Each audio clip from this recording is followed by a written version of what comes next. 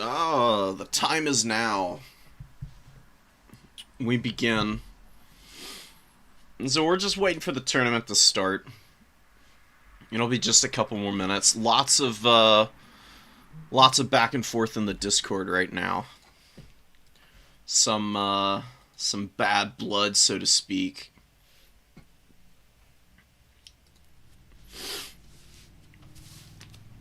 People dishing on all the Slaanesh players. Tlan specifically, who I think is going to be playing Beastmen again. That's what they were playing last time. They were in the new player tournament last week.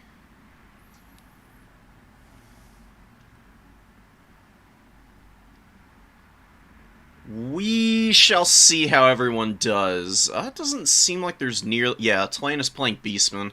There's not nearly as many Slaanesh players as they're making it out to seem like there are, at least. Unless a bunch of people already declared earlier. There's another one. So, we'll see. I mean, Slaanesh has definitely been the big winner up to this point for the new player tournaments. I think 2 of the last 4 have been Slaanesh wins, and then there was Ogre Kingdoms. But we did have Lizardmen win recently, which was really nice.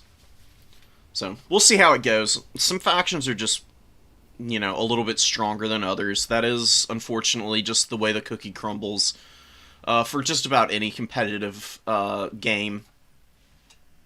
I'll flip you all over, and we can even take a look at the current season standings, so to speak, for the factions. Slaanesh is up here at the top. I mean, they've been banned in a lot of tournaments outright lately. Saw a bunch of Cathay in the High Elves spell back on the trusty trees. Yeah, I mean, Wood Elves versus Cathay, definitely a pretty good matchup for them. I would say that High Elves actually have an okay matchup against Wood Elves, though. Silver Helms are pretty good against Wild Riders, but it does depend on whether your opponent's familiar with the matchup or not.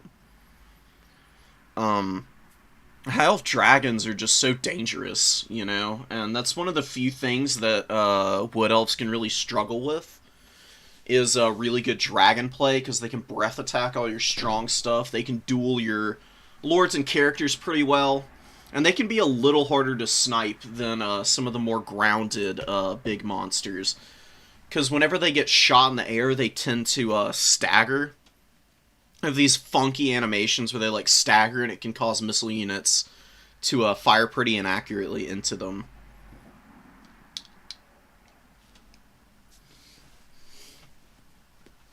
Don't worry about it, the spoiler.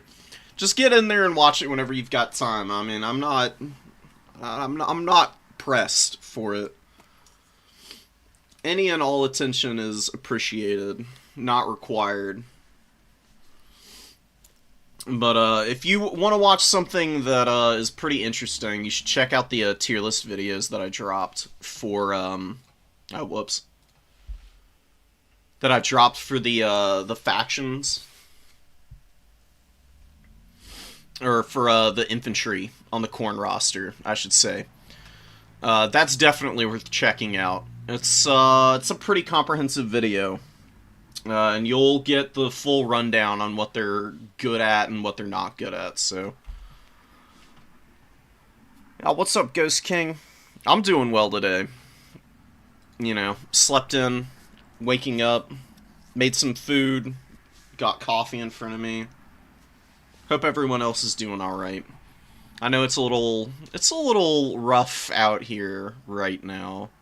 Hopefully everybody is staying safe and maintaining their sanity.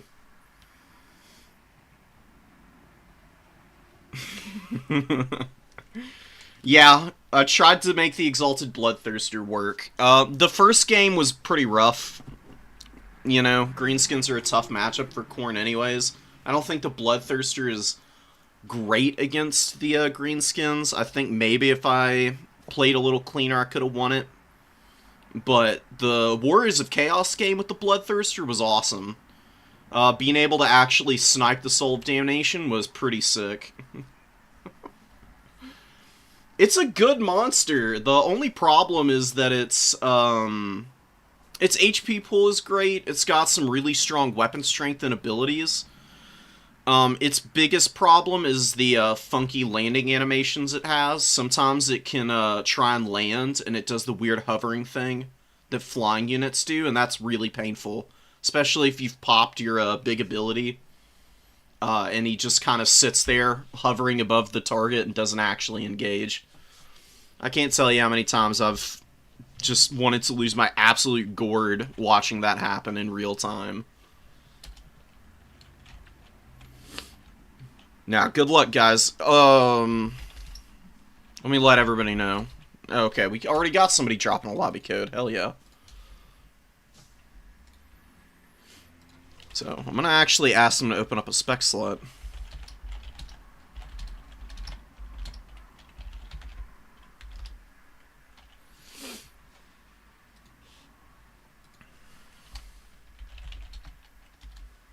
And I need to, give me a minute and I'm also gonna plug the, whatchamacallit, the stream in the Tourney chat here.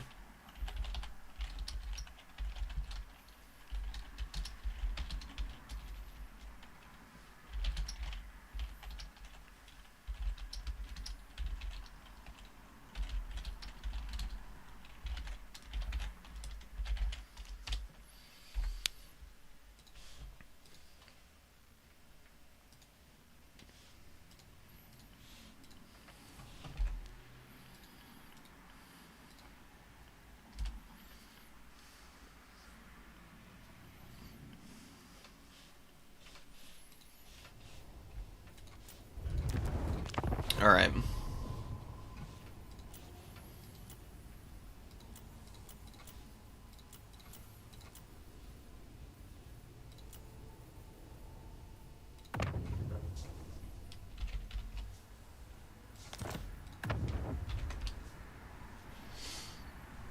Maybe we'll do Adam then. Adam seems to already have a lobby open. Hell yes, okay.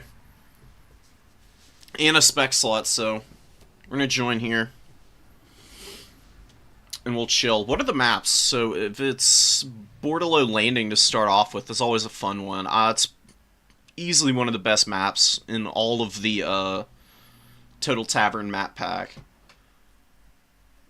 Just, it was one of the first ones too, and it's just like one of those undying, eternal faves of the entire community, pretty much, it seems.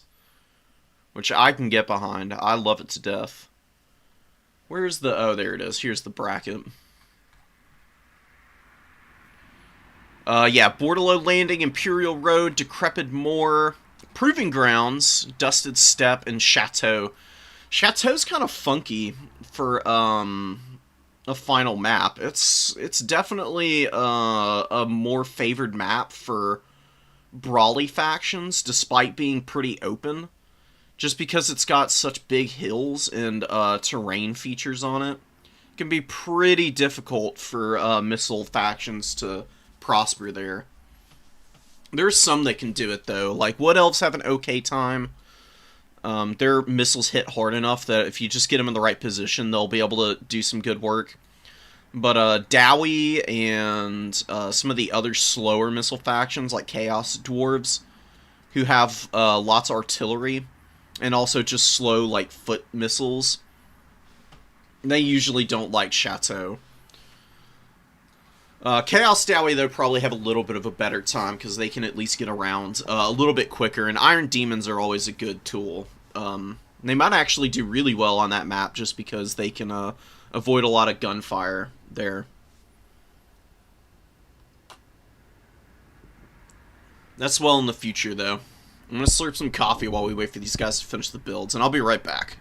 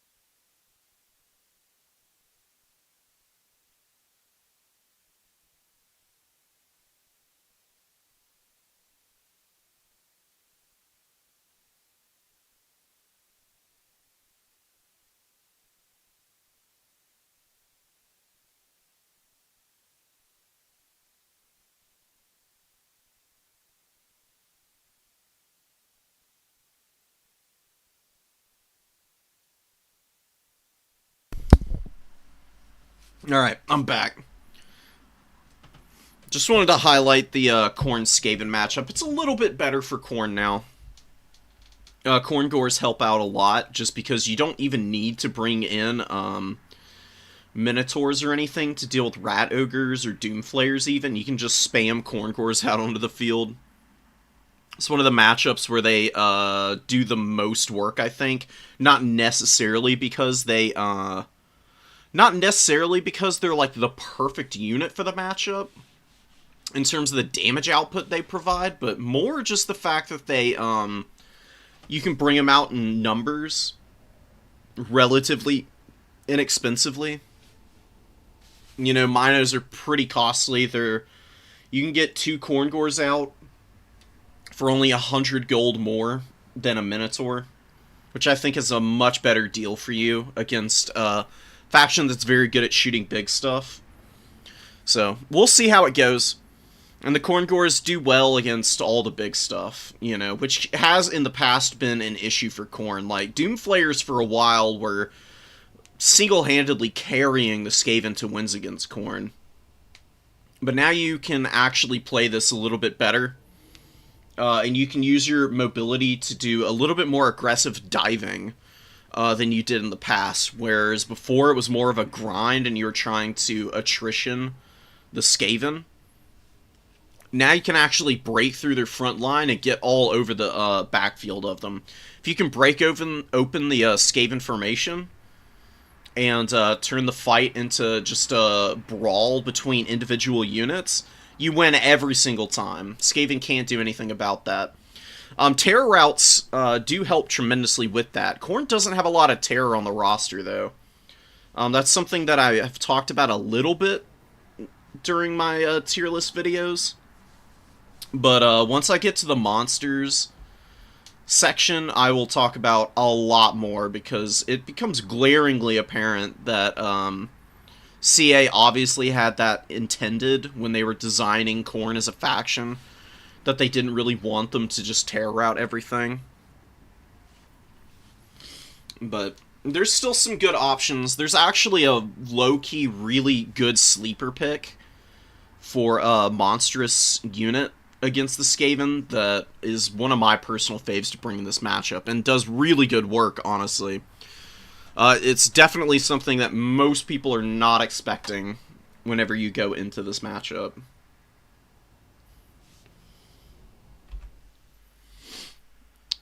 Okay. So we got Valkia the Bloody, very solid option. Lots of Marauders, some dual weapons, a Khorne Gore, one Forsaken, a Halberd, and of course the Bloodwake Berserkers are here. Should do very well here.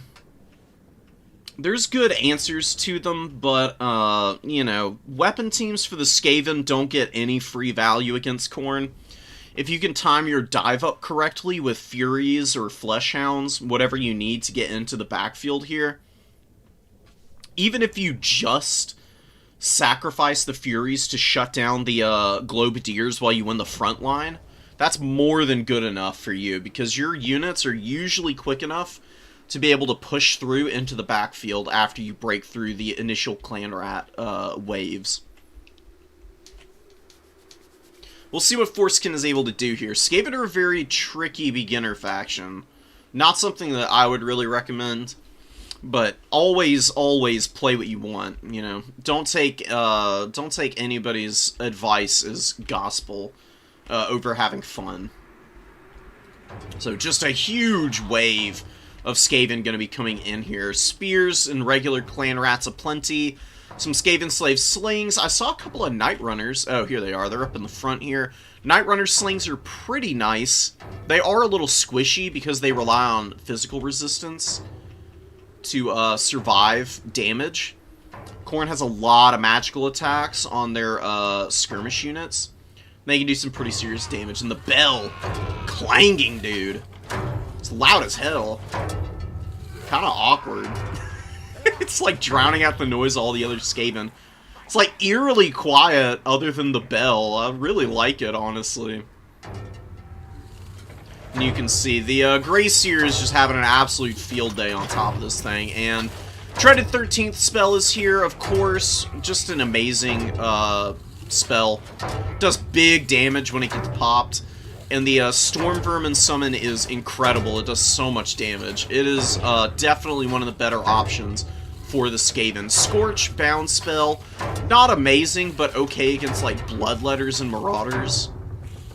Warp Lightning is very punishing. It's a little bit like Searing Doom in that it just does a ton of damage and doesn't really care so much about spell resistance. Howling Warp Gale, of course, is very good for locking down Furies and potentially Valkia. Valkia is a little bit hard to use Howling Warp Gale against, though. She just uses Demon Shield to avoid the damage and sucks up the Winds of Magic that you're casting on her. You can overcast it, though. And it gives a little bit more duration, and then you can punish Valkia a little bit easier. No guarantees, though.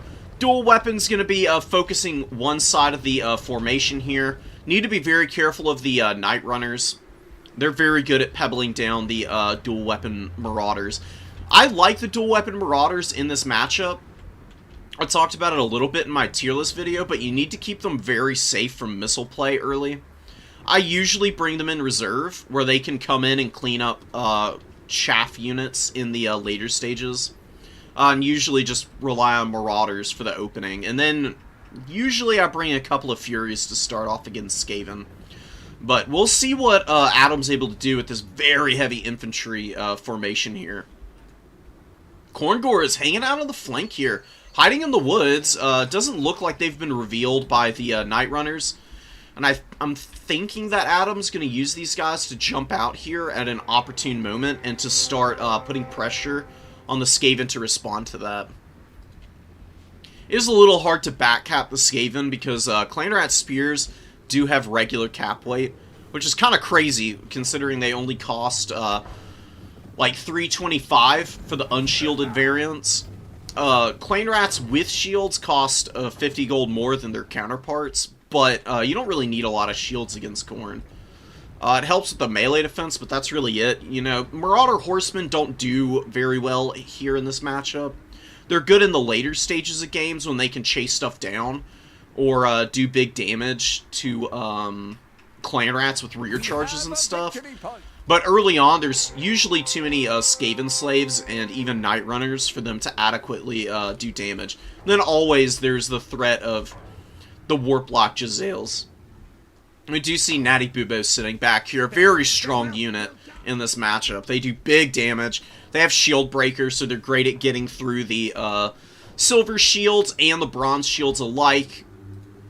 We'll see what they're able to do. Poison Wind Mortar's hanging out. Khorne is building up this time around, it looks like.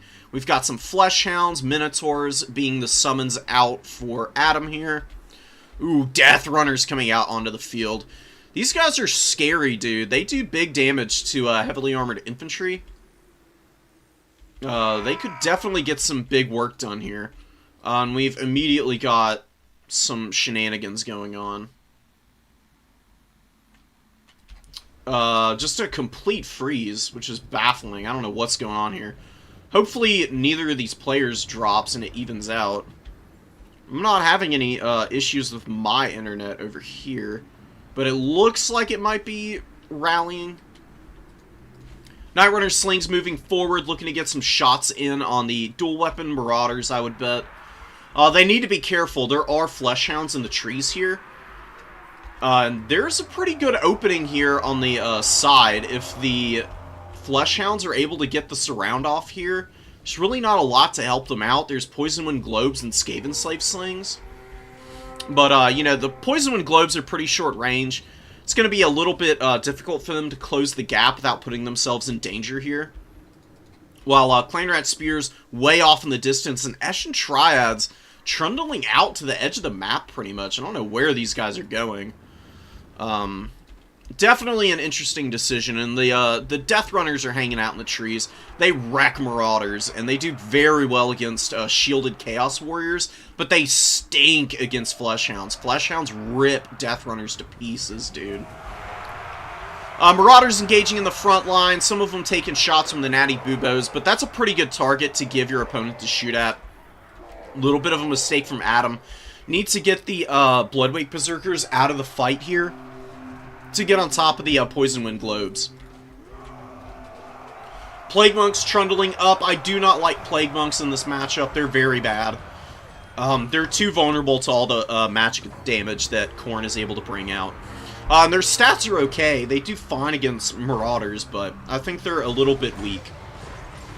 Fleshhounds looking to push through, did big damage to one of the Night Runners, but they are being jumped on by the Clan Rats here.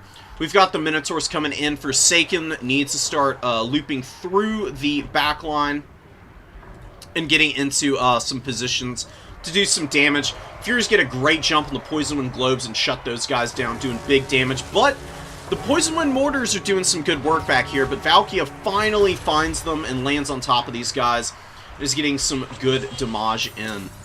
Bloodwake Berserkers clean up one of the Poison Wind Globes and get on top of the Skaven Slaves. Don't want to spend too long fighting these guys with the Bloodwake Berserkers.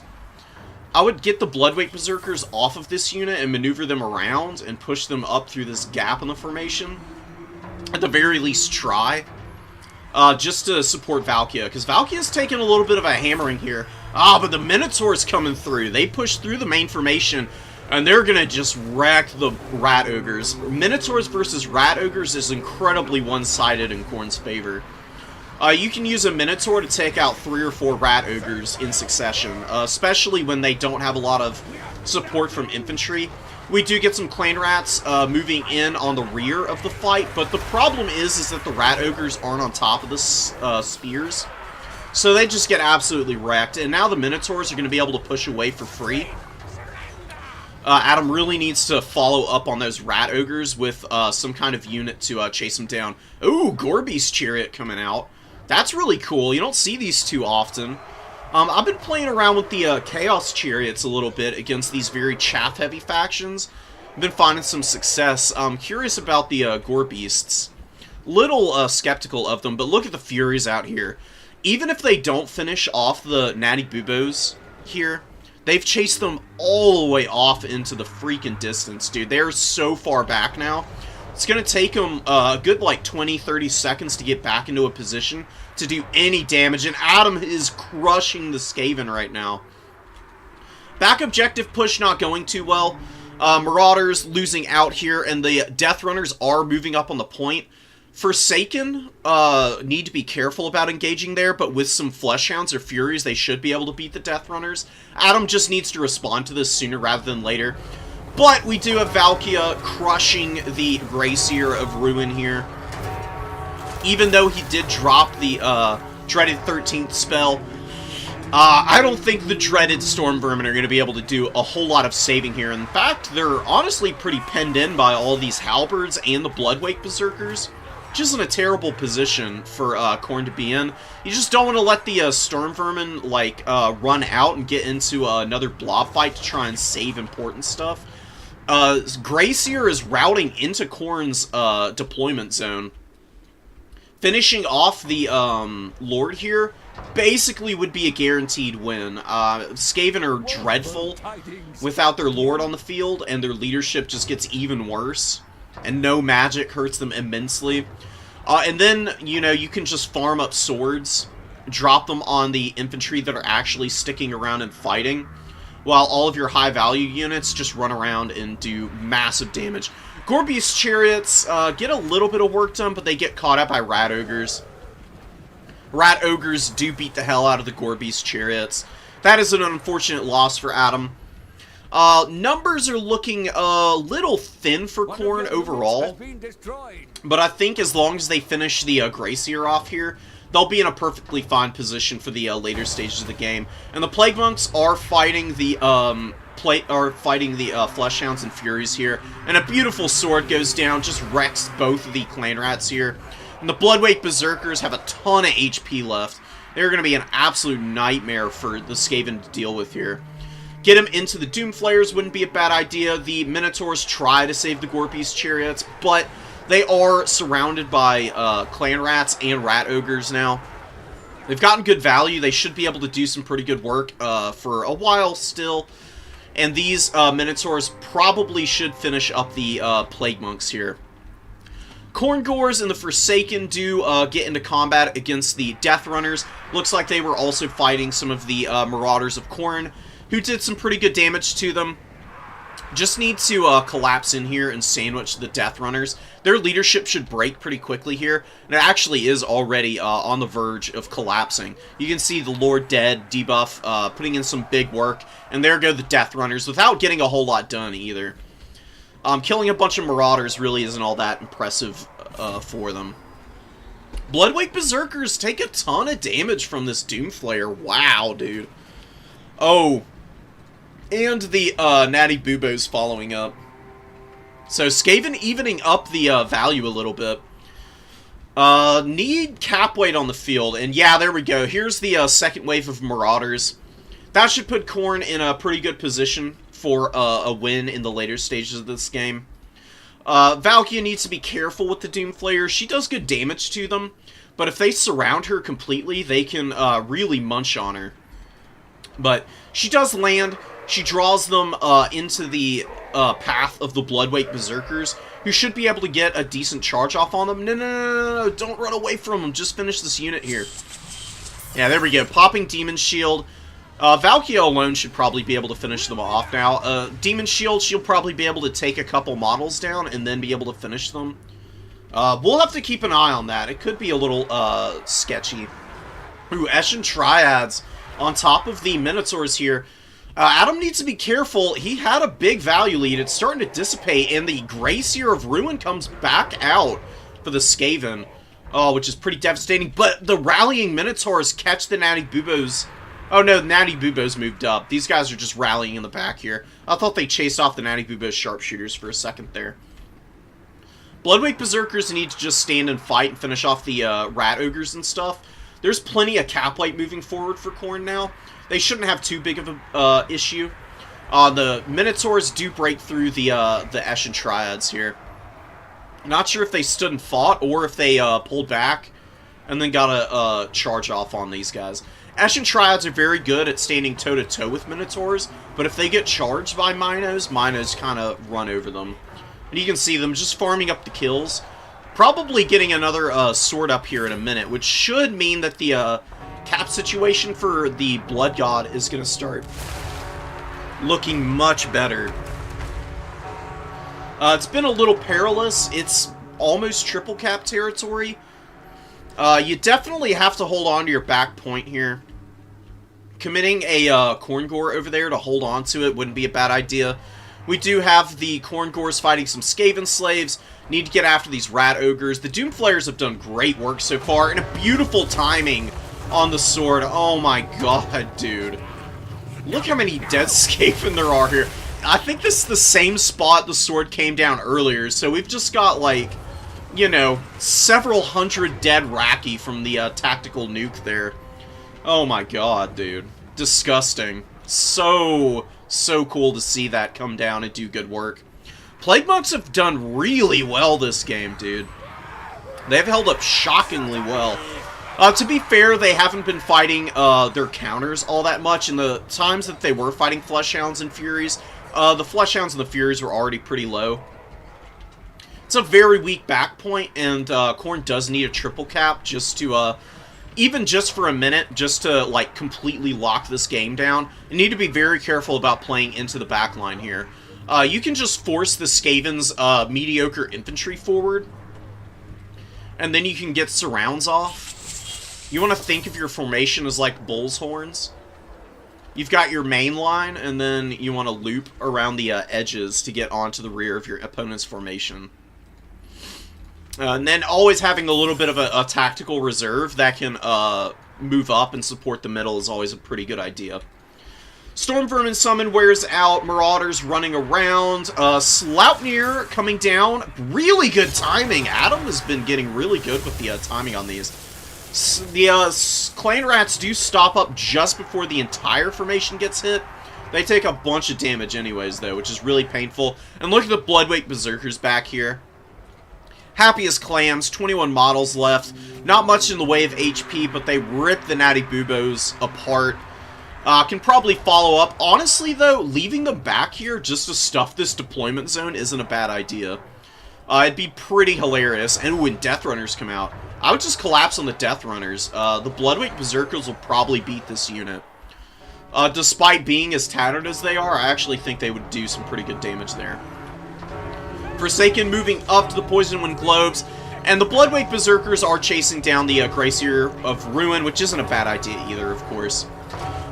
Just the state of the battlefield, like I said, breaking open the main Skaven formation is giving Khorne all the momentum in this game so far. They are in a very dominant position to win.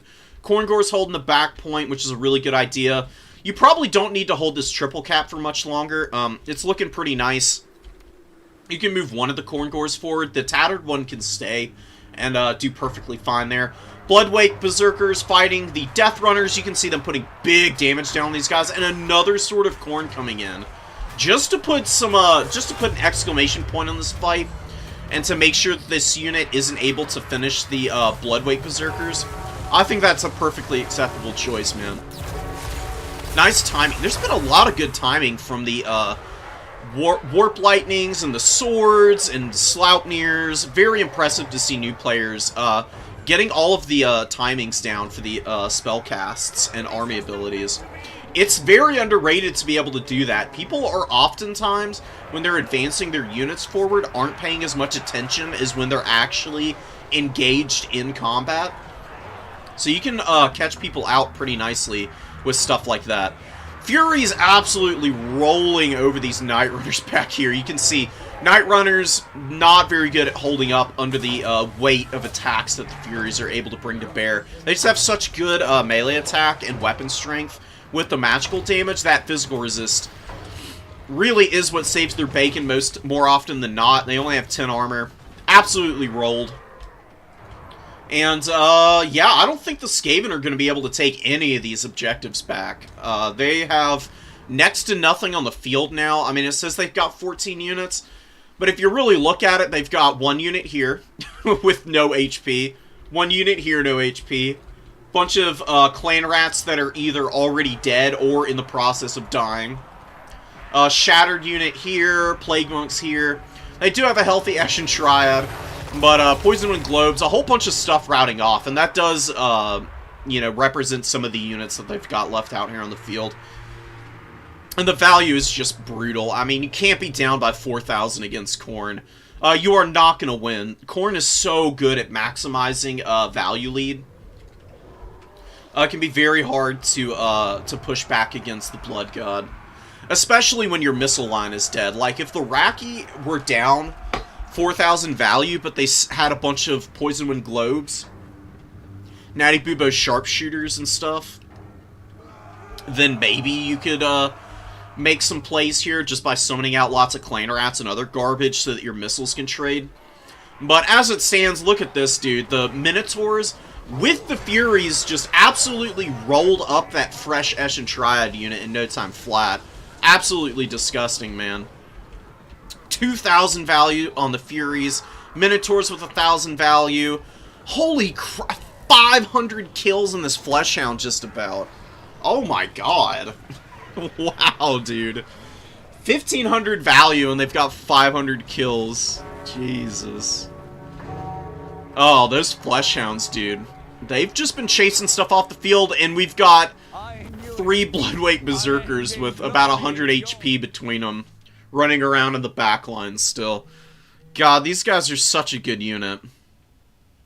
Amazing performance from them. And the Halberds did alright too. They got 857 value. Making me eat my words a little bit. You know, I put them in the lowest category on my tier list, but they came in and did some good work there. Like, the main problem is just that they're slow. That's my contention for why I don't really think these guys are good at all.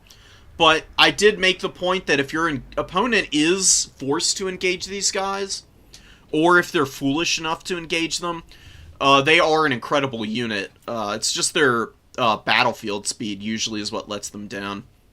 The only thing that didn't do well is the Gorby's Chariot. That really didn't get a lot done, but it is what it is. Honestly, it stopped up some Rat Ogres for a little while, and kept them occupied so that they couldn't help out some of the squishier parts of the army. Skaven got some okay value on some of their units. This Plague Monk unit got 1,500 value. I think it came out twice. But especially that first time around. Got some serious damage done. Globes, they didn't do much of anything. And the Poison Wind Mortars, they're good in theory because they've got nice range on them. But Valkia landed on them, and she is amazing against weapon teams because she kills 2 or 3 of them with each swing because of their low HP pools. And these guys only have 12 models, so her killing 2 or 3 of them is functionally a third or even more of their actual damage capacity, which is really rough, and they only got 200 value. Night Runners didn't get much done, and the Gracier didn't get a lot of work done either. The Summons did something, got a few kills there at the end, but dying and having to resummon your Lord as the Skaven is a death knell for you. You cannot afford it. Oftentimes, the thing that I see people bringing against the Graciers, or against Khorne as the Skaven, is they bring Tretch Craventail. Mostly just because he's got good defensive stats and he's infantry size, so Valkia can't really munch on him. And then he's like 700 gold, I think. And then you bring a Warlock Engineer who can do some pretty good casting. Has a lot of the same spells as the Gracier of Ruin. But yeah, great first match here. Decisive. You don't have to save the replays. I just like the replays so that I can cast everyone's games. You know, since it's a new player tournament, I want to give everybody an opportunity to show their stuff, and also to give people advice as, you know, needed. But the place that you go to report the scores, Decisive, I'll show you. Just real quick. If you haven't already figured it out, of course. Let me flip over. So that we can get it done here. Let me make sure OBS is actually following my screen. Which it is, thank goodness. Sometimes it can be a little bit difficult with following your browser windows. So the place that you report the scores is just here. On the main page for the tournament that you're in, you go to bracket, and then you just scroll down. And the way it works is you just, like, enter, you know, who won here. You give a 1 to the person who got the victory. It gives you another little drop-down page for reporting what factions were played. And then you give the little dot to the faction that won. That's really all you have to do.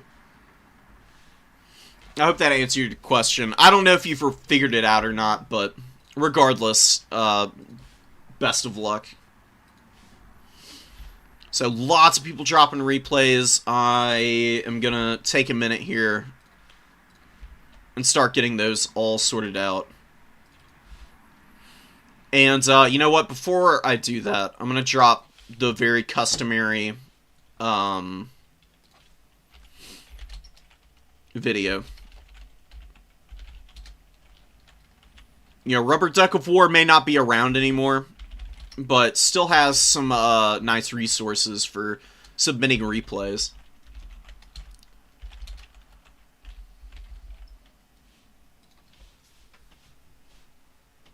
Here it is. Okay.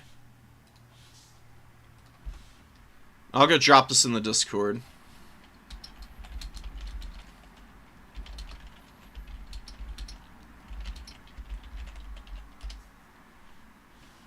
Yeah, no worries, Decisive. Lizardman versus Coast is an interesting matchup. Alright. Downloads, more stuff from folks.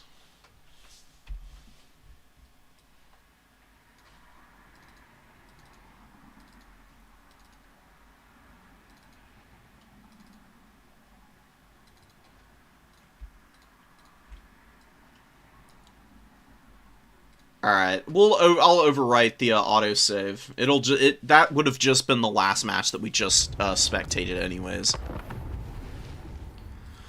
So we'll do what we usually do on these streams, and we'll just start getting into people's replays, and then we'll come back and livecast semis and finals. That's just so that there's not a lot of downtime between rounds, and so that I can cover as many people's replays as possible. And then whatever we don't finish today, I'll come back and I'll do another stream tomorrow, probably Monday. Tomorrow I'm planning on working on more of the tier list, and I've got some other stuff going on too. But Monday, at the very least, we'll be finishing any replays that we don't get done today. So, let's watch some Demons of Chaos, man. We haven't seen a lot of them getting played this season because of the limits on Seekers and Heart Seekers. People, you know, they're a big part of the Demons of Chaos roster. And they've been a, not a crutch for them, but definitely one of the more heavily relied upon units for them in the past. So people are trying to figure out how to play them, not having access to those guys anymore.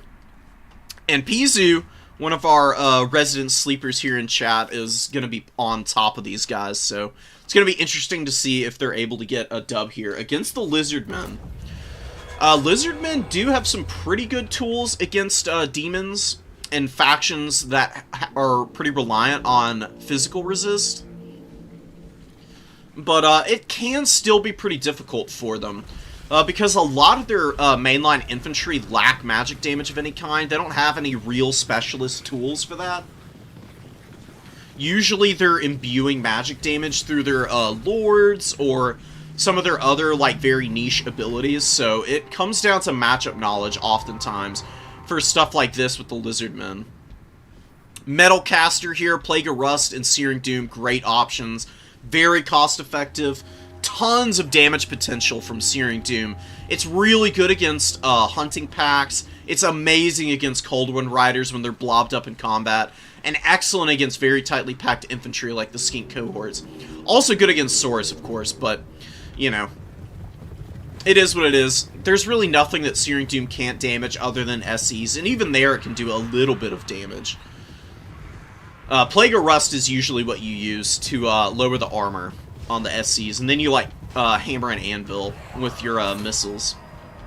Bloodletters moving forward, Fleshhounds hanging out here. Good fire going down from the Blue Horrors. The Chromatic Abominations, no less. Big damage on the Umbral Tide. Cold Wind Riders get a good charge on the Nurglings, and they get some good damage on the shields of the Chromatic Abominations. They're going to eat a big Searing Doom here, though. A lot of them are able to avoid it, but you can see the few that do actually get hit, they still take a significant chunk of damage. Such a good spell, man. And the Blue Horrors roasting out the Skink Skirmishers. Skink Javelins are going to do some pretty good damage in response, but the Chromatic Abomination's barrier boost does give them a big buff to their survivability there, and they survive through it pretty well. Seekers come out. There are 2 available for the Demons of Chaos. They get netted, and they're taking significant damage right now. Not great for them. They're getting a little bit of work done in return, though. Even locked in combat here without getting devastating flanker procced, they've still got decent stats and great AP weapon damage. So they're putting some damage in on the Cold Wind Riders in return, who are really not having a very good engagement here. Bloodletters about to get hit by Banishment, which is going to do some good work against them. Of course, though, they do have spell resistance, so even that very damaging Vortex is going to be a little bit less effective to them, but it gets some really good rotations. You can see it kind of locks the models into contact with the spell itself, doing big damage, and it's just an absolute brawl on the side over here. Mainline engagement's going pretty well for the Lizards, though. Source Warrior is holding up pretty nicely against these Bloodletters here. You know, the Bastiladon is pretty hard to shoot down. It's got a ton of armor. 80 even with an upgraded Plague of Rust on it. And you can see a lot of the shots are kind of just bouncing off this guy right now. There's a lot of time left for Plague of Rust to still be doing some good work, though. I still think your better bet would just be shooting down the Skinks in the front line. And give your Bloodletters a little bit more of an opportunity to do some damage elsewhere. But it's starting to rack up now, and maybe the Bastiladon is going to be going down here. The Slan Mage of Life doesn't have any heals. There's no Rev Crystal either, and this thing does debuff all of the melee fights with the blinded effect from its shots, which is pretty devastating. So we'll see how that ends up helping out the Demons of Chaos here. Now, they've done pretty well, but the Seekers have really gotten shut down. This is the second Seeker. They did get about 700 value, so at least they're not value trading horrendously here. And the Cold One Riders do get into the back on top of the Sour Guts as well as the other Pink Horrors, but they get jumped on by Furies, and now it looks like another Searing Doom is coming in. How much value does the Herald have? Not nearly as much as I was expecting, but that Searing Doom did big work against the Spear Riders, who are really struggling now. They're just, they're a good unit. They've got great charge bonus, and that's where they do most of their damage against infantry, but once the charge bonus wears off, they're very weak because of their poor melee attack and melee defense. And the special tree, the Bordalo Landing Tree of Doom, agrees with me, nodding its head in assent to my assertions there. Bloodletters actually do pretty good damage to the Slan Mage Priests if they're locked in combat against them. Just because this guy's pretty squishy and has poor melee defense, if they get their AP attacks on target, they can actually chew on Priests pretty well. Skink Cohorts get hammered by a Searing Doom. Herald pretty much out of ammo, but probably has tons of WOM left. And the Pink Horrors are looking very healthy with a decent amount of ammo left. They should be able to finish most of the units off that the Lizardmen have out here. And we've got a very nice situation developing for the Seekers. They get a good jump on the Feral Cold Ones, but oh, a Banishment coming down, and a Net of Ammontok. Really nice combo, man. It's a very good Lizardman player. Dak Ninja has been playing Nurgle a lot lately, but coming in here and showing this stuff on a different faction. And acquitting themselves pretty nicely. Sacred Croxicors are in here. They'll put a big beatdown on these Seekers. Seekers don't want to be fighting these Sacred Croxies. But they should do some okay damage in return. You know, and until the bottles profile gets changed for the Seekers, they'll continue to kind of outperform everything else in their weight class. They are going to pull out here, but they are going to crumble out before they can find another engagement. Very unfortunate. But Sacred Croxicors have taken a lot of damage.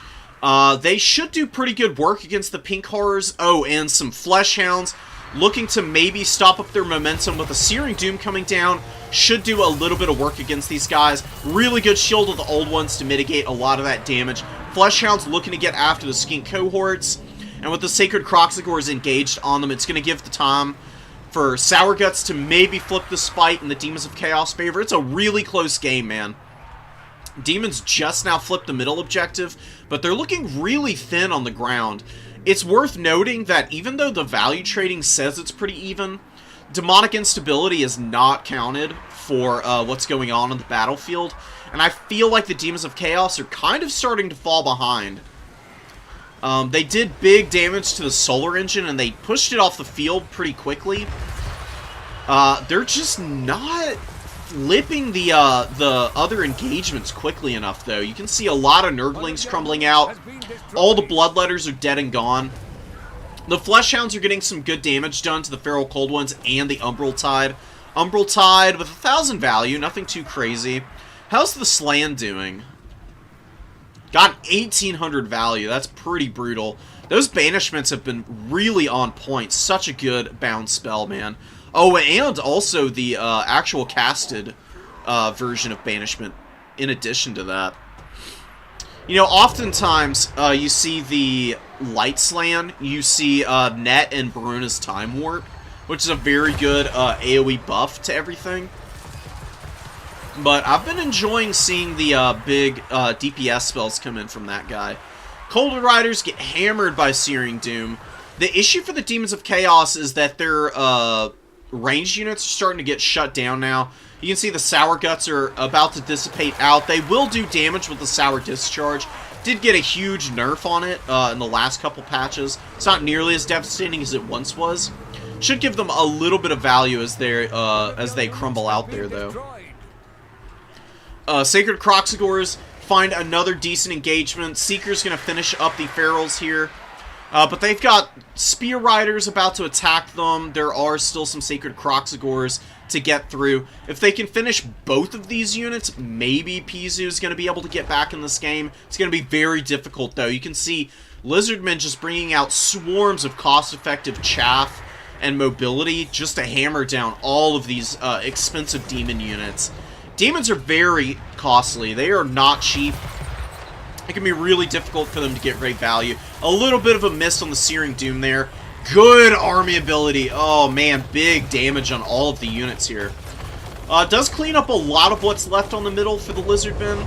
Not the most devastating Tzeentch army ability I've ever seen, but still pretty good. Definitely a little bit of a comeback coming in here for the Demons, potentially. Seekers, though, just getting locked down, and they've been getting hit by the nets over and over again. And good micro, getting the Spear Riders off of the other Seeker unit in time so that the devastating flanker doesn't proc.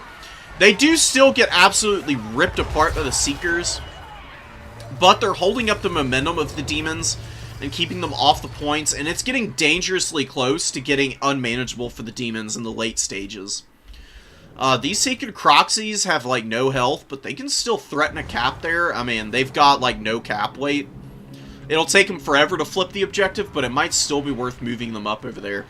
More Spear Riders coming in. I'm worried about the lack of Skinks out, but they are really cheap. Dak Ninjas should honestly, in my opinion, just spam out a few Skinks to get up on the points. Just to hold on to the caps. It could start getting a little ugly, because the Seekers, now that there's no more nets of Amontok and banishments, I would imagine the Slan is out of WOM. The Seekers can hammer home pretty freely onto the Spear Riders now. Plague of Rust goes down on the Cold One Spear Riders there. Honestly, I would have preferred to see the Searing Doom, but I guess using that to debuff the armor to give the Fleshhounds a better fight is also honestly not a very bad call.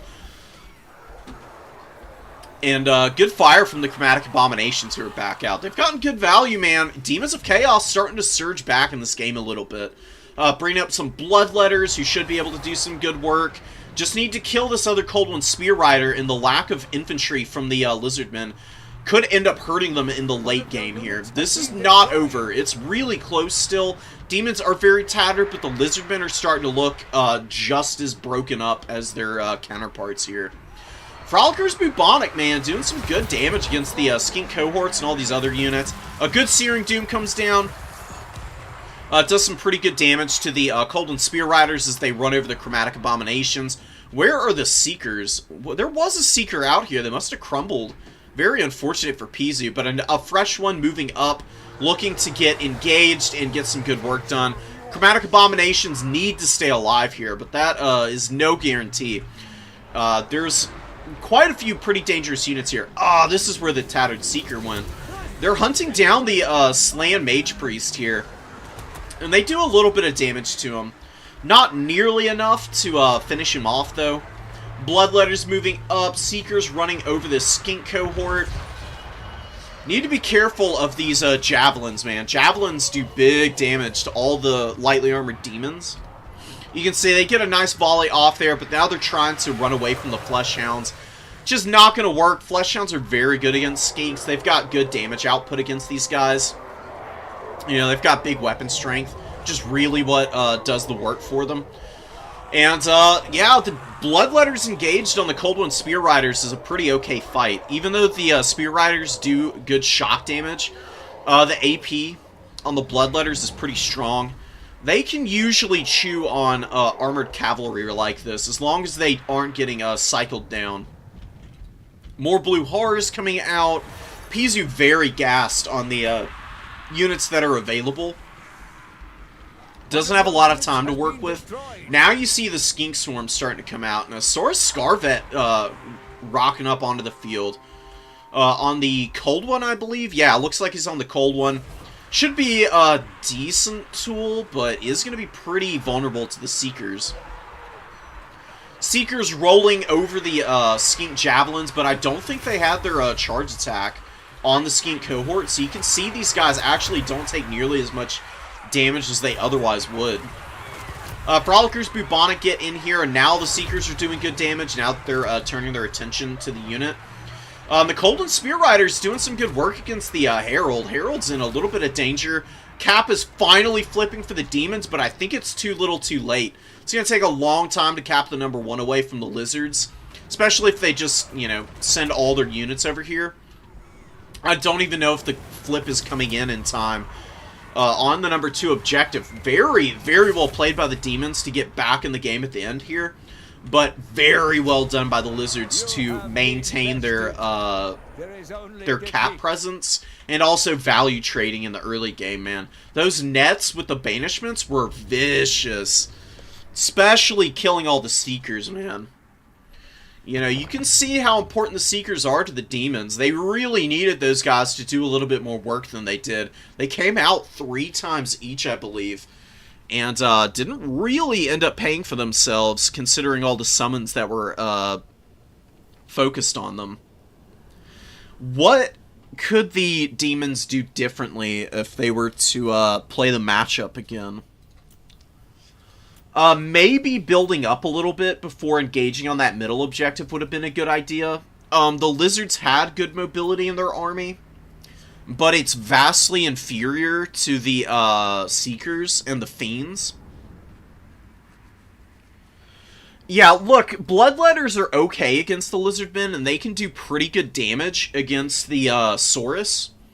But if they get shot at by skink cohorts and damaged by solar engines and stuff, they end up not trading all that well. It can take them time to get through the Saurus also. It's okay, Pizu. Don't worry about it, man. That's a live and let learn type of matchup, and I would honestly say that what you should have done, what you can do next time is you can take your blue horrors and the chromatic abominations with the Nurglings and play your opponent's back objective where the Seekers can go in and hammer home against your opponent's stuff that they've got back there. And then the Slan Mage Priest, who's incredibly slow, has to like waddle between the points and try to cast the spells. The spell casting from the Slan of Light early was really the tipping point and just punish your mobility really hard. If you had played with your mobility away from this guy, I think you would have had a much better time in this matchup. It would have drawn the attention of the Umbral Tide and the Bastillodon Solar Engine away from the middle objective, where your Bloodletters and Pink Horrors could have just traded for free all day, because Pink Horrors can force all of the Lizardmen infantry forward, where your Bloodletters can then get good isolated engagements on the very vulnerable infantry, which I think would have ended up being a lot better for you overall. We'll do this autosave before doing anything else, because, you know, if anybody else sends me another one that's autosave, it'll overwrite this. And then also, if we end up speccing a game later, we'll lose it. So, another Khorne Showdown, this one versus the Empire. We've got Systems ZX versus Getzmain, who's bringing in a very risky build. Honestly, one, though, that can work against Khorne. You've got the Sunmaker here, which can do some big damage. You've got the Master Engineer, I imagine, on the Steam Tank, just based on how small this army is. Lifecaster to give regrowths to the big boy in the Steam Tank. And Restock, so Restock's very good on the Sunmaker. Khorne is going to be heavily incentivized to get back here. Honestly, I do love the Master Engineer. I like the Jade Wizard to give this guy heals, but I actually think that what you should do is bring a Lightcaster as well. Lightcaster can lock down Furies and anything trying to get after the Sunmaker, because this is a very all-in build. This is all of your eggs in one basket, which you need to be very careful of. If you lose the Sunmaker, you're not going to be able to clear out the chaff for Khorne. It's going to be way too difficult. Sunmaker should do good damage to the Bloodwake Berserkers. They are looking to get behind the pillar, and some of the shots do hit that. Fire way over the head of those guys, too.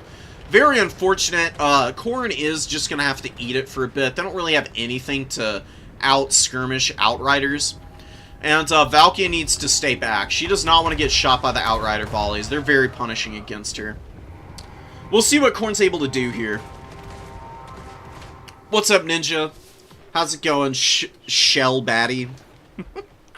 It's a great name. Valkia's landing here, getting a little damage in. Valkia's got all of her abilities and items. And the Sunmaker doing what it does best, which is just obliterate its own units.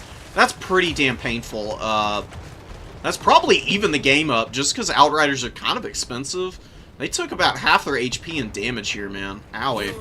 Hochland Long Rifles moving out. They should be able to get some good value here. A nice attempt on the Sleipnir, but I don't think that's a great use of it. You know what you could do? Is actually use it on the artillery crew. People don't realize how good Sleipnir is on these arty crews because they're very bunched up in the back line. Yeah, you won't kill any of the ones that are actually crewing the artillery piece. But if you cast it on these dudes, just straight down the line on the crew, it'll one-shot all the models there. And that would be a pretty dead Sunmaker, which would be really painful for the Empire. Valkia is in a pretty safe position. Yeah, there's some Hochlands shooting at her who can do okay damage. She's going to kill a lot of the Sunmaker models. She actually killed 2 of the actual artillery pieces already also, which is really awesome. These guys might rout before Valkia gets taken offline. And the Sunmaker is the same cost as Valkia, just about.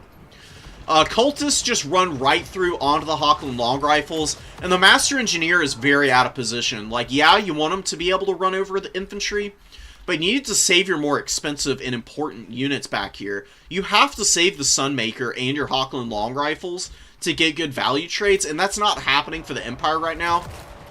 And I think Getzmain not looking super practiced with this build because Fleshhounds just get right on top of the Outriders, doing some good damage to them. They're a little caught up between the 2 units, and not all the models are piled into combat. Some Furies coming out should be able to charge these guys down. More Fleshhounds catch another one of the Outriders. Khorne is looking to ice this game out. And with both of the Cultists back here, they've got the Gate of Khorne. They'll be able to drop those summons in a moment.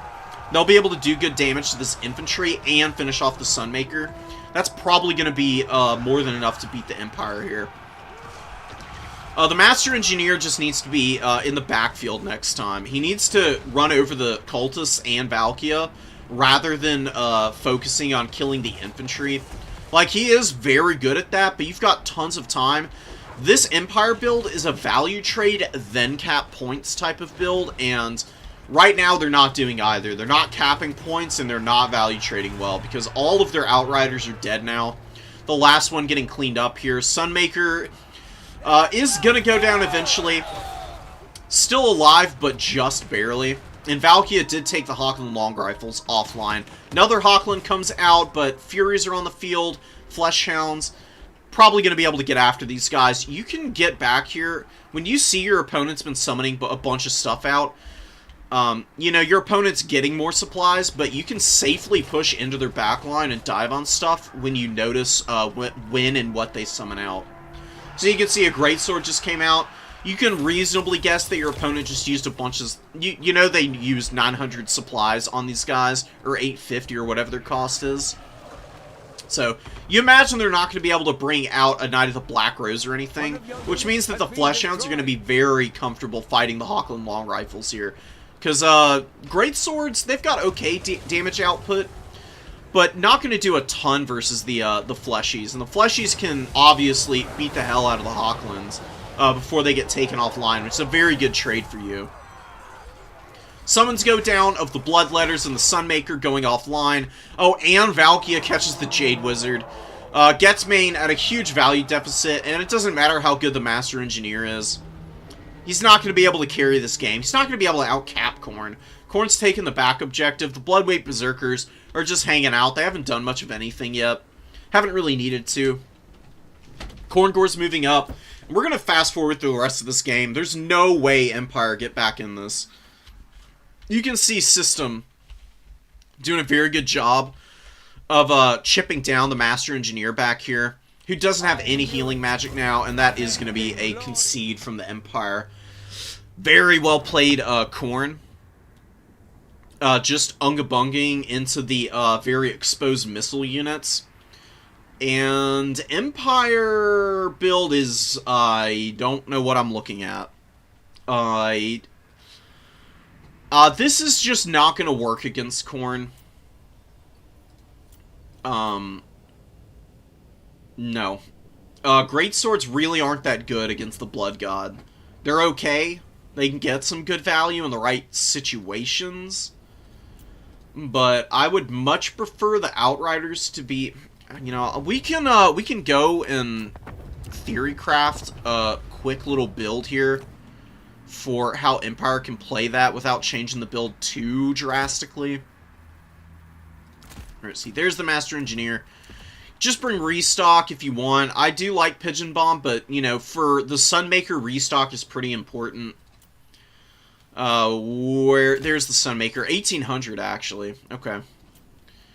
Outriders. Yeah, you can bring 4 of them in the opening. You bring your, Jade Wizard if you really want to. Oh yeah, the Wizards. And then you select which one you want. I don't play a ton of Empire, but I played enough of them in the campaign to know what units do and don't value trade well. I would just bring Regrowth. You don't even need Earthblood.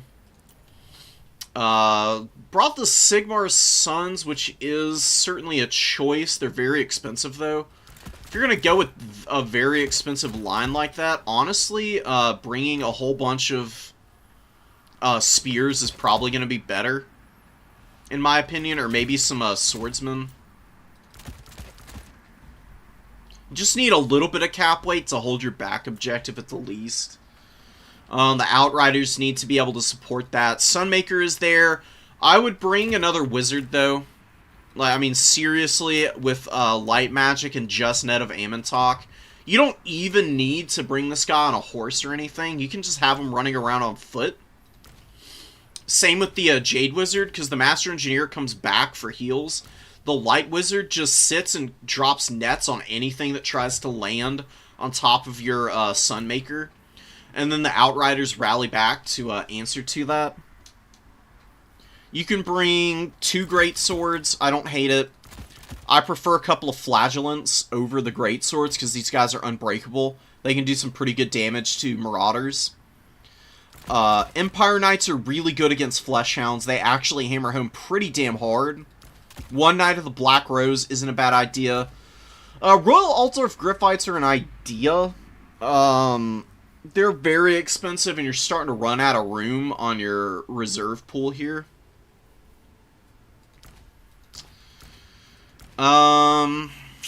What else could you use here? Maybe you do bring them, though. Yeah, do that, and then you can bring 1 Hochland Long Rifle. You don't need nearly as much range as the Empire player was bringing in that last build, because Hochland Long Rifles are for clearing out skirmish mobility and aren't really all that great against infantry. Shields do mitigate the shots on Hochland Long Rifles, believe it or not. They don't have shield breaker like other Giselle type units have. So they're a little bit less effective than they otherwise would be if the unit was unshielded. I think this would be much more solid. And it's pretty much the same build without giving up as much battlefield control. You just can't spam out heavily armored infantry against Khorne. Khorne is too good against stuff like Great Swords. But with the right engagements, they can do good work. So I do think having a couple mixed in here is alright. And the Flagellants you use to hold your back objective and just be annoying to get rid of. Khorne does not like fighting unbreakable stuff. They want to be able to rout units and then kill them on the retreat. So they can farm up army abilities. If they have to kill everything in contact, then it's really mitigating the effective value trading that they can do in melee. Royal Altar of Griffites Hammer. Of course, the Empire Knights are there to hammer down fleshies. Knights of the Black Rose can clear out Furies that try to land on you, as well as get after Marauders. Very good at clearing Marauder chaff out. And that's what my recommendation for the Empire would be.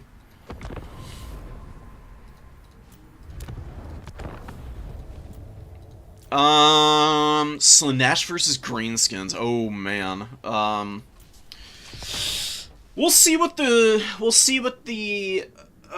mean and green machine is able to get done here. It's gonna be tough for them though. Slaanesh is very good against low leadership factions. And they're armor checking the Greenskins here. Greenskins don't have anything to get through the Hellscourge Warriors. Hellscourge Warriors are honestly probably one of the better Chaos Warriors to spam out if your opponent is bringing a faction that doesn't usually have lots of artillery in the build. Because Hellscourge Marauders have great armor values and do block most missile fire pretty easily with their shields. They also have charge reflections, so the Savage Orc Boar Boys, or just regular Boar Boys and Biggins, whenever they charge into the Hellscourge Warriors here, that expert charge defense and reflection is going to do some pretty serious damage to them when they get engaged, as long as they're facing forward, of course. And 5 of these guys, that's an overwhelming amount of armor. So going for a very interesting strategy here is Slaanesh. Couple Hellstriders, they're pretty good in this matchup. Chaos Furies of Slaanesh are okay. I don't love them. I think they're probably the weakest of all of the Fury variants. They're fine. They've got good AP values for Fury.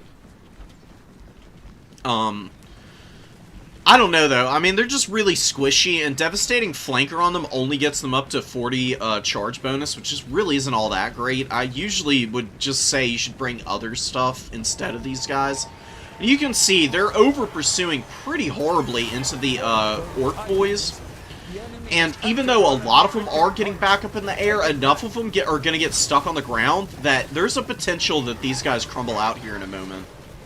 Wurzag and the Goblin Big Bosses hanging out in here doing some damage. Looks like the Goblin Big Bosses are coming in to maybe try and snipe the Exalted Keeper of Secrets. How would I rank the Fury variants? That's pretty easy. Khorne Furies are the best. Tzeentch Furies right behind them, then Nurgle Furies, and Slaanesh Furies. Slaanesh Furies being significantly weaker than the other ones, honestly. Just in my opinion. You have to be incredibly on point with your micro to get appropriate value out of them. Khorne Furies are very brain dead. I mean, they do so much damage on the charge, and are so good against lightly armored units that you can just throw them in. As long as they're not getting hit by cavalry or something, they're going to easily get their value back, and maybe even a little more.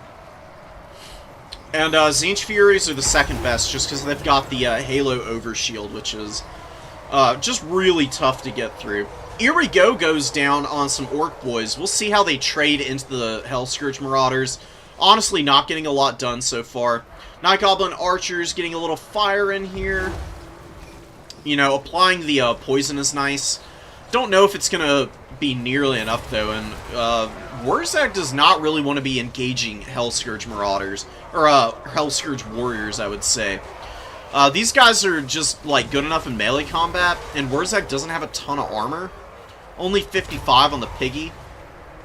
He is dropping a lot of buffs for all his guys, but you can drop Mumbo Jumbo Chant from behind your infantry and save the damage on him that he might potentially end up taking. Pump Wagons come in. Oh yeah, Snotling Pump Wagons, baby. They absolutely flatten this Hellscourge Warrior, and these guys are starting to take a beating here. Exalted Keeper of Secrets looking to get into the backfield. Ah, yes, beautiful use of, what's it called? The Effigy de Git goes down. Locks this guy in place, very punishing damage as well as keeping him locked down. And then Night Goblin Archers getting some big damage with the assistance from the Big Boss. Night Goblin Big Boss with the Sword of Anti-Heroes. He's putting an absolute smackdown on the Exalted Keeper of Secrets. Oh my god, look at these guys go. Giving no mercy for this big demon. Oh man, dude. This is going to be a brutal loss for Slaanesh. And they're starting to fall behind pretty rapidly. You know, the Hellscourge Warriors doing pretty nicely, but I don't think they're going to be able to get a whole lot done without the buffs from Blissful Rapture and the Leadership Malice from their Lord going down. Now, you can see the Snotling Pump Wagons, they got some good damage on some of these Hellscourge Warriors. The second they get locked in combat for any amount of time, though, they just take an absolute shit ton of damage. The Exalted Keeper does get away. Oh, and a Pavane going down. Oh, no. Disaster for the Greenskins. I was fine with the Goblin Big Bosses running after, but Seeker's putting a beatdown on Warzag now. These guys are so far out of position. I don't know if the Greenskins are going to be able to survive this. They were doing a really good job of killing the Exalted Keeper, but now it's looking very hazardous. Oh, and Seductive Glory goes down for the extra rampage, keeping them locked in place that extra bit longer. Warzag is maybe going to get saved, though. Orc Warboys coming in. 8-Peak Loonies looking to buffer out. The Exalted Keeper just dropping spells of any and all types, trying to flip this combat here. Hellscourge Warriors holding up pretty well in the front line, but there's just waves and waves of chaff that they have to grind through. It's going to take them quite a while to get through all this. Not sure if they're going to be able to value trade all that effectively here. Hellscourges are doing, or the Hellstriders, I should say, are doing some pretty good work against these Orc Boar Boys. A little bit of fire from the Goblin Spider Rider Archers, who are a really good choice. They've got the poison, of course. Do some good damage to those guys in return. And enough Greenskin support got back here that they were able to save their hero and Lord Core. And they actually do manage to kill the Exalted Keeper of Secrets. That Exalted Keeper was just way too low on HP. And, man, Michael showing some serious matchup knowledge chops. Getting in here and using some very cost-effective heroes to kill that big lord. Pretty amazing. 1,000 value on the Goblin big boss here, which is nutty. I not practiced with Empire, wanted to try out some cool units. That's fair. I like the, I do like the opener Getsmain. I don't think it's bad. I think you can just optimize it a little bit more and do much better with it. And keeping the, keep your Master Engineer on the Steam Tank back to run over Valkia and the Cultists, you probably win that game. You have to value trade Khorne off the field. All of the Hellscourge Marauders running now. The Leadership Malice is really starting to stack up. They're not getting any boost to their melee attack either now. And I don't think they're going to be long for this world. You can see they're just getting crushed by the weight of fire from all the Night Goblin Archers, who haven't gotten incredible value, but every little bit on ranged units helps. And the poison has been especially nice, because it's debuffing the weapon strength on the Hellscourges, who already don't have great weapon strength. You can see it's pretty low as it is. Really, it's their solid melee defense and melee attack that makes up for their deficiencies in terms of damage output. Just being able to hold for ages against chaff usually means that they value trade upwards massively into all of them. Without the support, though, you can see them starting to falter pretty badly. Greenskins just running rampant in the backfield, too. Some Forsaken come out. I like the Slaanesh Forsaken, for the most part. They can be, they can struggle getting run over by shock cavalry, which the Greenskins are able to bring tons of very cost-efficient shock cav in the form of the Boar Boys and Boar Boy Biggins. I think I'd prefer to see Exalted Demonettes in this matchup. Even though they're very lightly armored, they're just such good DPS units. They crush everything in melee. And I think the damage output would be a little better than the armor. Warzag getting shot up by the Marauder Horsemen. Marauder Horsemen, though, you can see, I mean, they don't have great base values on their leadership. With the Lord being dead, they're going to rout off the field real quickly. About half health is usually the break point for these guys if the Lord is not available for them. Seekers moving up. Greenskins about to cap the #1. This is probably game. There's nothing left in the middle for Slaanesh. They don't hold their back objective either. And a big here we go goes down, giving a nice buff to everything. A lot of these guys do end up routing before they're able to get a lot of work done. Look at the Goblin Big Bosses, though, man. I'm very impressed by their performance. Got 1,100 value here. This one's got almost 600. Hounding down the Big Lord, chasing the Seekers around, supporting Biggins, all kinds of stuff, and just leaving Wurzak to trundle about and not have to actually engage in combat any and really put himself at nearly as much risk is really nice for the Greenskins. Mumbo Jumbo Chant going down. Very cool to see somebody bring it in and actually get some good value out of it. Pump Wagons running over Marauders. When you're spamming Marauders in the late game as Chaos, usually you're losing the game. The only time that you want to spam out Marauders in a winning position is when you just need cap weight out, especially against like undead factions, where your Marauders can value trade really well and get up on a point and just like lock it out. But this kind of a situation, they're just going to lose more and more value, because you can see there, I mean, they lose a solid 1/6 of their leadership right off the bat just from the Lord being dead. Then they get rear charged and other leadership malices are going to stack and they just rout immediately. I mean, I don't think any of these guys got more than like 200 value. Yeah, you can see, I mean, they're like out here breaking with like significant chunks of their HP left too. So that's just really unfortunate, you know. Slaanesh is pretty good against the Greenskins, but you can see that even a faction that has very limited magic damage can get some pretty good work done against the Mono Gods. Very nicely played there by Michael. What's up, Ninja? Ooh, Vampire Coast is a cool faction, dude. Best of luck. I'm excited to maybe cast some of your games in a minute here. Good value on all the archers. You can't let that happen as... You can't let that happen as any of the Chaos factions, but especially as Slaanesh, where you've got tons of lightly armored units. And even against the armor here, you know, that little bit of work that the Night Goblin archers were able to put down on all these warriors definitely helped grind them out before they could value trade super well. They still got okay value. One of them paid for themselves quite nicely, in fact. If all of these Hellscourge warriors had been able to get 1,100 value, Greenskins would have not been in a good position at all. They would have absolutely gotten pushed off that middle objective. I think a, whatchamacallit, the Allure S, I think is what it's called for Slaanesh, would have been better against the Greenskins. Because the big lords are just so squishy to bow fire, and the Greenskins have pretty good archer units. You use the Allure S just to, oh, the Herald, I should say. The Allure S is the other caster character, the hero. But yeah, the Herald of Slaanesh with Lash, Acquiescence, and Pavane, probably good enough. You maybe don't even need Lash and just Acquiescence and Pavane.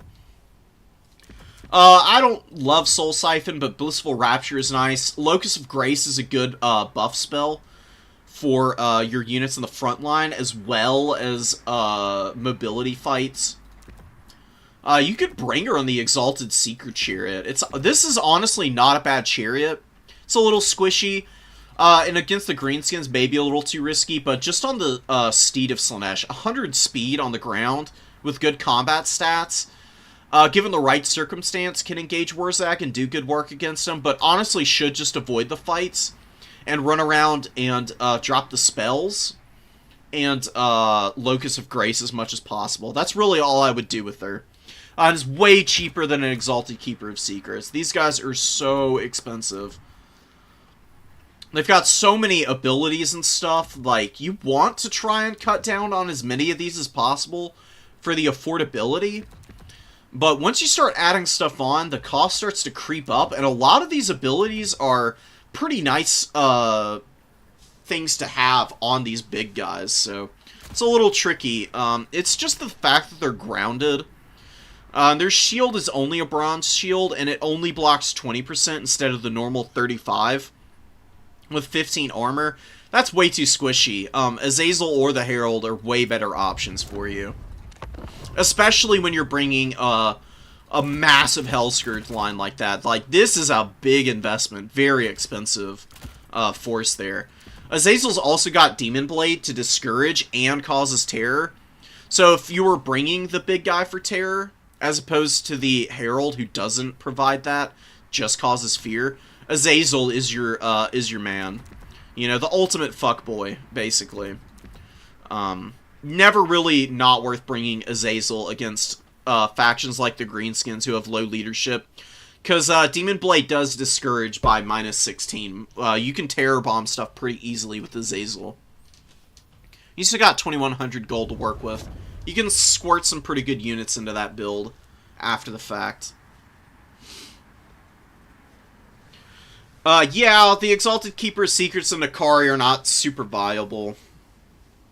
Yeah, no worries, Ghost King. You're welcome.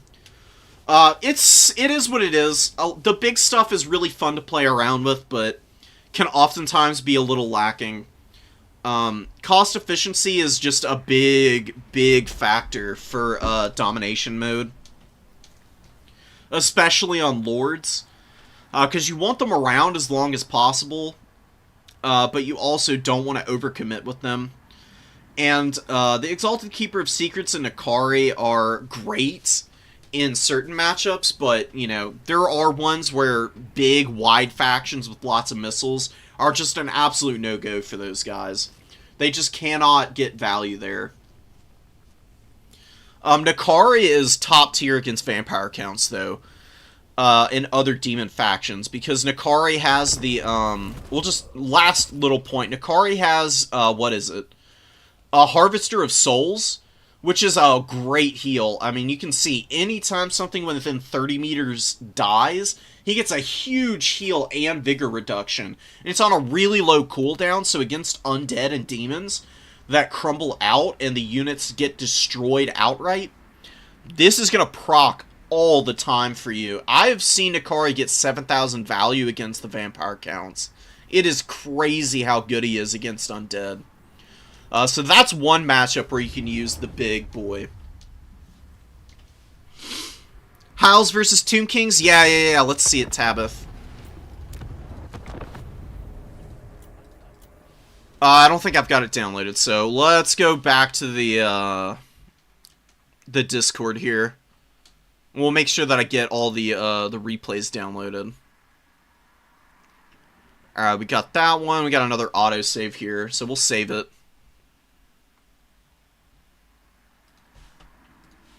And I see ninjas. We'll do your Coast versus Beastman matchup, because that sounds really interesting. Lots of autosaves.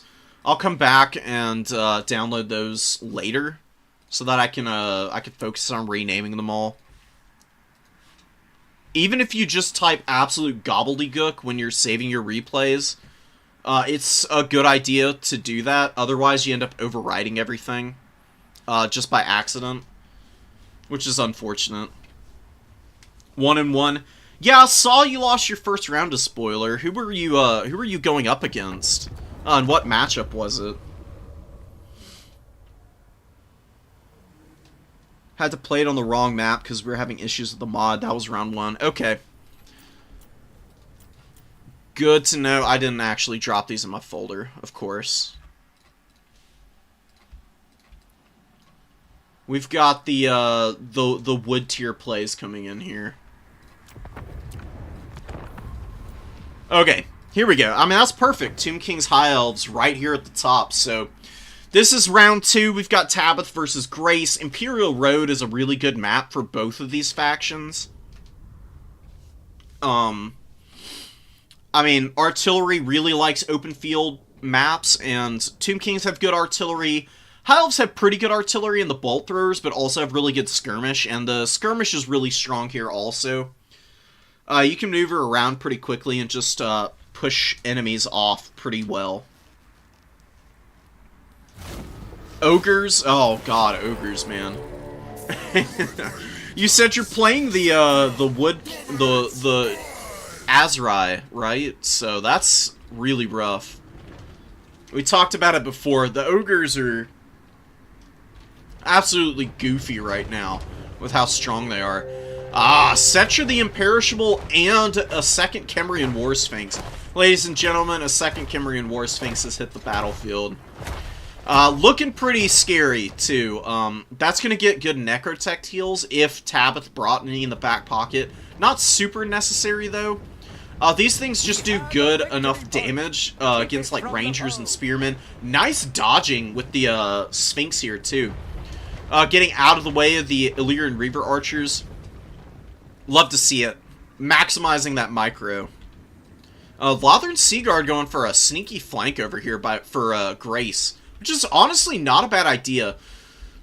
It's a long way to get back here, but these guys will be able to hold up against the Skeleton Horsemen great. They'll fight really well against the Skellies. The only thing you need to be worried about is the Chosen of the Gods shooting them down. Chosen of the Gods are shooting Rangers right now. Rangers are going to grind really well against all the Skeletons. But Natakara Warriors actually uptrade into Rangers pretty well. They've got good melee attack. Decent bonus versus infantry. Oh my god! Look at that, dude. Oh, that's disgusting. Double War Sphinx charge. Just absolutely one-shot the Rangers here. Dude, that's just absolutely disgusting. We do have a final transmutation going down. Is it Overcast? It is. It will do good work against Cetra and the Kemrian Sphinx. But if they just keep dumpstering the front line here, Tomb Kings are going to have a really good game. They have done some pretty good damage already. And they've got a lot left to give, and you can see them just running over the Rangers, dude. Very fat value from them so far. Silver Helms coming out, more Silver Helms rolling in. The Lothern Seaguard are a little missed right now. They could be over here shooting at the Chosen of the Gods and helping the Silver Helms out. Or maybe just shooting at the War Sphinxes, etc. It's not a bad idea. Unyielding Will when you've got another Kemrian War Sphinx isn't a bad idea, just because then you've got something to run with, and you actually are providing a nice buff to a big unit. Searing Doom coming down on Skeleton Warriors is okay. Gets a little bit of good damage in there. It's not very cost-effective, though. Archmage really needs to be saving up the WOM to get another final transmutation out. It is absolutely essential to kill Cetra and the Sphinx here, because right now they're sitting at some pretty significant damage value so far. 600 and 700, and they're just going to feast on the remains of the infantry here. High Elves are looking okay, but their skirmishers are starting to falter a bit. Another Ushabti Greatbow has hit the field. It's doing some good work. The Silver Helms got pushed back, and the Chosen of the Gods are still very healthy. Only lost one model, but another Silver Helm comes in. Nikesha Scorpion Legion need to be over here rather than chasing the Silver Helms. And the Chosen of the Gods, the best thing you can do... So, I'm going to just pause it for a sec and talk about the best thing you can do for expensive missile pieces like this when your opponent's got good cavalry that can dive these things. The Chosen of the Gods can be sitting here, and then the Nikesha Scorpion Legion are just right there with them, literally covering the models. Like, they're stacked on top of one another, because Chosen of the Gods, they're tall enough, they're not going to get obstructed as they shoot over the skeletons. And then the skeletons can obviously soak up the damage, apply poison and all the other goodies. And then the Chosen of the Gods wouldn't be going offline here. But even though you're losing these Chosen of the Gods, you might be able to save a few models of them and still punish the Silver Helms. And then you've still got a very healthy Cetra and War Sphinx. You should be able to clear this all off and then cap the objectives. And it's still early in the game. You've got a good little value lead. You've got the Silver Helms back here being dragged down by Spearmen. Kefragard are moving up. Kefragard are going to be great here. As long as they're not getting hit by the Silver Helms, they'll be able to clear out all of the Spearmen, no problem. We get another final transmutation.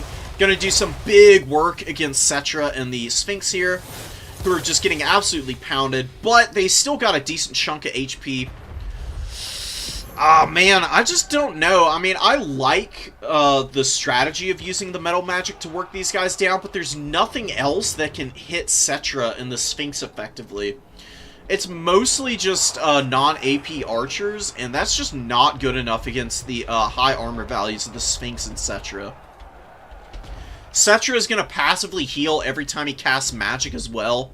He's got lots of good magic. I don't see Usirian's incantation here, which is an absolute necessity in my opinion against factions with skirmish cavalry. Usirian's is going to wear down Illyrian Reavers with just 1 or 2 casts. Such a good spell. Highly recommend it. I think it's an absolute requirement for Cetra. And it's pretty cheap too. But if you are just focused on trying to heal Cetra constantly, Jaffs and Narrows are very cost-effective ways of doing that. Sepulchral Stalkers come out, get some good shots in on the Spearmen here. Chosen of the Gods rallying up, getting those last few shots in. They've gotten good value. Ushabti Greatbows have done pretty well. Illyrian Reavers aren't going to do a whole lot to the Greatbows. Greatbows do have decent armor on them.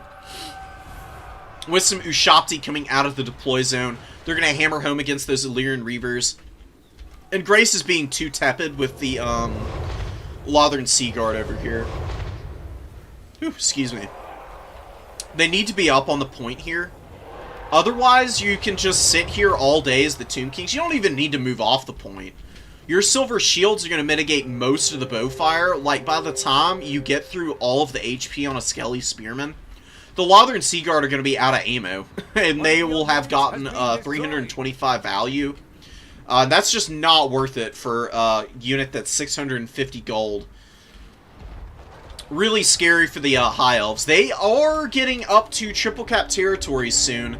Cetra and the Sphinx do need to get in here and clear out these Spearmen and start terror routing some stuff.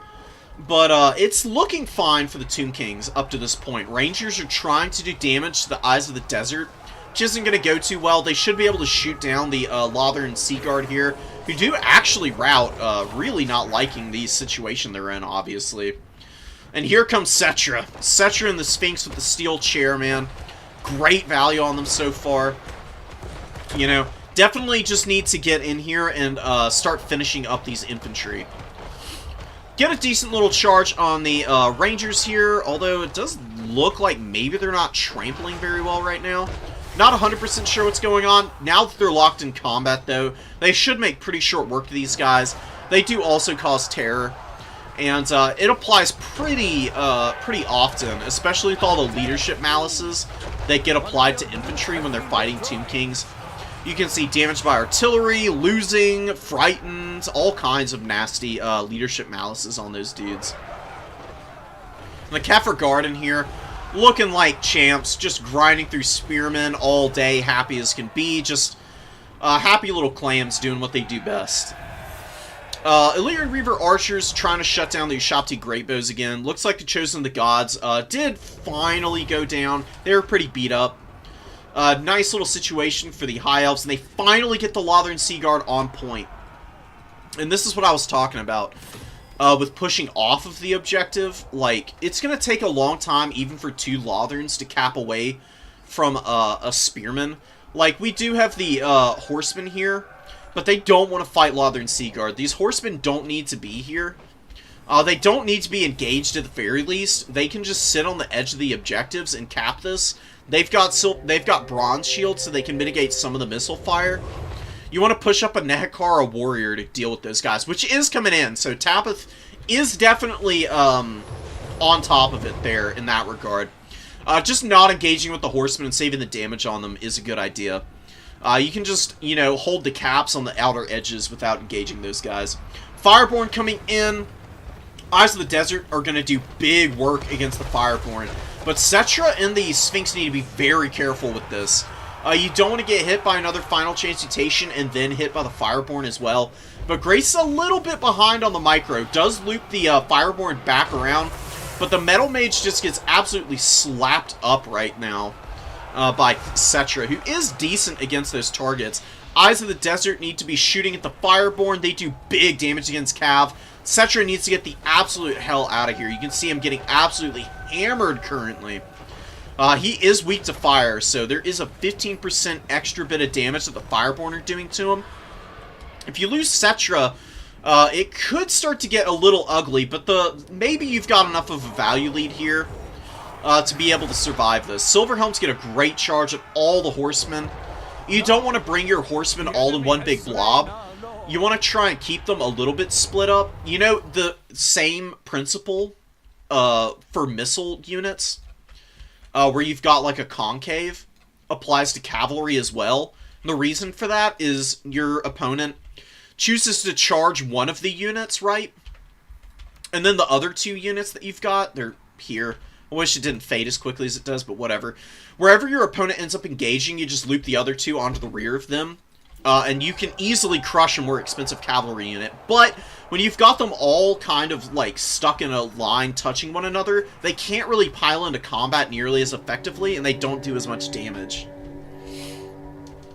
Eyes of the Desert, with the support of King Nikesh's Scorpion Legion, these guys do have a good bonus versus large of 18. Fireborn are a very chunky unit, but they don't do very well against Sepulchral Stalkers, just because these guys have okay melee defense, and they give back damage pretty well in return with melee. And then when you try to disengage like this, guess what happens? The laser eyes come in as you're on the retreat, and just absolutely ice the models as they try to run away. Or do this, where your metal mage is way too close in. The Eagle characters are pretty damn good. It's gotten some great value, but just doesn't have a whole lot of juice in the later stages of the game, especially against Tomb Kings, where their lords are really good in combat in their own right. It's a little bit unfortunate for the High Elves. Nehekara Warriors just grinding down the Lathern Sea Guard, holding this cap the entire time. Really nice stuff. Fireborn looking to maneuver over and maybe flip this fight. Gotten good value. They're very pricey, though. Still haven't quite paid for themselves. And the Eyes of the Desert, man. 2,600 freaking value on these guys. Let's go. That's how you use Sepulchral Stalkers, ladies and gentlemen. Big value on them. And they've got a little bit of ammunition left. And they're just going to wreck the Illyrian Reavers as they go past. These guys have, like, multi-model piercing on their attacks. So it actually hits multiple Illyrian Reavers, and you can just chunk down cavalry like this as they try to ride by you. Silverhelms engaging Ushabti. Good value on the Ushabti as well, man. Haven't really been paying attention to what they've been fighting, but even fighting Silverhelms they can do okay, just because they've got the AP. They don't have great stats. They're pretty debilitated right now, and they're going to go down here. But even holding those guys up for any amount of time is really nice for the Tomb Kings. Lots of Nehekara horsemen come out. It's getting a little scary, but we do have more Ushabti Greatbows coming up. Chosen the Gods are back out on the field and should be able to hammer into the Silverhelms and units like them. And keep the value trading favorable for the Tomb Kings into the late game. And, you know, maybe finishing off the Archmage would be a good idea, but we do have Armor of the Stars giving Stalk and Unspottable, so I don't imagine that Tabith knows where the Archmage is right now. So Archmage literally hanging on by a thread right now. 1 damage, or even just getting underneath the Archmage would break leadership, because Flank Secured is keeping the leadership stable on that Archmage of Metal right now. Chosen the Gods, maybe going to get compromised, but really good buffering. That's exactly what you want to do with your Spearmen. You don't use Spearmen to chase cavalry, you use your more mobile missiles to run cavalry through your spears, and then they get stuck and they can't do anything. Like, these Silverhelms, great unit, not going to be able to trade effectively against all this garbage Skeleton Spearmen. Kefir Guard with 1,600 value. Ah, Tabith, you've been doing great work this entire game, getting good value out of all of your units. You've been engaging the right kind of targets with them, and you've also been doing a very good job of protecting them. So, I've got to give you big kudos. 1,700 value on the Kefir Guard. They're going to grind through all the Rangers here. They can beat both of these units.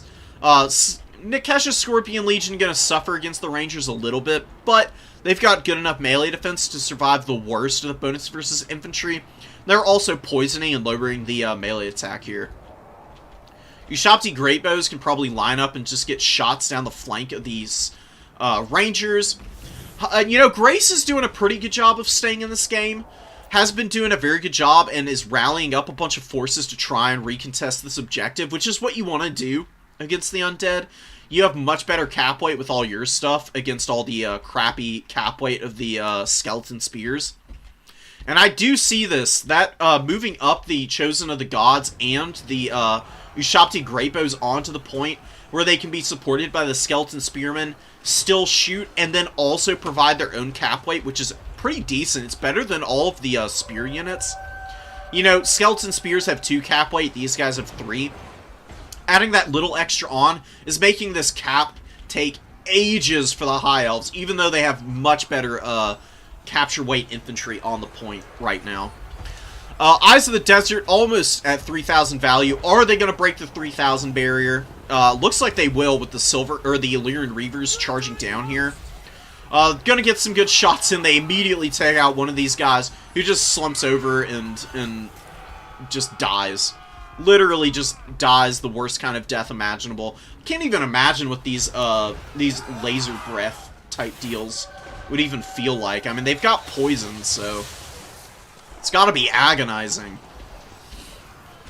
Chosen of the Gods, good value. Ushabti Greatbows, good value. And good rear charge with the Sepulchral Stalkers, just to break the leadership on the Rangers.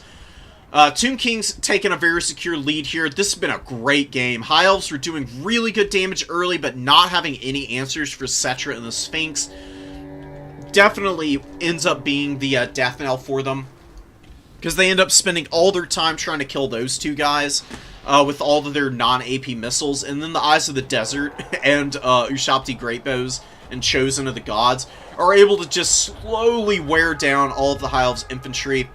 High Elves might be able to flip this point, but the Horsemen getting up on this should be able to stabilize it for the Tomb Kings.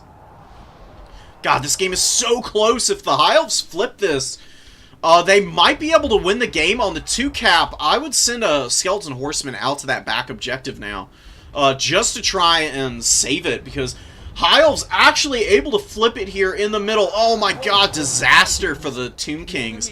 It's not triple cap territory, and they have to get another objective. It's going to take forever to get the middle. Rush the Horsemen all the way up over here, but they're pretty trapped up right now. Kind of locked into combat, and the cap weight problems for the Tomb Kings rearing its head here. Value trading at this stage of the game is not the important part. Getting the objectives is. And Grace saving the Lord this entire rest of the game has been very clutch, keeping all of these Rangers and Spearmen leadership up has probably helped them hang on to this objective. It's triple cap territory for the Tomb Kings now. They're not going to be able to win on the 2 objectives, and that is going to be a win for the High Elves. Grappling back from a value deficit with one really solid late game push to flip the objective, taking it away from the Tomb Kings there at the end. Oh, I'm sorry, Tabith. That's painful, man. That's so unfortunate. I don't know. Pressuring that back objective probably would have been the best bet to save yourself at the end there. But really well played. Absolutely no shame in losing that one. That was an incredible performance from both players. Losing Cetra was pretty painful, but for, you know, the undead don't get punished as hard as the other factions. But it definitely would have been nice to have the imperishable one out in the field at the end there for the terror route. So, a little bit unfortunate. But you'll get them next time. That's a good learning experience. Just being a little bit more aware and playing the objectives a little bit better, you'll have that win next time, no doubt.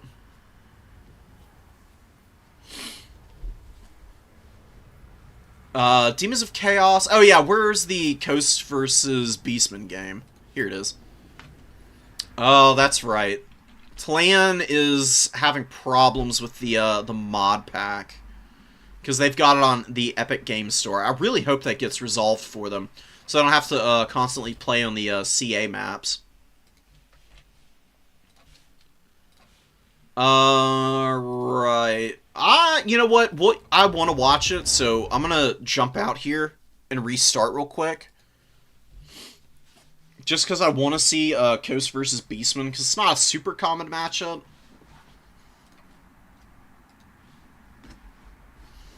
Coast should have a pretty good time there. We'll see how it ends up going.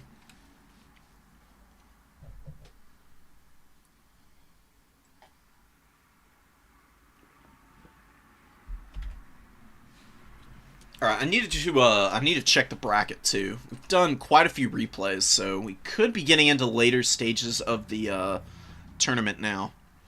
These do tend to go pretty quickly. So we're finishing round 3 here. There's a couple games still going on. Then there will be round 4, of course.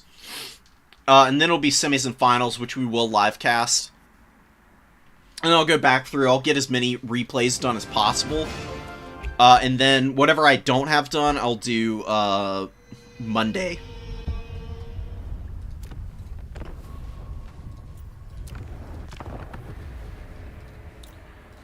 Boom. So we are on Glade of the Everqueen. CA's version, it looks pretty good. I will give them that. I don't hate CA's versions of all of the maps. Bordello Landing's probably the one that I like the least, but it's still pretty good. And we'll see how Talan is able to play this versus the Vampire Coast. Bringing in Solastra and a Rotting Leviathan. Maybe going double Rotting Leviathan. Just very cheap tools here in the front line. So I would be willing to bet we're seeing double Crab. Which I do like. It's very powerful. Solastra is so devastating. Tide Call and Fog of the Damned here. Ghost of the Past. No Rotting Promethean summon, which is fine against the Beastmen. I don't think it's going to be super great against them. We got some Throwing Axes and regular Centaurs moving up to the number 3. Number 2 going to be capped by the Ungor Spearherd and Goreherd. Aggressive Vanguards for the Beastmen. As per usual, they just are able to get in there and do all kinds of crazy stuff. Oh my god, up for 13 hours? Okay, I understand now how you might have made a mistake playing the objectives there. But it was a great game, Tabitha. I mean, seriously, you'll get it next time you play that matchup, I'm sure. Good charge with the Centaurs, getting right into the gunnery mobs. You can see big damage going down. Solastra getting over here, though. A little bit of funky texture business going on with her right now. Like, you zoom out here, and the color pops back in, and then you zoom in, and she's looking all weird and spooky. I kind of like this, though, for her Rotting Leviathan. You know, some otherworldly shenanigans going on here. You gotta love all of the Haggard CA nonsense. Scurvy Dogs follow up on the Centaurs, which is really nice. They're probably going to lose the fight, but they should be able to value trade okay. I would drop a Tide Call here. That will do some really big damage to the Centaurs, because they're very lightly armored. People underestimate the damage that breath spells do to cavalry. Especially stuff like Tide Call. An upgraded, it's got a little bit of AP and extra damage. And it's very cheap, too. I mean, 8 wins of magic for something that lowers speed and does this much work. Honestly, not bad. And you don't even need to overcast against the Centis, I guess. But hammering these guys down early is going to be pretty nice. And a full court press from the Beastmen, which we've been seeing a lot of lately. This is pretty common nowadays from the Beastie Boys. They just love getting up and triple capping their opponent and forcing them to try and do something about it. Pistols wander forward and are getting some cost-effective damage in here. Flock of Doom goes down. Doesn't really hit a whole lot, though. Kind of a waste, honestly. And the Damn Knights Errant engaged on the Centaur Throwing Axes. With Solastra in here getting some good work done, but she's sitting on top of the Corngors. Corngor's amazing unit, and they're just going to rack value up against Solastra here.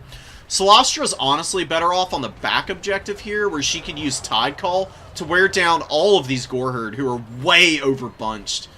A Tide Call through here would just absolutely devastate the HP on these guys.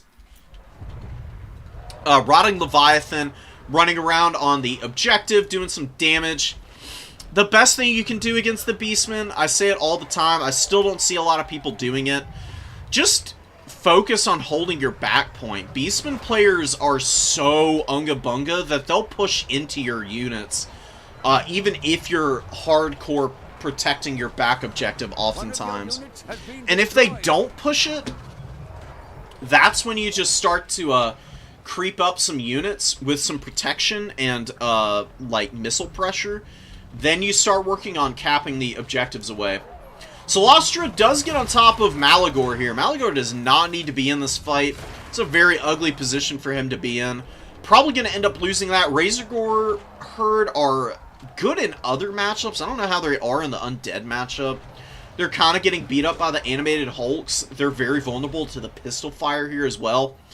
But Korngors and the Throwing Axes are just playing games with Solastra. And Flock of Doom goes down just to get a little extra damage on her, I guess. And we do finally see the Beastman pressure on the back objective starting to wear thin a little bit. Beastman leadership's going to be a big issue with the terror available from the Rotting Leviathan. This thing does have immune to flanking also, which makes it very hard to attack in melee combat. That means that its melee defense is always active, even when it's surrounded. So, big damage coming in here from it. Lamprey's Revenge anchoring this point really well also. Very strong unit, has regen. Terror Rout's starting to drop, and this is where Scurvy Dogs come out of the Vanguard, and they just chase all this crap off the field. And that's really awesome for you. The best thing you can do against Beastmen is chase all of their low leadership units off of the field. That way they can't get any unsummons going and get any kind of value back in the bank that way. Centaur Great Weapons charging into Deckhand mobs, staying in combat a little too long here. These guys have terrible melee defense. The Deckhand mobs are actually going to hit in against them pretty effectively. The Minotaurs are looking for an opportunity to engage the Rotting Leviathan, not finding much success so far. Finally getting a little bit of an engagement here. We do have some polearm zombies though, and they are going to be looking to replace really good micro here. Pulling the Leviathan out and getting away. Probably going to be really nice. Oh, and a really good heal about to come in on Solastra. Is really needing it. She's having a hard time getting away from the Centaur Great Weapons. Scurvy Dogs finishing off the Throwing Axes, who have gotten incredible value against Solastra. But there goes the Invo. The Fleet Captain's a good combatant too. Honestly, you should probably just keep Solastra in here to fight, and the Scurvy Dogs and the Captain are probably going to be able to help you win that without too much more effort. It is going to be triple cap territory. That's just how the Beastmen are nowadays. It's insane, man. The Beastmen are just Unga Bunga to the extreme. You thought Khorne was an Unga Bunga faction, but I'm telling you, man, nothing beats the Beastmen for it. They just love to push you off the points and never let you get a breath in. Minotaurs have not traded well. They are getting wrecked right now. The Depth Guard Polearms came up and actually did some good damage. Was that actually a Depth Guard the whole time? No, there is a Zombie Pirate Polearm here. That is what I was looking at earlier. Animated Hulk's doing really nicely for themselves, holding up really well. Lamprey's Revenge, of course, being annoying as always, and the Depth Guard are going to get a free cap on this back point here, probably. Solastra getting that heal was huge. She's got 2,600 HP now. Rotting Leviathan. You know, neither of them have gotten, like, tremendous value, and I just don't agree with using all these Flocks of Doom over here. They're not doing any damage for Talan. You're better off using Enfeebling Foe on Solastra, which is actually going to do some good damage. One of your units has been destroyed. And flying in over to wear down all the Deckhand mobs with Flock of Doom would be a much better proposition for you than popping in a Solastra, where it's not going to do any damage. It does like nothing to SEs. It does like 1 or 2 a tick, which is not enough. Tide Call going down. You can see actually getting some good damage on the Grog Hooves. Grog Hooves are a great unit. This is one of the most underrated RORs in the game. They've got Drunken Bravado, which gives them the perfect vigor and leadership like regular Rowdy does, but it also heals them. So they're kind of like Bugman's Rangers, which is pretty sick. Solastra getting isolated by the Minotaurs. There's just not enough to help her out over here. Vampire Coast have been pretty slow bringing stuff up to support her. We do have a big swarm of Gore Herd rallying back to the point. That's why you got to chase all this stuff off. I know you want to cap points so you don't just get totally crushed on the value, but you gotta be careful not to overextend yourself before you get all your ducks in a row. You can always counter push if you're out value trading your opponent, and especially if you're chasing all the routing stuff off.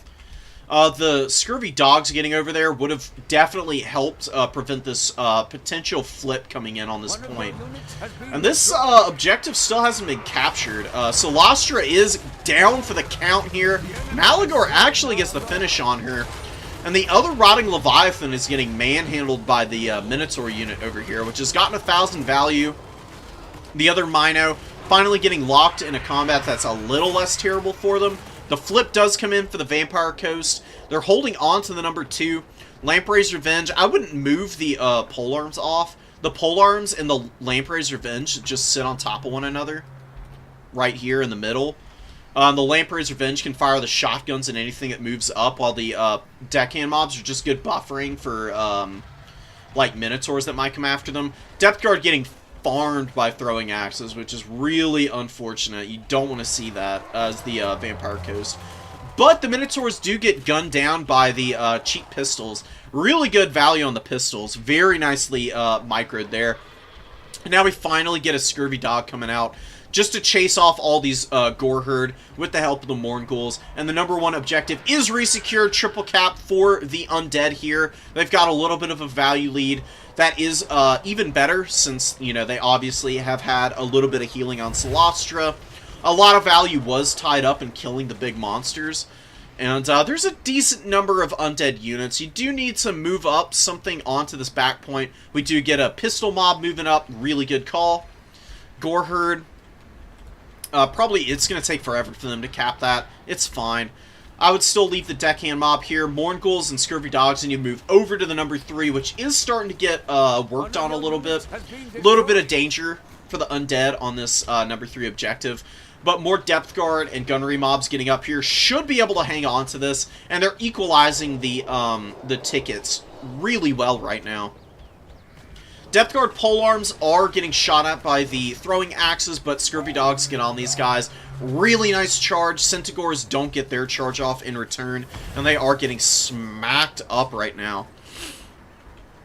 Which is definitely going to give a lot of momentum for the Vampire Coast. Getting rid of these guys is pretty important, and Depth Guard get an invo, and then their leadership stabilizes, so if they can get into combat and get the hunger going, they should be able to do a pretty good amount of work in here. Centaurs get on top of the Gunnery mob and push them off. These Centaurs are so damn effective, dude. Such a good stuffing tool. But I think the points are looking to be equalized enough, and Beastmen cap weight not enough. Depth Guard get in here. They've taken a little bit of a pounding from the Minotaurs and the Groghooves.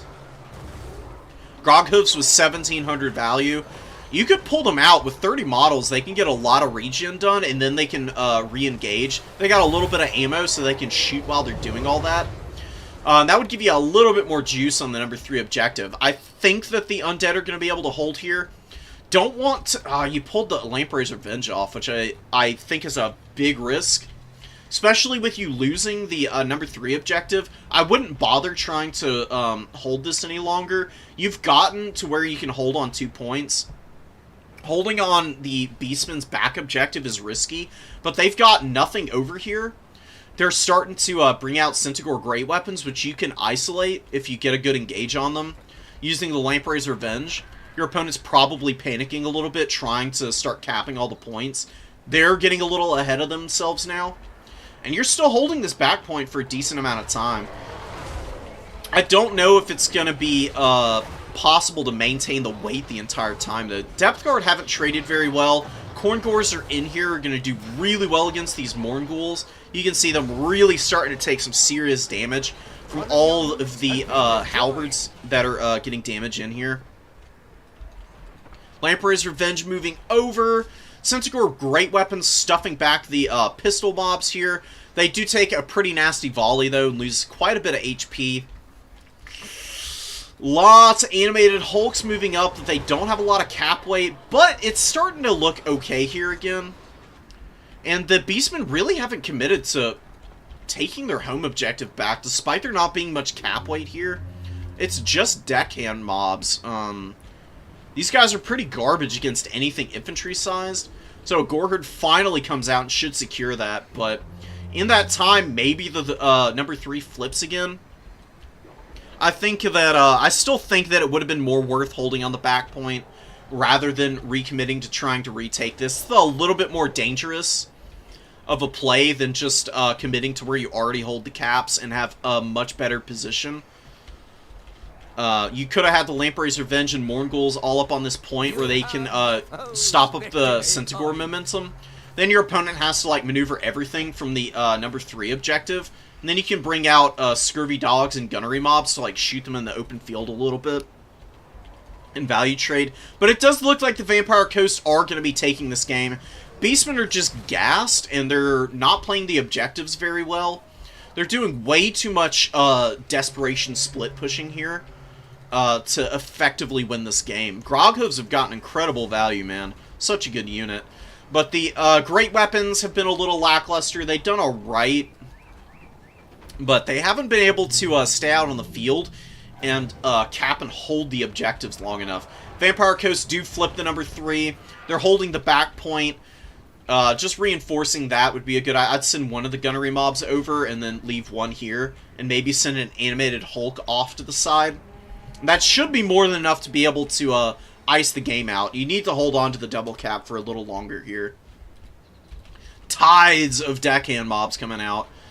And the Beastmen are just being too slow with this infantry unit. I know you don't want to lose your back objective again, but you've got much quicker units.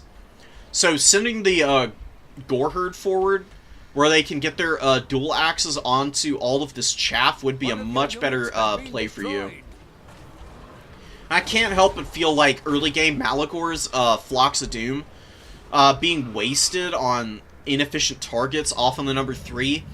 If he had just flown over here on the number 1 and been hitting all of the deckhand mobs over here, wearing them all down, Beastmen probably would be in a better spot than they are currently. It says they have a little bit of a value lead. That's very deceptive, though. Centaurs have been coming out in multiple waves lately. Once your units are on their 2nd or 3rd time out on the field, even when they're getting killed, it won't provide any gold damage value to your opponent, so it's very deceptive. Like, the Centaur dying here is not going to reflect in the actual damage value, and that is going to be a win for the Vampire Coast. Really nicely done. Playing a very dangerous game at a couple of points in the match, but doing a very good job of value trading with the pistols in the Lamprey's Revenge was definitely huge for you. And this Scurvy Dog unit got a lot done. 2,300 value on one of them.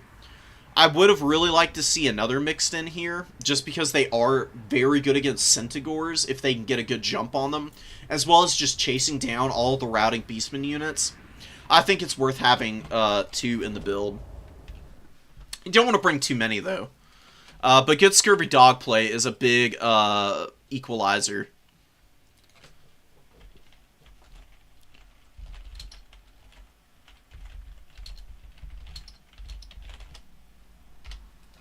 Is a big equalizer for you, so can definitely help you out. And they've got good cap weight, too, you know, being a hound unit.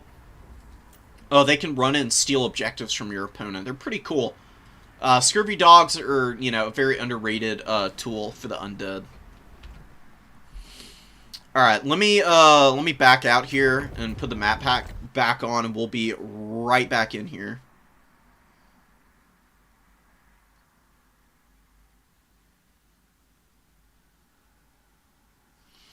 Oh, did Talan forget to change the map then? See, the problem that Talan is having is they have the game on Epic, and nobody has updated the map pack, it sounds like, since it got patched recently. And it's just a little funky going back and forth between Steam and Epic. Just a little unfortunate. It would be nice to have it set up to where it's easier to patch those mods for both.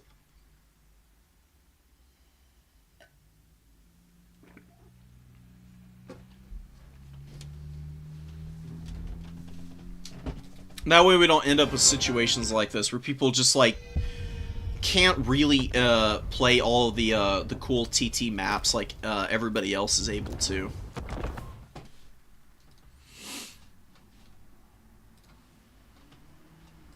Let me check bracket real quick, guys. Because round 4 is probably well underway.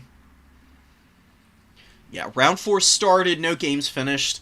Probably got time for one really long game, or maybe 2. We'll see about it. Road to Talbot, Pizu versus Clan. Let's try and watch a matchup that we haven't seen yet. No, yeah, here we go. Okay, Despoiler versus Forcekin. Skaven versus Wood Elves. Wood Elves have a really nice matchup against the Skaven, in my opinion. Wild Riders are insane at clearing out these Skaven clan rats. They just flatten all of the infantry in the front line, and they've got physical resist. And they just clean through cheap infantry, as well as do really good damage against rat ogres, too. Skaven have a really tough time defending their backline, and also at just value trading in general against the Wood Elves. We got some Deepwood Scouts in here, not the Swift Shiver Shards, which isn't too big of a deal. They should still be able to get some good poke in here against a variety of targets. Hagbane Tips getting beat up early by the Natty Bubos, which is not great. I would highly discourage you from bringing the Skirmish Cav against the Skaven, just because their range is fine, but they don't have any AP values. And Night Runner Slings have pretty equivalent range, so you can see here, big loss for the Wood Elves early. They took a big pounding on the Hagbane Tips here. Dryad unit sitting in the woods looking to get after the Skaven formation and get into the back line early. That's pretty cool. Waystalkers are in. Waystalkers very good at chipping down the heroes and casters that the Skaven have access to. Arrows of Kurnus are pretty good at killing weapon teams as well, which is really nice. The Natty Bubo's sharpshooters are pretty difficult to deal with for the Wood Elves, though, because they have good armor and they have a really strong shield. They value trade incredibly against the Wood Elves, just because they have snipe and can also counter shoot pretty much any of the ranged options that Wood Elves have available to them. Really nice Melkoths. You can see it doing fat damage to the Poison Wind Globes. It's like the perfect target for them. And now the Deepwood Scouts and the Hagbane Tips firing in should be able to break the Poison Wind Globes pretty quickly here. This other one waddles forward a little too far. Not going to be able to get a whole lot of cost-effective fire in here. We do have Arrow of Kurnus coming down into the front line and not doing anything. Arrow of Kurnus is not anti-infantry anymore. It's really only good against single entities. I would be using them against Throt. It would be doing big damage to him.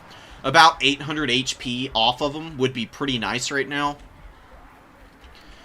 He does have regen, of course, but you can always punish him with some of the other tools that you've got. Wild Hunters of Kurnus coming out to maybe scream in after Throt. Honestly, not a bad call. Throt does have Fizz Res. Not a lot, but a little bit.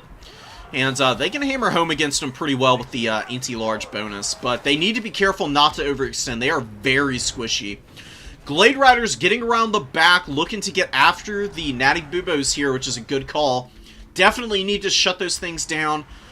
Decent value trading in the front line for the Wood Elves. Despite being at a value deficit, they're not in a bad situation. Skaven way too slow to react to this. They needed their spears to close the gaps in the formation and head off the Glade Riders, because shutting down the Natty Bubos is easily going to equalize the value, and with the Wild Hunters of Kurnus surrounding Throt, very punishing. The Night Runners need to be firing in here to shoot down the Wild Hunters. You need to at least punish those guys while they're engaged in combat here, because Throt cannot do it alone. He's going to be able to regen if you're able to save him, and the Night Slings finally get on target. They're going to do big damage to the Wild Hunters here. Wild Hunter's probably not going to be able to finish Throt off there. Natty Bubos do break. They've got 20 models left. They should be able to rally. Dryads and Eternal Guard starting to go pretty ham, though. Need to chase down this Poison Wind Globe, finish those guys off. We've got one Deepwood Scout that's pretty beat up. I would unsummon them. The other one's doing some pretty good value trading. Doesn't want to get too close to these Clan Rats. They're god-awful in melee. A Clan Rat will actually beat them in melee. But the leadership breaks on these guys. We've got the Malevolent Dryads being used here to chase down these Clan Rats, engage them in combat, break the leadership. Wood Elves hanging onto the points really nicely. The Wild Hunters of Kurnos taking a lot of damage, but they're hanging in here, and they get a great surround on Throt here at the end. And with that solid leadership, they're able to really chew him up, and he is actually routing now. Brutal for the Skaven. They really need him out on the field to keep their leadership up, and the Wood Elves have flipped the value right back around from being down by about 1,000 to being up by about 1,000 now. Lots of Dryads on the field, too. Rallying Eternal Guard. Death Runners out on the field. Terrible unit against the Wood Elves. They are going to get wrecked by Dryads and Wild Riders alike, and both of them here to sandwich these guys down, and they just get absolutely trounced on the charge here. Absolutely brutal for Force Killer losing this unit. Death Runners are a very cheesy unit. If they get engaged in the right combats, they will farm value all day. But in the wrong matchups, they're just an absolute waste of time and a huge point sink for you that you need to be very wary of including in your army. They're good against Dwarves. Chaos Dowie are okay for them. Decent against Warriors of Chaos also. But Wood Elves and other lightly armored factions, and factions that have lots of magical damage, you do not want to bring these guys for obvious reasons. 30% Fizz Res is their only defensive capability. Raised to the Frozen Heart do lock down the Storm Vermin. Very good job of pushing into the backline here with a very high leadership unit with good blocking capabilities. They should be able to do good damage to the Storm Vermin as well. With the really high melee attack. Just being able to get any damage on these Storm Vermin Halberds will be really nice. Hagbane tip Glade Riders trying to shoot the Natty Bubos Sharpshooters. You can see, though, not taking a lot of punishment on these guys. If they were healthier, they'd be able to shoot these guys down. They're a little too tattered right now for Force Killer to be able to get good damage in here, though. Warp Stars being the only spell for the Eshin Sorcerer is definitely a choice. It's not a bad spell. It's very good against Flying Lords. But Drycha just coming in here and being what she is, it's going to be really hard to shoot with that Warp Star spell. I don't hate it, though. I mean, you can probably use some of the... you can use the Invisible spell, whatever it's called, the...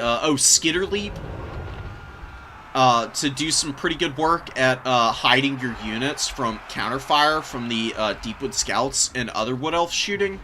Other than that, though, I think you're better off with the Ruins caster, the Warlock Engineer, because you can use Scorch on the Dryads, which is going to do some big damage. Warp Lightning's pretty good against infantry, and also good at hitting Wild Riders. It's got a good bit of range on the spell itself for how far away you can cast it. And it's just very powerful. So I think those would be better options. Howling Warp Gale in the back pocket also for a Dragon Lord. Not that you'll see them very often against the Wood Elves this Skaven. Drycha is just so good. I mean, she's hard to kill. And even as you're doing damage to her, you're charging up Fanatical Resolve. I mean, she gives big buffs and a radius around her. She's a little isolated by the Broodheart and the Eshin Triads here. She's trying to push through. I would just leave her engaged in combat and just send units to help her. We do finally get some Wild Riders moving over. They're a little vulnerable to the Eshin Triads, but a Melkoth's goes down, and with a good charge, they should be able to break these Eshin Triads pretty quickly. I would avoid staying in combat too long against them, especially if you've got Glade Riders screaming up the hill. They can take the engagement to buffer damage and get chewed on a little bit. Do break the leadership, though, and should be easy to chase these guys down. Wood Elves looking very dominant. We've got some Eshin Triads on the number 1. a singular Dryad out of the Vanguard should be able to get up there quickly enough, and then maybe one Glade Rider. You've got the money for both. The Glade Rider gets up here just to slow the cap down, and then the Dryad comes out and can actually beat the Eshin Triad in combat. Holding on to the number 2 objective, the back objective looking real squishy for the Skaven, and the Wild Riders have just been farming value. They've gotten a lot of kills. They're killing these Night Runners who are very squishy to shock damage, and they're probably going to get their value back here. They're only 1,100 gold. One of the more effective shock cavalry units in the game, honestly. Very cost effective. They just do so much work for the Wood Elves, man. I love bringing 2 or 3 of these guys in my army. Honestly, I don't even bring Wild Hunters of Kurnus anymore. Because you've got so much good shooting. The shooting focuses on SEs and other targets of opportunity, while the Wild Riders just go absolutely bananas and just bounce on it crazy style against your opponent, dude. I mean, they're such a good, strong mobility tool. And they look cool as hell. I mean, they're riding freaking reindeer, you know? Look at them. Very epic unit. Wild Riders clean up a bunch of units. Throt did rally, but he's been very depleted and unable to impact the battlefield all that much. He does get a tear route on these Wild Riders, which barely keeps them from getting their value back. They've done enough work, though. Just chewing through 224 units is honestly pretty awesome. Eshin Triad's rallying, trying to get some value, but Wild Riders just run right through them, screaming down the hill to get after the Poison Wind Globes, who are back out and are about to be unceremoniously escorted right back off the field. Good melee attack on these guys, should get through even the 100 armor that the Poison Wind Globes have, and they've got really low HP too, which is another problem that they have. Very squishy, despite the high armor, even to cavalry like this. So, Wild Riders a little bit surrounded right now, but they do have some Glade Riders moving in to help, and Wildwood Rangers and War Dancers actually come out to push the Eshin Triads off. And good value lead for the Wood Elves, holding on to the points. Skaven are just desperately trying to like rally units in the backfield. What you can do as Skaven, if you do get pushed off early, you bring all your you bring your second wave of Clan Rats in. You don't even try to push up onto the objective because your units individually are just way too poor quality to do that. You try and form a new battle line, and you want to just form up for one big push up onto the points, and then you bring your Globes and Giselles back out to mix into the front line, or just to hide in the back and try to value trade against your opponent's units. And sometimes people can get a little bit antsy trying to finish off Skaven. They want to like use all of their mobility tools to just like continue pushing, and you can extend yourself and put yourself in a position where you can't hold on to the caps in the late game. And Skaven do have good cap weight, you know. Clan Rats have full cap value, which is pretty nice. Drycha getting run over by Throt here, but Glade Riders are here to buffer him away. He could stay in there and fight against Drycha and be fine, but she does hit pretty damn hard. He's got low armor, so it's probably for the best that he doesn't try to finish her there. Forcekin trying to rally units up, but just hasn't been patient enough to do so, and is just continuing to trickle Clan Rats and stuff forward. And they're just getting more and more worn down. The Waste Stalkers have gotten okay value. The Arrows of Kurnus weren't used super efficiently. Just don't use them on infantry, man. Like, use them on Rat Ogres and Globes, and especially against, like, Throt. Throt would have taken some big damage from the arrows. They're very good against single entities. I promise you they do massive damage. Wildwood Rangers hanging out on the points should be able to do some good work, and you can see Death Runners getting run over yet again. They come right back out, and then the Wild Riders find them, and they're just going to farm value off these guys. This Wild Rider unit is 1,800 value and counting now. You know, the physical resistance is nice, but against shock damage, it only does so much. And they don't have great melee stats, so the decent values on the Wild Riders is really doing the Wild Riders more favors. Death Runners are able to clean them up, but it's definitely not a very good value trade for them. Definitely lacking a little bit here. And the Wood Elves being up in value are definitely kind of chortling to themselves currently. Wild Hunters of Kurnus come back out looking very healthy and find another isolation on Throt, and he is dead and gone, not having contributed much this game. Very sad to see this nasty little creature running for the hills. And Wood Elves just going to use War Dancers and Wildwood Rangers to wear out these Storm Vermin. Still using more and more Melkoths, Mystifying Miasmas. Warpstar came down there and did some good work against those War Dancers. Not a lot of value on this guy, though. It's just not an impactful enough spell, I feel. The other Skaven lores just have so much more damage potential, I think. The Eshin Sorcerers with the Warp Stars are really more of a anti-flying Lord tech than they are just used for killing infantry and cavalry and the like. It's going to take forever for it to rack up the damage. Skaven Slave Spear is going to get into the Wild Hunters of Kurnus, but despite having anti-large bonus, they're not going to do anything in return. Their melee attack is literally 9. Even with the bonus, it's nowhere close to the 39 melee defense of the Wild Hunters. And they just push right through them, half the HP on these guys. They're going to get through these Clan Rats too, and then finish off the Poison Wind Globes. Poison Wind Globes have just continuously been trotted out to get flattened and run over with next to no protection, man. It's so brutal. Despoiler has just been all over shutting those down this entire game, and the Skaven front line is just too low quality to get anything else done. So, Halberd's worn down, not going to be able to cap the point away. Wood Elves just continue to trot out cap weight and superior units to finish all these fights off. Eshin Triads try for the back objective again, but the Race of the Frozen Heart are out, and that's going to be game. Very nicely done. Despoiler did a great job this game. The only note I have is the Waystalker Arrow of Kurnus ability needs to be used on not infantry targets. It is not a cost-effective use of them.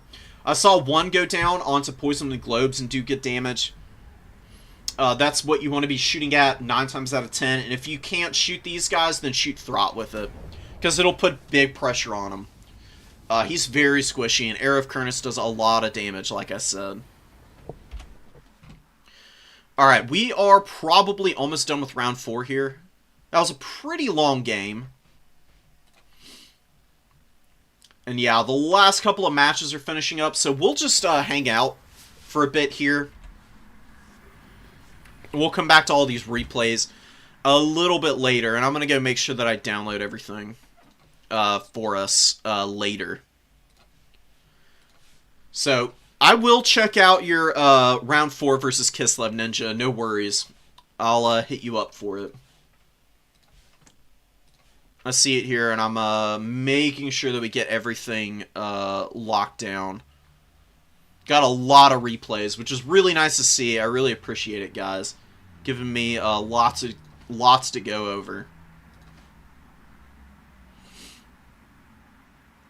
Kislev versus Coast. I think this is the same one that I've already been sent. Unless you played Kislev 2 times. 2-2 is really good, man, and yeah, it's nice to play with people in the community. This is definitely one of the most positive PvP communities I've ever been a part of or experienced, and that is so nice, you know? Like, everybody's here for the love of the game more than they are to try and, like, be the best in the world or whatever, and, like, you know, just dunk on people. You know? And you can see, like, the quality of newer players coming into the community is just going up, up, and up over time. Like, newer players are coming in, they're seeing all the all the replays that other people are putting out, not just like me, but also, you know, Turin, of course, who he's the GOAT for a reason. I mean, he is the reason that there is a multiplayer community for Warhammer 3. And, you know, it's giving lots of resources for people to jump into the scene and not be just absolutely dumpstered by high-level players all the time. You know, lots of new player tournaments for people to get games in without having that insane pressure of knowing that you're going up against somebody who's had, you know, like, thousands of hours more practice than you in some situations. And then you can just lock down your factions and move on from there, and just slowly work up your game knowledge. And then you're up there with everybody, and you can just get lots of good, high quality games in with people. I've got a couple of duplicates in here, so we'll delete those. I'm drowning in replays. I'm not gonna burn out. I love casting. Honestly, I burn out more playing the game than I do casting, because casting is just, like, fun and entertaining for me to do. I can do that all day. Playing the game, though, I just get so tired after, like, my third or fourth game in a row, because it's just so stressful. Like, the micro and, you know, like, matchup knowledge and everything that you have to keep together is so much to have to keep in your head. That tends to be where I end up wanting to do other stuff after going for so long. But just casting replays is easy.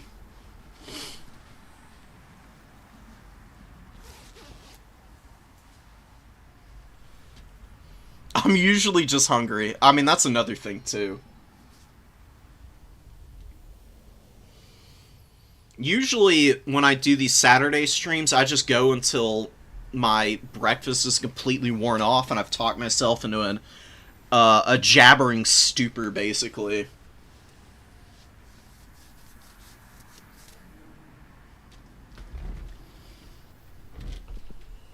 I'm sorry to hear that, Decisive, but honestly, look, those loss replays are gonna be a lot more informative for you.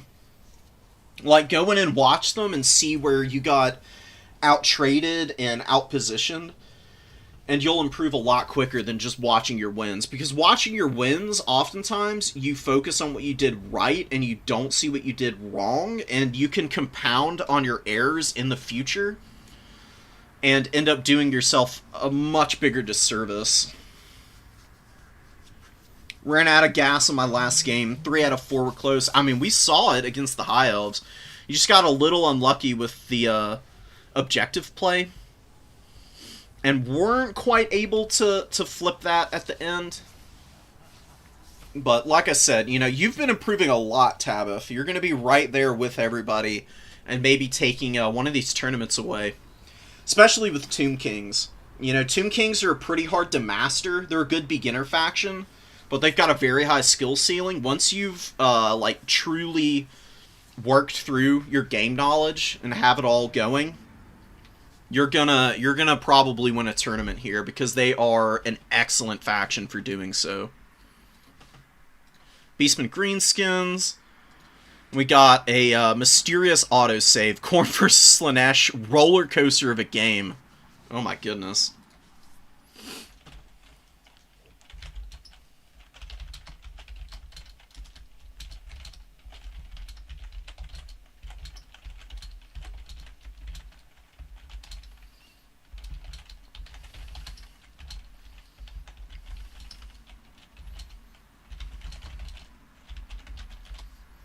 Boom. Okay.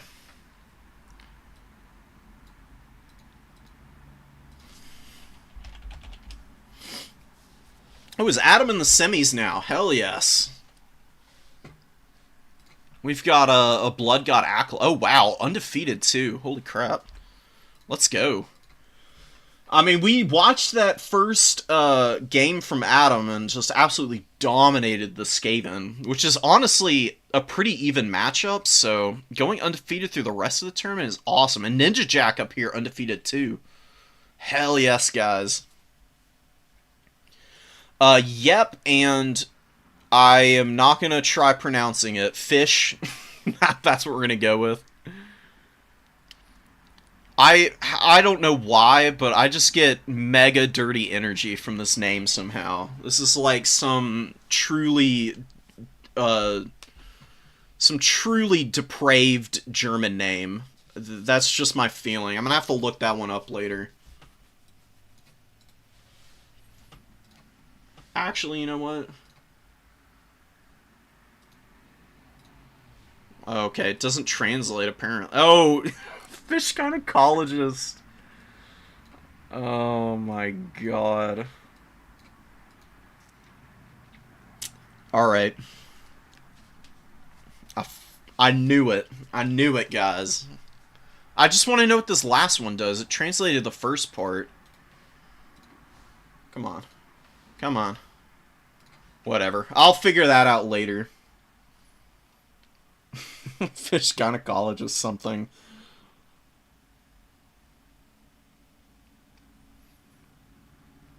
Yeah, domination is really hard to get used to. It takes a while to like really master it, but you'll get there, Getsmain. Empire's very tough to play, truthfully. I don't think they're a very good beginner faction at all. I see lots of people recommend them, and I couldn't disagree more. Very squishy infantry, and lots of high micro units usually doesn't make for a good combo, but if you can master them and get used to them, the skills that you learn playing Empire are very translatable across most of the other factions in the game. And then when you get to factions that have better quality infantry, and you can lean on them a little bit more, your missile micro and your ability to juggle like just hordes of units on the field is going to come in really clutch for you.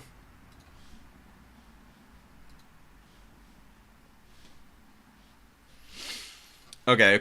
We got a lot of pings going on here. Tomb Kings versus Rats. It's in the replays. No. Alright, Tabith, I see you.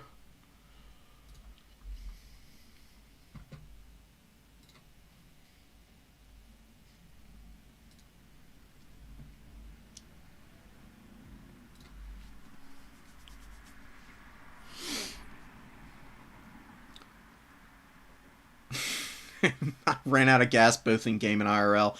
Been there, man. Been there. That's why I struggle in semis and finals so often. You know, like, usually I do okay in brackets, but once I get to the semis and finals and I've just had so many games going on, I'm usually hungry. I wanna go get a snack, and I don't want to have to be chewing in everybody's ear while I'm streaming. You know, that's really one of the big things. Usually my pace of eating is I either eat like a gigantic ass meal that I make for myself with all the good stuff, you know, like Brussels sprouts and mushrooms and chicken and everything that I can just pile into my mouth and just gorge on. Or I just eat snacks all day, you know, like seaweed snacks and stuff like that. Yeah, chip stream, exactly. Some potato chips. You know, Turin did like a hot dog stream, you know, way back in the day. I would be super down for just drowning myself in hot dogs for everybody's entertainment and my own personal punishment.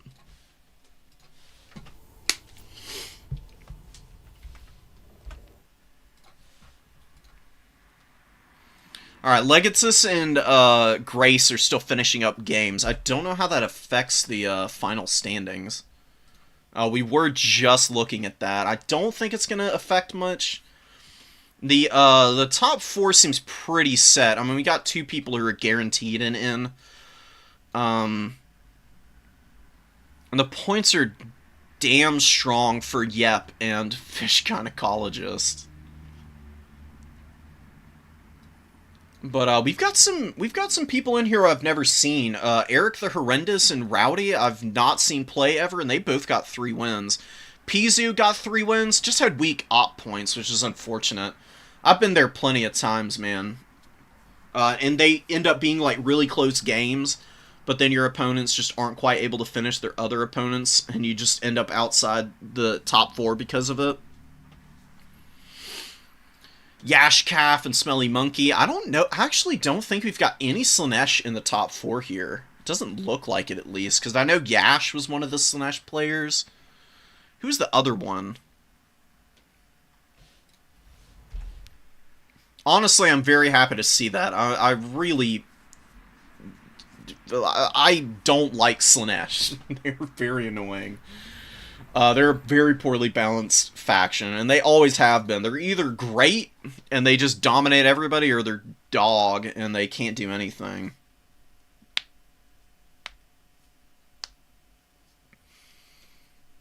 Yeah, exactly. Exactly, Ninja. Thank God no Slaanesh. Fish Gynecologist the Blow-Dryer Slayer. Hell yes. What a fantastic name.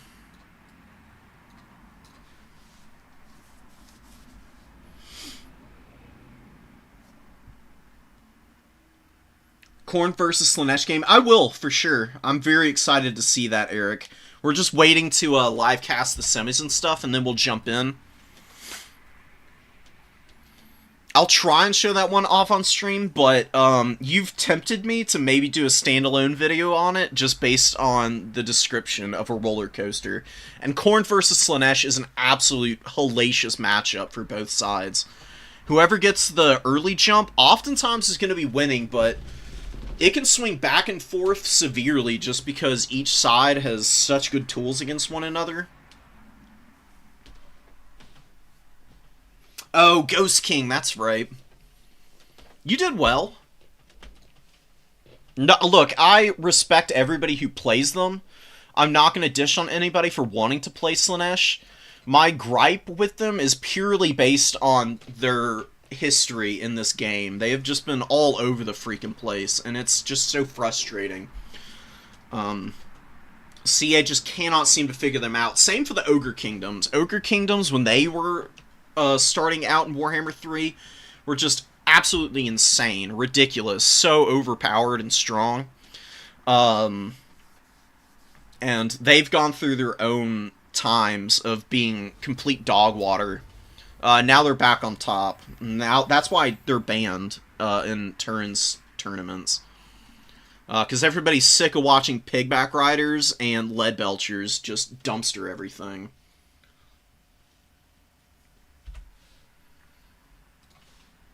Sent me a screenshot on the Discord. Okay.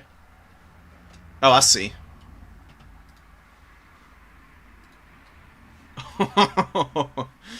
What the hell is that? It's very interesting. Very exciting. 3,700 value on any unit is pretty insane. I'm very curious to know what that is.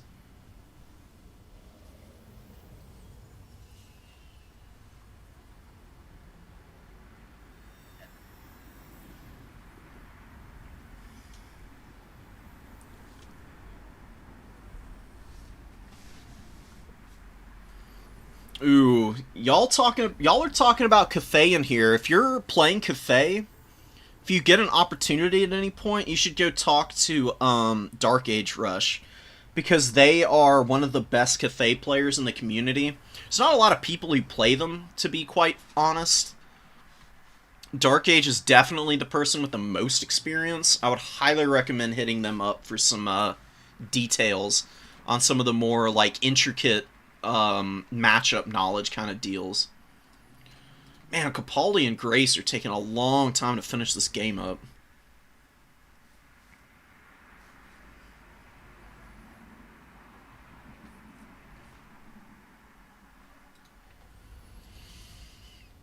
What the hell is this?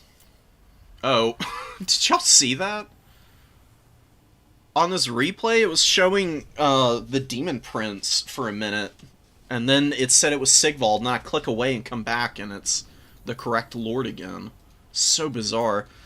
Zinchian trickery happening just in the replay screen here.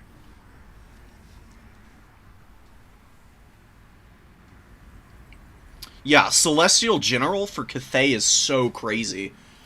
Let's go talk about him for a sec, just while we're waiting, you know, so we've got a little bit of something to engage with. Celestial General is a great combat lord. The Celestial Lion is an insane unit. It is so strong. He's got Brass Cleaver to give melee attack to all the units. Celestial Sweep does a ton of damage. Will of the Dragon's not super necessary, but Lord of Grand Cathay is a good buff. It's a Stand Your Ground that's a little bit better because it gives Fizz Res and a lot more melee defense to your units. He's very good at supporting the front line. Even if you don't bring him on the Celestial Lion, to use the whatchamacallit, the Fearsome Roar, yeah, which removes immune to psychology and lowers leadership. You can just bring him on the Warhorse, and you've still got two really good abilities. I mean, Celestial Sweep one-shots Cav units. If they're blobbed up around this guy, its damage is insane. The first time I ran into the Celestial General, I had no idea how good this ability was. And I was up against Dark Age Rush, actually. The Celestial General got 3 of these off that got about 1,200 value just from using this. It literally one-shot a unit of Fleshhounds because they were so blobbed up on them. And this does, 120 full armor-piercing damage. It was gross. I wanted to cry after that game. I was not prepared for this dude. And then you can always bring just, like, Alchemists on foot. And the nice thing about Alchemists is they've got the Mastery of the Elemental Winds. So you can just, like, cut all the spells on them, pretty much. And they've got a great Lore of Magic with Searing Doom. You can double Searing Doom with these guys. And Mastery of the Elemental Winds increases their spell mastery. So you get 30% more damage on one of the strongest spells in the game. And they really don't cost much of anything at all. I mean, this is a really cheap hero core. And it's going to do some really good work for you.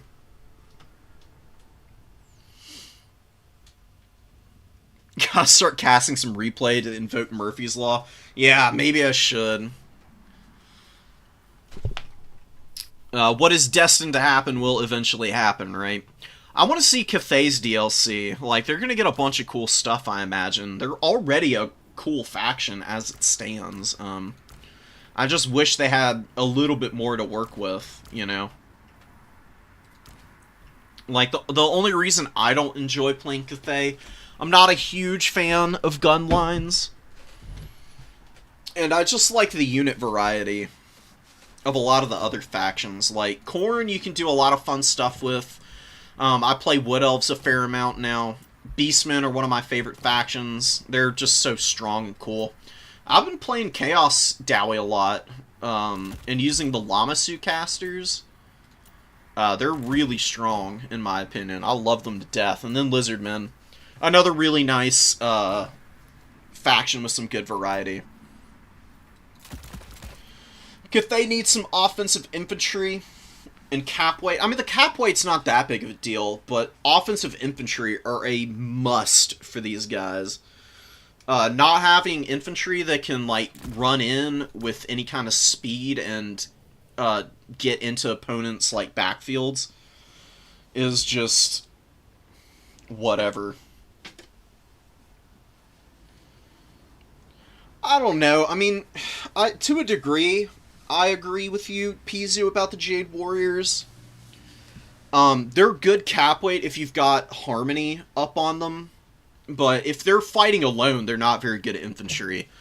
They do get a big boost to their survivability from the Harmony.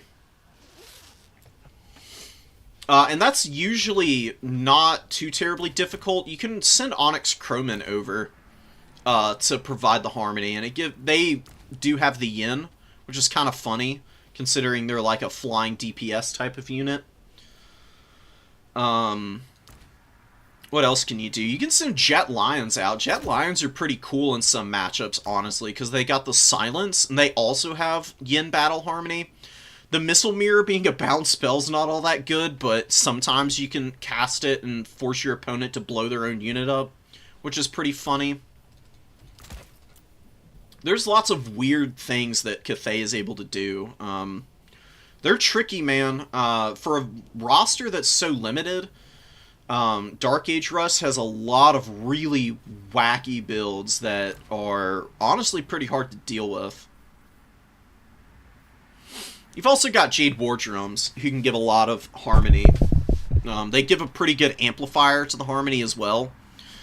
That way, you've got not maximum effect, but that extra little bit of effect from the stances.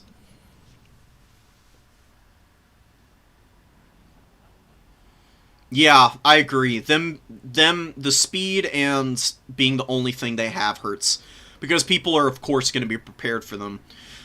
That was always one of my gripes with Khorne for a long time, was the fact that their infantry were so samey. After the DLC, you've got so many more options that you can bring some of the stuff that before you wouldn't have really wanted to use, and actually get some good work done with them. Like, Khorne Warriors are no longer the meat and potatoes of the Khorne infantry roster. You see a little bit of everything now. Like, Forsaken are even situationally good at this point. Go watch my video on the whole breakdown, and you'll hear all my thoughts about that. So, if Cathay gets some offensive infantry, you'll see their standard stuff be a little bit stronger, because people won't just be expecting it all the time. Are we into the top 4 now?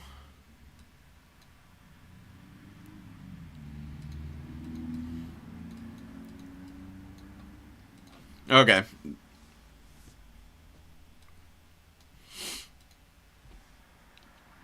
Alright, JP is going to advance the top 4 here, so we should be kicking it off.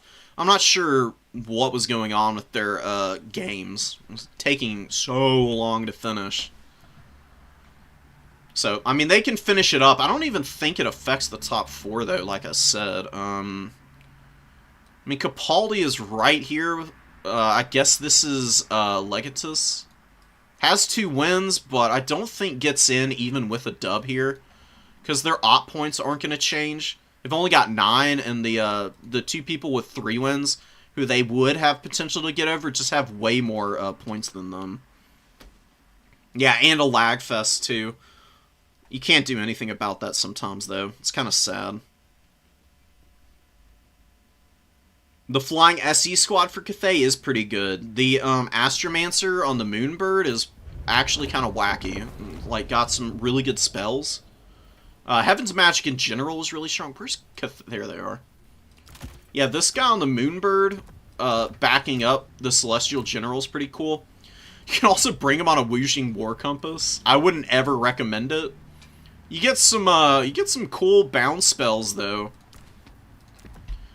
But yeah, the Moonbird, you just, like, cut everything. You don't really need the cloak. Celestial Silk Robe is okay.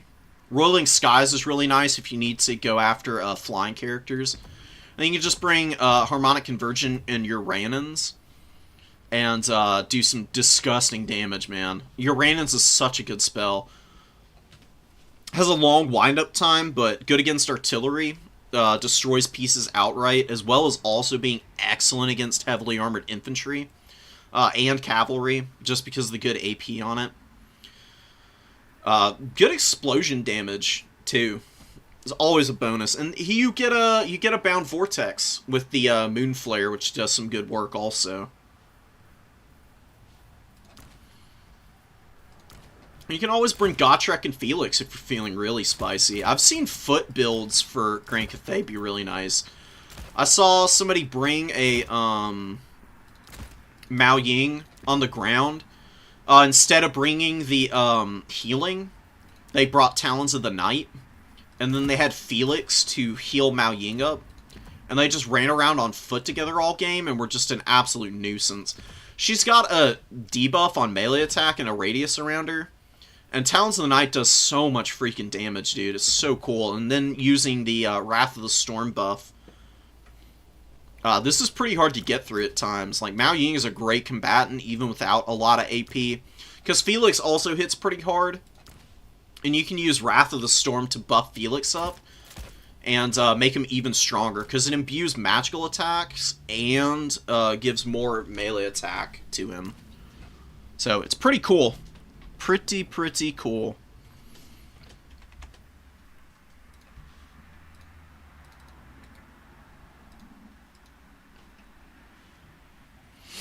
Alright, let's go spec Adam's game. Oh, yeah, it's full, but we don't need to join. I wish it would just give you an option to spectate right from the jump instead of trying to put you in the match itself, which can be a little annoying. Oh, Vampire Coast versus Korn, Ninja Jack and Adam both in here. I don't think I can cheer either one of them on over the other, you know. I'd be happy with either of these guys winning. Korn's got a good matchup against Vampire Coast. It was a little rough before, but now you don't have to like bring Minotaurs out to deal with Morghuls. You can use Flesh Hounds and Korngors together to kill the Morghuls, and it's pretty cost effective. And then you've got, you know, lots of Marauders and other pretty decent units against the wide battle lines of the vampires. It's been really tricky for people to figure out Vampire Coast versus Korn lately. Not to mention the Bloodwake Berserkers being just an unholy nightmare against the undead. They're so strong. Never see any Yang spells outside the basic Fire Breath one. The reason that you see people bring Dragon Breath is it does a ton of damage, and it's really easy to amplify the spell mastery, so it just dunks on any low-tier infantry unit that doesn't have a lot of armor. It is so incredibly powerful because of that.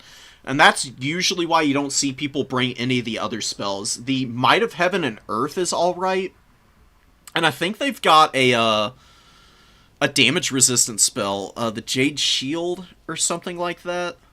That's also pretty decent. You're better off, honestly, just spamming the breath attack, though, usually. That's what people end up bringing. I played versus Ninja in this matchup. I did not bring enough anti-large Minotaurs. It's nice to have, like, one Minotaur mixed in, but, bringing a ton of Minotaurs out on the field is pretty expensive, and people are pretty good at shutting Minos down nowadays, because they were so critically important to Korn for a long time. The thing that you do against the Morghuls with deckhand mobs are really strong against Korngors, but if you throw some Flesh Hounds into the mix, Flesh Hounds are really good damage output and mass against both Morghuls and the cheap zombies, and it helps the Korngors hold up really well in those combats. You can usually massively outtrade the undead units at that point.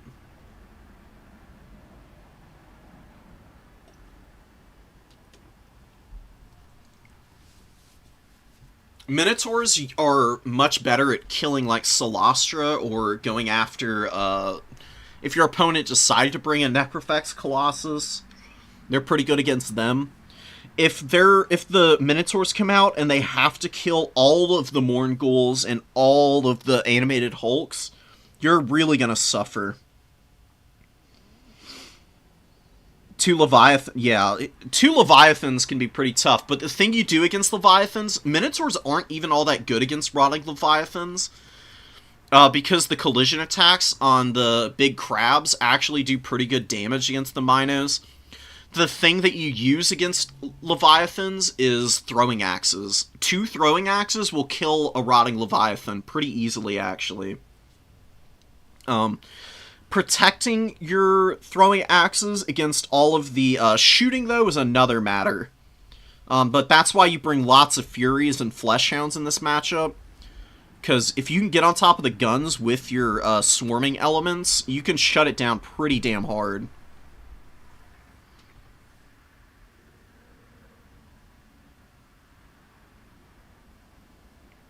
Yeah, well, see, the problem is that Demons of Chaos don't have shielded infantry, which really hurts them.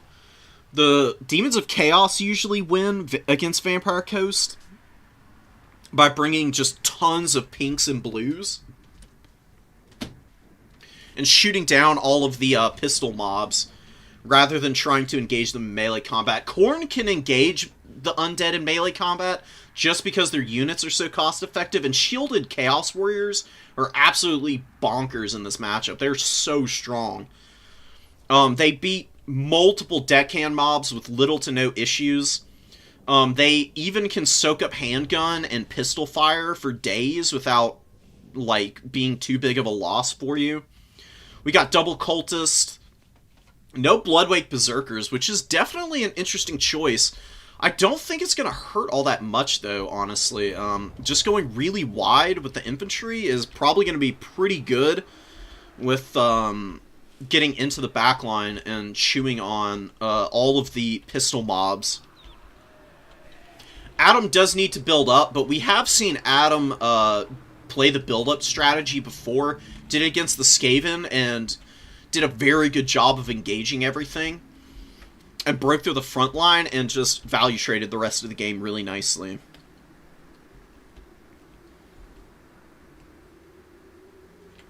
Oh, Carronades coming in for the Vampire Coast can be a little frustrating. Carronades, though, if your opponent has 2 crabs, that's a lot of big stuff, and usually they're a little thinner on the ground. Carronades are incredibly squishy. If you can get a Hound or a Fury through the back line by sneaking them up through trees or something, that is, of course, map dependent, and getting them on the Carronade, you'll kill it really quickly. If you can do that, it's pretty nice. Otherwise, Carronades fire so freaking slow that you can honestly wait until you've seen the Carronade fire a volley and then throw your axes forward. They chip a little damage off the Promethean, and then they go hide behind a shot blocker or in trees, or they just run out of range. And you can usually do that in between the time that the Carronade is able to fire. We've got one person cheering on Ninja Jack here. You know what? I'm gonna have to choose a side here. I'll absolutely chew through them in no time flat.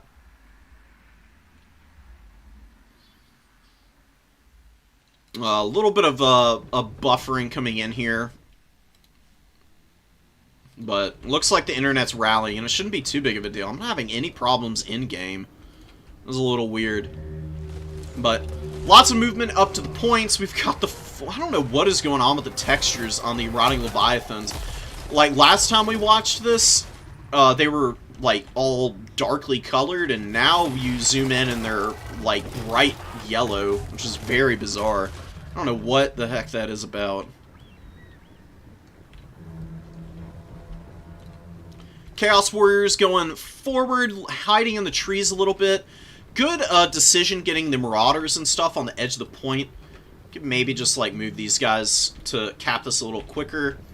Adam is going to be playing a very patient game here. This is definitely a build-up style of decision. You cap your objective that's safe, and then you work on developing out your answers to go in against the Vampire Coast here. Minotaurs are the first summon. Banking up a little bit of resources. I'm curious to see what is next. We got some Depth Guard with the polearms moving in. Professional fence sitter. Let's go. We love fence sitters, honestly. Whoever wins is my favorite, you know. So Minos here. Depth Guard polearms on the other side. Oh, Deck Gunners. Deck Gunners are very risky against Khorne. They're so squishy. Like, a Fury can land on them in seconds even. It's so painful. We'll see if Ninja is able to protect those things. If the Deck Gunners get to use all their ammo, they will absolutely do some magnificent damage for the undead. Chosen of Khorne with dual weapons. Of all the units to bring into this matchup, I would have not expected to see Chosen. This is a very risky unit to bring out against Shooting Faction. Even the pistol mobs can do some decent damage to them, because they've got the 3 armor-piercing damage. They're a little inaccurate, but if the Chosen actually get engaged into combat, they'll do some insane damage. I mean, they chew through zombies like nobody's business. They're excellent against vampire counts. Against Coast, I just find them a little lacking, but we'll see if Adam is able to maximize their value by sneaking them into some engagements. Full surround, getting ready here. Just going to be going for the number 2 objective. Not overcommitting and trying to push all the points is very important against the Vampire Coast. They've got good cap weight. You don't want to give them any opportunities to just isolate units for free. You need to push very concertedly into their lines and just overwhelm them. And especially stuffing their reinforcements back is a really good strategy. Because their units are so slow, it's a little bit like the Dowie. Dowie also have trouble if you can keep their missile units pinned back and also buffer out their front line units. So, Valkia using Demon Shield early just to avoid the damage from the... What is shooting at her? Are these pistols shooting at her? What is going on here? This is very funky. I don't know what the heck's happening. Oh, the Howdah, on the Rotting Leviathan, maybe? Who's to say, man? That's a little bizarre. But Chaos Warrior Halberds moving out of the forest, looking to get some damage. Oh, the deck gunner's opening up here. Get some good damage in on those halberds. Furies hanging back here a little bit. Definitely want to try and at least threaten the deck gunners here, I think. But Khorne collapsing in here pretty nicely. A little too bunched up here. I would pull one of the Marauders around so that they can just hide in the trees here. Stop any scurvy dogs coming out of the spawn here. Furies flying overhead, looking to get locked into combat. Marauder dual weapons get on top of the gunnery mobs. And they should win those fights pretty hard. Killing the bomber mobs here with the Fury, as well as killing the deck gunners, is absolutely critical. Oh, and a big surround comes in. Minotaurs get all over this Rotting Leviathan, doing some pretty good damage to it. You can see, though, they're getting worn down a little bit. Deck gunners are focusing them and getting some nice value, but the Furies are getting locked in combat against these guys, doing some big damage. And a really nice charge in here from the Furies. They lock the bombers down for a moment, and then the Marauders push through and get on top of them and are going to finish them off really quickly. Good Sleipnir goes down. Big damage on the halberds and the gunnery mobs. Khorne is getting some pretty good engagements. One of the dual weapons gets pushed back, but the Minotaurs are feasting on the soul of this Rotting Leviathan. And Valkia is dueling very well against Solastra. Deck gunners do get jumped on. They get saved, but they've taken a critical amount of damage and are probably going to just crumble out here. They have very poor leadership. Once they start crumbling, it's very rare that they rally, which is going to be really rough for the undead. Fleshhounds get on the exposed gunnery mob on the edge of the formation. Scurvy dogs do jump on top of these Furies as they're trying to chew on the gunnery mob out here.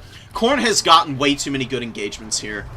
The throwing axes do need to back out of combat a little bit, just so they don't take a bunch of damage. Chosen of Khorne dual weapons, fighting the Rotting Leviathans, not great. Beautiful sword. It's well worth it just to kill the ranged units, honestly. You can charge up so many army abilities against these guys. Bloodletter Summit needs to get engaged in a combat somewhere, but Valkia, as long as she doesn't get killed here, should be able to make this fight happen. There are throwing axes shooting the Lamprey's Revenge. Khorne is losing a little bit of momentum here. They really need to finish off these Rotting Leviathans. That is absolutely critical. Solastra is fighting Valkia. Valkia just popped Demon Shield again, saving herself a little bit of pain and effort. Just need to finish these units off. If the throwing axes are able to finish the Rotting Leviathans, it's going to be game, set, match, especially if Solastra goes down. Chosen of Khorne with the dual weapons doing some good work. We've got some polearms losing to the dual weapon Marauders. The Fleshhounds have a free Siren to kill here. Oh, that's going to be so gross. They're so good against them. And look at the chosen dual weapons. They get locked in combat here, and their good weapon strength is absolutely butchering the Night Terrors here. These guys are getting absolutely crushed in this combat. Chaos Warriors have pushed around the flank. Gotten pretty good value so far. And they actually get some big damage. Valkia in the danger zone, though. She is fighting toe-to-toe against the Rotting Leviathan. Celestra gets a heal. She's still crumbling, mitigating a lot of that healing from the Invocation of Nehek. She does rally in here as she charges in. Valkia takes a big blow, fighting toe-to-toe, but she gets a shot in against Celestra. Celestra's going to crumble out before another invo comes out. That's going to be so painful for the undead. Korngor's advancing forward as well, and a Bloodletter summon also, just to help wear down this other Rotting Leviathan. Probably going to be enough. Celestra with 6 HP, and she does go down here. Khorne was looking a little vulnerable for a moment, but the throwing axes, man, putting big pressure on the Lamprey's Revenge and the Crabs. Good value on both of them. Nothing insane, though. Minotaur's got some good work done. This was definitely a team effort from Khorne. Fleshhounds out here, they just wrecked the Siren. I didn't even get an opportunity to watch them do it. But you can see all the ghostly lady blades out here. Lying in the ground. And the ruins of the remaining Vampire Coast units. I mean, the lack of value on all of them really tells the tale here. They just were not able to get any value out of the ranged units. The Polearms did really well, but Night Terrors and Lamprey's Revenge went down pretty quickly. Deck Gunners died. And the healing magic wasn't enough to stabilize poor old Celestra. And Valkia with 2,000 value. Decent value on the Cultists. You know, they got the summons off, which is the most important thing. Those help to finish off a lot of the units. The Chaos Warriors with the Halberds actually did nicely. Very good performance from them. Very happy to see that. Chosen were just beast moding it against the Night Terrors and other chaff units. Gross, man. Really, really gross. Amazing engagement from Adam. And Ninja, unfortunately, just wasn't able to defend against all of the infantry and Fury pressure. It's a very difficult matchup now. It was much better in the past. But now that Korngors are available to push through and just be really good against the big stuff, as well as providing some unbreakable infantry, and with good engages from your mobility, it's hard. It's really, really tough. I prefer Gallows... Yeah, Gallows Giant is pretty good. Need the Van Geist Revenge. Dude, Van Geist may have been good there. The debuff spells are so good against Khorne, though. But maybe you could bring Fog and also the Van Geists. It's something to think about. Playing against Coast, pistol mobs are most annoying as reinforcements, not main army. Yeah, 300 gold Vanguard is really strong. They can definitely get forward and support the front line pretty nicely. Maybe just going with more deckhand mobs in the opener and a few more bombers. Bombers are really strong against the Khorne infantry. As long as they don't get shut down by Furies, they're damn strong. Having as many of these guys as possible makes it really difficult to engage the entire front line. Very nervous, always struggling to coast. I have 2 in the past, but you did a very good job engaging the main line there. It was really clean. We see Ninja Jack in real time adjusting the build. I don't know. I don't play enough Vampire Coast to give, like, great advice. Those are just kind of my thoughts. You know, another thing that is not bad is the Mourngul Haunter. Because it's an anti-infantry unit and can really pummel Valkia if he engages on her properly. Good missile resistance, so doesn't get shot up by throwing axes very badly. Chilling Aura and Frostbite makes it very hard to disengage. It's also good against cultists too, so I've seen who is it? Scrambled Egg Special uses the Morgul Haunter sometimes against Khorne and has done really well with them. Hunter is really expensive. But I mean, we saw double Rotting Leviathan, and that's even more costly. I do like Solastra. I think honestly, Denizens is a good call. Kraken's Pull is a really good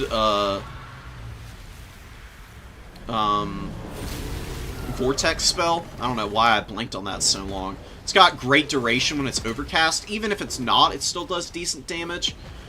It's just got a big Vortex, so even though it's going to be mitigated by the spell resistance of Khorne, it's still not bad. Can do some good work. I don't know. We'll just throw some stuff at the wall here. I honestly think handguns are really strong against Khorne too. Going with just a filthy big gun line is arguably the best thing you can do against Khorne. You can bring a hand cannon too. Hand cannons just hit really hard. If you can shoot the Furies out of the air as they're trying to land on all these ranged units with good focus fire, then Khorne is going to have a really tough time. No matter how well they do in the front line, it's not easy for them. Song of Enthrallment, Ghosts. Kiss is not useful. I don't think you need Arcane Conduit. I don't know, maybe this. I mean, you've even got, look at that. Maxing out on the deckhand mobs. You just bring tons of pistols. In the back line, I mean, yeah, you can only bring 2 more. With the build here. But these guys can just push up and they can fire their pistols at Fleshhounds and Furies and stuff. If they get killed, then you just re-summon them out immediately. I don't know about Sirens. They're good against the Warriors and Marauders, but not good against a lot of the other units Khorne has access to. Polearms are super important. They're very hard to deal with this Khorne. They do good damage to your Armored Warriors. And kill Fleshhounds quick and easy. Minotaurs struggle into them, obviously. Very versatile. Night Terrors and the Morghuls, good unit. I don't know what else you bring, though. A couple Halberds ain't a bad idea. Maybe another Depth Guard. And do this? You just try to keep Solastra away from Valkia as much as possible.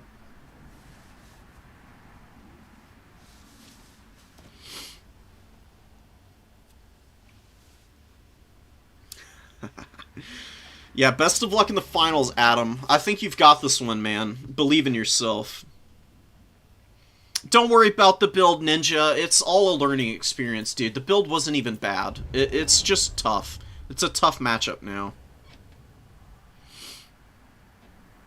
If you bring double crab, you need to be aggressive. I agree. It's risky, though, being aggressive into Khorne because Minotaurs are so good against the crabs. Backed up by the throwing axes, it's just an overload on the damage that those things can take. Pizu, I hear you about falling back when Khorne runs at you and fight close to your reinforcements, but the zombies are so slow. It takes them forever. And yeah, Fabrosi mentions that. It's really impossible to try and fall back with the Vampire Coast. You just need to be careful about how you push forward. I'm glad Legadus was able to answer your question, Eric. But yeah, I'll, show you also in practicality how it works. So you can see Adam up top there with the 4 wins. Same with Ninja. They were both undefeated, so... immediately they're in the top 4. Now, all the people with 3 wins, you can see Yep and Fish Gynecologist. They got in because their op points were much stronger. And if it's tied on op points, oftentimes we do some rock, paper, scissors to determine it. Yeah, Ninja, you're not going to see throwing axes in the opening for Khorne. Khorne is more scared of your shooting than you are of their shooting. The Khorne throwing axes are a tech piece against Vampire Coast. They are very strong against several of the targets, so they are a necessity. But you're not going to be relying on them. So you can bring longer range shooting to try and pressure the Khorne forces before they can engage. You want to try and force Khorne to panic engage into your front line and keep enough of your handguns and bombers alive to be able to punish the infantry. And then that leaves the Furies, Fleshhounds, Minotaurs, and other big stuff for Khorne very vulnerable, so they can't actually get anything done. I'd be very careful about Double Deck Gunner Ninja. I'd be very careful about it. They're so squishy. And the thing about Deck Gunners is if your opponent playing Khorne brings one Skull Cannon, your Deck Gunners are going to die because they get wrecked by the Skull Cannons. I love bringing a single Skull Cannon against the Vampire Coast for that reason. Spiteful shot with Double Deck Gunners. That's an interesting idea. Maybe that could do something. It gives accuracy and magical attacks. It does punish pretty hard. See, the Deck Gunners just lose to the Skull Cannons because they're much shorter range. The Skull Cannons can literally run up to the edge of the Deck Gunners' range, drop much more accurate shots, and then they just pull back with superior mobility, and it's really hard to touch them.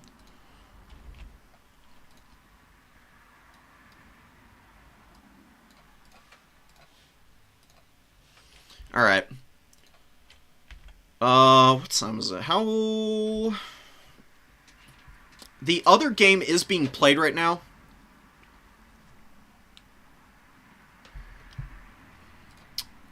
It shouldn't be too long. I thought about bringing Skull Cannon versus Ninja, was worried about his own artillery. Skull Cannons kill all other artillery in the game. Skull Cannons are impossible to kill with arty if you're microing it around appropriately. The thing about Skull Cannons is that they've got the 68 speed. So if your opponent brought a carronade and is trying to shoot your Skull Cannon, there's 22 seconds between each volley. And you can just dodge the Skull Cannon back and forth and avoid the shots on the carronade, while the carronade cannot really respond in kind. So if the enemy, if the Khorne player wants to kill your carronade with the Skull Cannon, they can target ground on the crews and kill them pretty easily. Honestly, they don't even need to do that. Skull Cannons are incredible because they are super quick, they recharge ammo and HP in melee combat. They're really not as inaccurate as people say. And they just punish infantry so freaking hard. And they're good against SEs too. They can shoot Solastra pretty easily. Their missile does pretty good damage. It racks up pretty quickly. I mean, if you hit all 12 shots on Solastra, you're going to take almost 4,000 HP out of her, which is, you know, about half of her health. That's why I like single Skull Cannon. I don't think you need to bring more than one. If you bring two, you're really committing to playing a skirmish game, which I think is a little too much of an investment. But they don't... One of them is good for the counter shooting.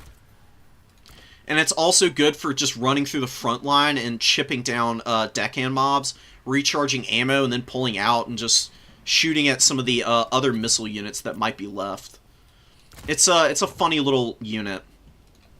But you don't even have to bring them. You know, you can just go like full bore into the front line of the Vampire Coast and do really well, just like we saw with Adam.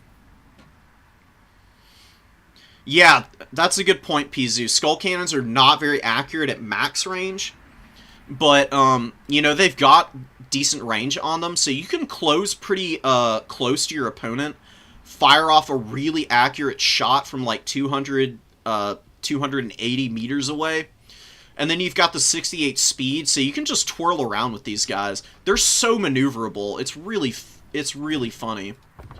Like, I can, how much longer do we have? Is the other, game still going on? Is my question. Because I do kind of want to show, the maneuverability off of the Skull Cannons. I mean, I will literally show you the winning strategy for how to micro a Skull Cannon around. It's really not nearly as complicated as you might think it is. What am I looking at here? My brain is just being completely overwhelmed by all the info I'm seeing. There's the top 4. Okay. So yeah, Yep and Fish Gynecologist are still going. Yeah, we're just gonna auto-gen an army here. You know, make sure we got... I don't want the Hellforge Bellowers.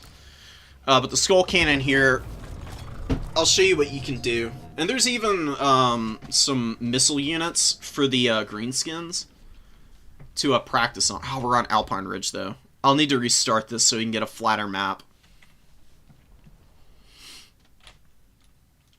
Even on hilly maps like this, though, usually big hill maps like this are very bad for artillery. But Skull Cannons being able to move around, they really don't mind terrain all that much. They can play around it much better than your opponents already can. I've been thinking about making a video about Skull Cannons for so long now. Because they're my favorite unit on the roster. And I swear, people, even though they got the buffs, and people respect them more now, people really still underestimate these things. They are absolutely bananas. We'll do Battle for Itza. It's a very small map, so we can just immediately show off the Skull Cannon.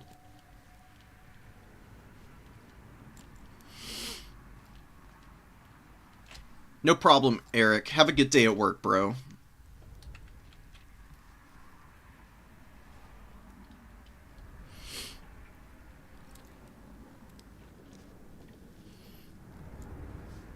I think you're right about the Carronade over the Deck Gunner, Fabrosi. At least the super long range on the Carronade means that you can keep it close to the spawn point, and you can usually get some pretty good damage. Always take Skull Cannons off fire at will, because their targeting priority is ass.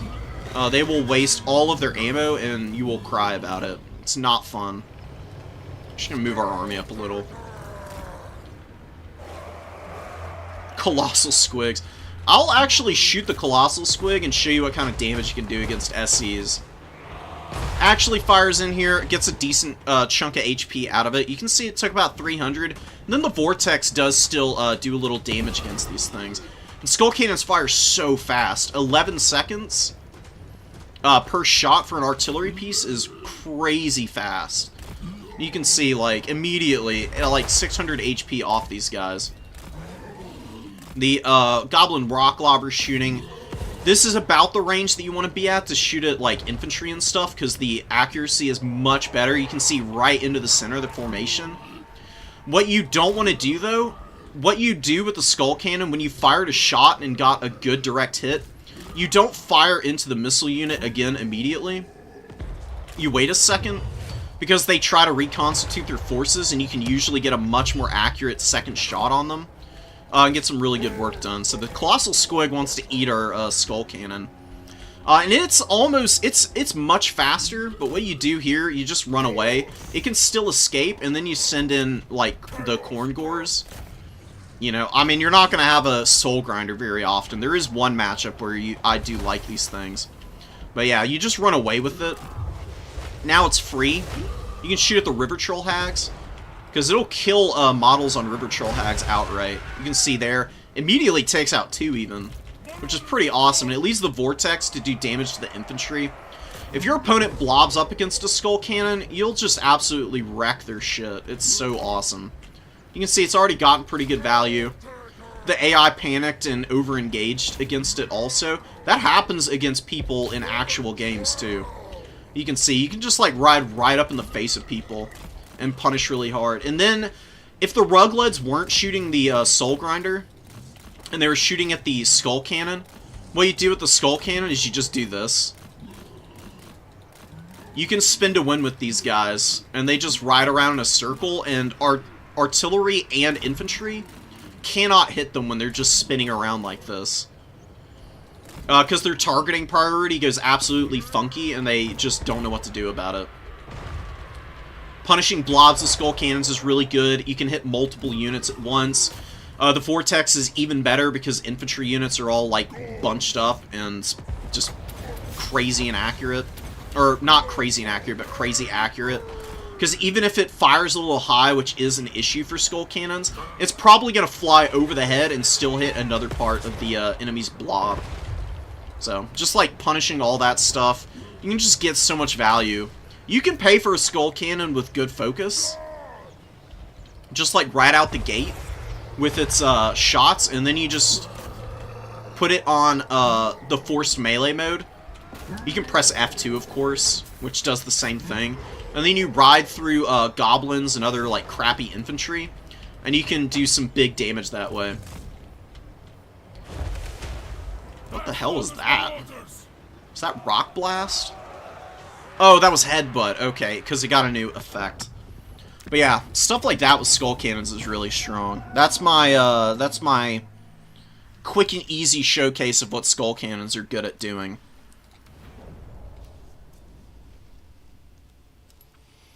Players move on from the new players to regular ones after if you've won a leaderboard qualifying event or won a new player tournament. You cannot play in the new player tournaments anymore.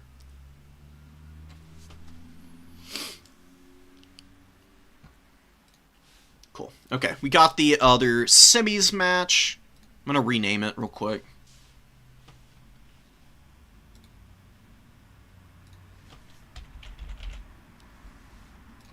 We'll save that for later. And then, yeah, once you've won a new player tournament, then you should really think about playing in some of the more advanced player tournaments. Because, trust me, the skill gap between newer players and advanced players is so much hazier now. It's not like back when Warhammer 3 multiplayer was, you know, much smaller. There was just a lot less information about the matchups and units. New players beat experienced players all the time. I mean, I got beat by... who did I lose to in a tournament like last week? Because I went 0-2 in my own tournament, and I got beaten by 2 newer players, and I was playing factions that I was very experienced with.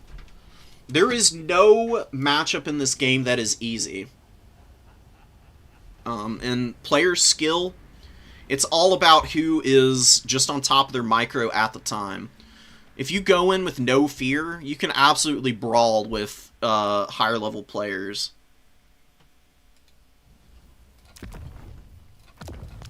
Alright. I think the other side of the bracket is done, so it is going to be Adam and... who's the other person? It will be a spoiler for the other semis match, but, you know, it is what it is, I guess.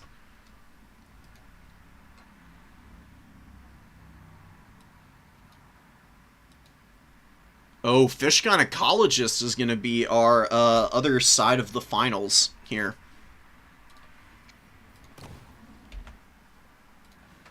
We're going to hang out here in the lobby with Adam for a bit. I'll flop away so I don't give up the build. Look at this wacky halberd build here. Adam has been doing a really good job with the halberds this tournament. I've been very impressed by it.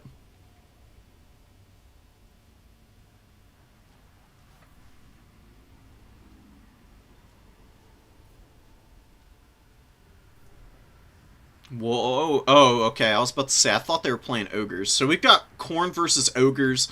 We'll see if somebody's able to smack down the ogre kingdoms for a change. I'd be a little worried.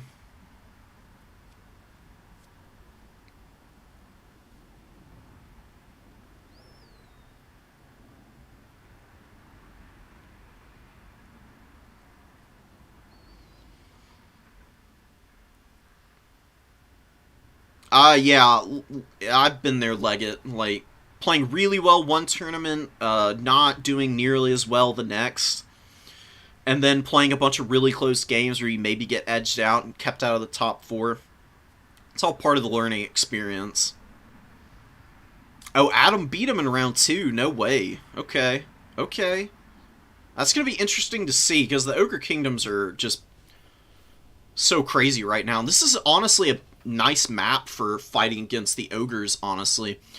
I talked about it very early on in the stream because Chateau has a lot of terrain where the artillery and shooting doesn't have very clean LOS. So Khorne might be at a big advantage here. Khorne versus ogres, ew. I hope you're saying that because it's Ogre Kingdoms and not because it's Khorne. Khorne is reasonably balanced as long as the Hellforged Bellowers is banned and you limit Wrathmongers. Like, one Wrathmonger and no big guy, no Hellforged Bellower, makes Khorne much more reasonable as a faction.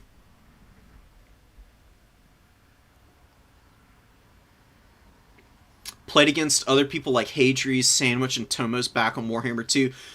Well, look, see, here's the thing about land battles and stuff. That's even more dependent on game knowledge. Like, domination mode, having reinforcements and being able to bring in answers makes a big difference for the games and makes it a lot less likely that you just get beat immediately because your army isn't the perfect meta, like, choice.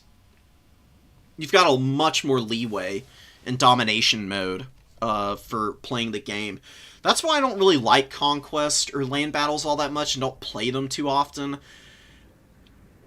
It's not that they're bad modes, I just really like the more traditional RTS style of domination. And, you know, like having to juggle all of the summons and playing the objectives and still value trading against your opponent. After they've ironed all the kinks out with Dom, I think it is absolutely the superior competitive format in terms of just pure fun to play. I think land battles is probably more digestible for a viewing audience, but in terms of actual gameplay, I think this is the much more like engaging mode. We just got the biggest battle line of halberds of all time. Chaos Warrior halberds too, no Khorne Gores, which I honestly am a little surprised by. I would much prefer the Khorne Gores to close the distance, but like I said, shooting on this map, because of all these hills and stuff, Leadbelchers can't shoot from, you know, below here and hit up on the high ground, and even if they're sitting here, them firing their volleys oftentimes are going to be hitting the side of the hill. It's a really good position to sit your halberds and force the Ogre Kingdoms to engage in you. You can use your Marauders and Fleshhounds and Furies to play the other two objectives. Land battles is too much like campaign. I play enough of those battles in single player. That's very fair. There's a lot of fun to be had in land battles. It's a great starting point. And it can be really, really fun up to a point. I just think that the meta is a little bit too stale in land battles, and there's too much rules, too many community rules that have to be followed to the letter in order for the games to be as fair and balanced as possible, because you've always got stuff that people can just absolutely cheese with in that setting, whereas in Dom, the objectives are so much more of a central focus from a gameplay perspective that you can't just, like, cheese with zinc shields. It's a lot harder to, like, blob up on the points and just win by keeping your opponent away from them the entire game. It's a lot more of a push and pull. It all goes in the pot.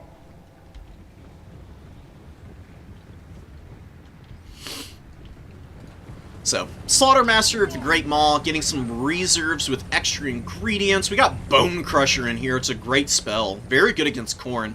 Does big damage. Very punishing. Troll Guts, Bull Gorger. Very clean spell kit.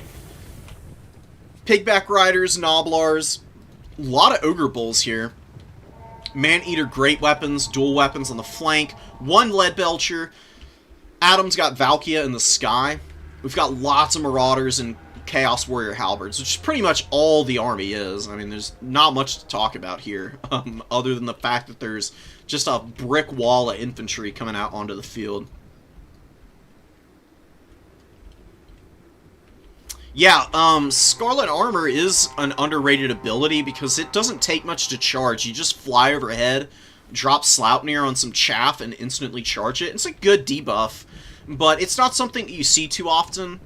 Most of the time, Demon Shield and Sleipnir are the easiest things to use. You don't really need to bring Scarlet Armor all that much, except in matchups where your opponent might be going with, like, Double Dragon or just, like, super big SEs. Like, Valkia with the Scarlet Armor against the, Shredder of Lustria is nice, because you don't have to engage the Shredder to debuff its weapon strength with Scarlet Armor. That's a circumstance where it's pretty nice. Usually, though, you just don't want to take damage, and you just bring Demon Shield and Sleipnir to do the peel for the front line. And you can easily get massive value out of Valkia that way. Another build-up strategy coming in here. Oh, one Chaos Warrior mixed in. Chaos Warriors are pretty nice, man. I love the Shielded Warriors. I think they're one of the strongest infantry units in the game, honestly. Just for their price point, and pound for pound, they're just very good at grinding into just about everything. And they've got such good defensive stats.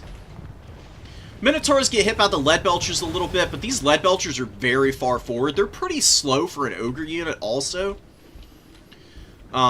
And only having one might be a little difficult to, like, fully engage and grind out tons of value with them. And the Minotaurs engaging with the Ogre Bull dual weapons is a pretty good idea, because it's going to keep them pretty safe from the Lead Belchers actually shooting them. And there's no help for these Ogre Bull dual weapons here. They're going to get absolutely flattened here. Pigback Riders really should be backing them up. But the Pigback Riders are engaging Halberds a little frivolously in the front line. I'm not liking the early engagements for the Ogre Kingdoms. There's one bolt weapon out here doing big damage to a Marauder, which is nice. These Ogre Bulls are locked in combat much more appropriately. They got the Nobblers helping them out. They are fighting the Halberds, though. Halberds should be able to grind that fight out. Look at the unholy Fury Swarm in here. Killing the Lead Belchers, doing a pretty good job of disengaging as the Man-Eater Great Weapons move in. Valkia sitting in with those guys, chipping away at the Lead Belchers' HP all the while. Just keeping the Lead Belchers locked down like this, honestly, is a pretty good situation for Khorne no matter what. And another Man-Eater Great Weapon engaged on the low ground here, fighting the Marauders, doing some good work, but there are a few Halberds here. Halberds should definitely stop pushing and just loop around. Make sure to surround these Great Weapon Man-Eaters, who they'll finish off pretty quickly. Valkia going after the Slaughtermaster. Slaughtermaster needs to be real careful. Not going to have a lot of help or support there. Noblars running away. Man-Eater Great Weapons are beating up on the Minotaurs, and they should do okay here. They will take some damage in return. Halberds are moving onto their flank now and are probably going to get a really clean engagement here and do some big work against them. And, man, the Chaos Warrior Halberds, I guess just overloading with them, honestly not a terrible idea. Because they've got such good armor that Nobblar Trappers can't really do a lot of damage to them. And when your opponent doesn't have multiple Lead Belchers and you're able to actually engage these things cleanly, you just have a really easy time of chewing on all of the Ogre units. This is looking incredibly dominant for Adam. He doesn't even need to engage the Lead Belchers with the Furies. The Furies just flying overhead, following the Lead Belchers off the field, will be more than enough. Look how many healthy Halberds there are left. Oh my god, there's so many. There's one that's basically at full health over here, another one. Chaos Warrior Halberds are pretty beat up over here, but there's a healthy Khorngor with them. The enemy has captured one of your and the Pigback Riders don't really have anything to fight right now. They're really not that good against Khorngors, and they're not good at all against the Chaos Warrior Halberds. And Khorne's Bloody Fury is just absolutely crushing the Ogre Kingdoms now. Down by about 3,000 value. Does look like the Iron Guts were able to save the Lead Belchers. Maybe a little bit of a push here in the second wave might be able to get the Ogre Kingdoms back into this match. They did get a nice ticket lead, but Khorne is going to get a triple cap here in a moment. They just need to get something up here to cap the number 3. They've got plenty of healthy halberds. The Lead Belchers do have 13 models, and they're just start getting some big value on these halberds, dude. Oh my god, look at how much damage they just did. I would say a couple of Furies would definitely help. Oh no, Halberd running off into the backfield here, doing God knows what. You should just use a Flesh Hound to like chase down all these units. It shouldn't be too big of a deal.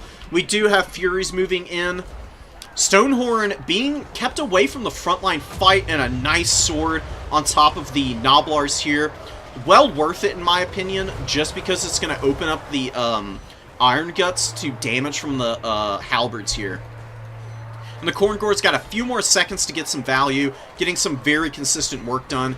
And Slaughtermaster getting attacked by Valkia, popping Demon Shield.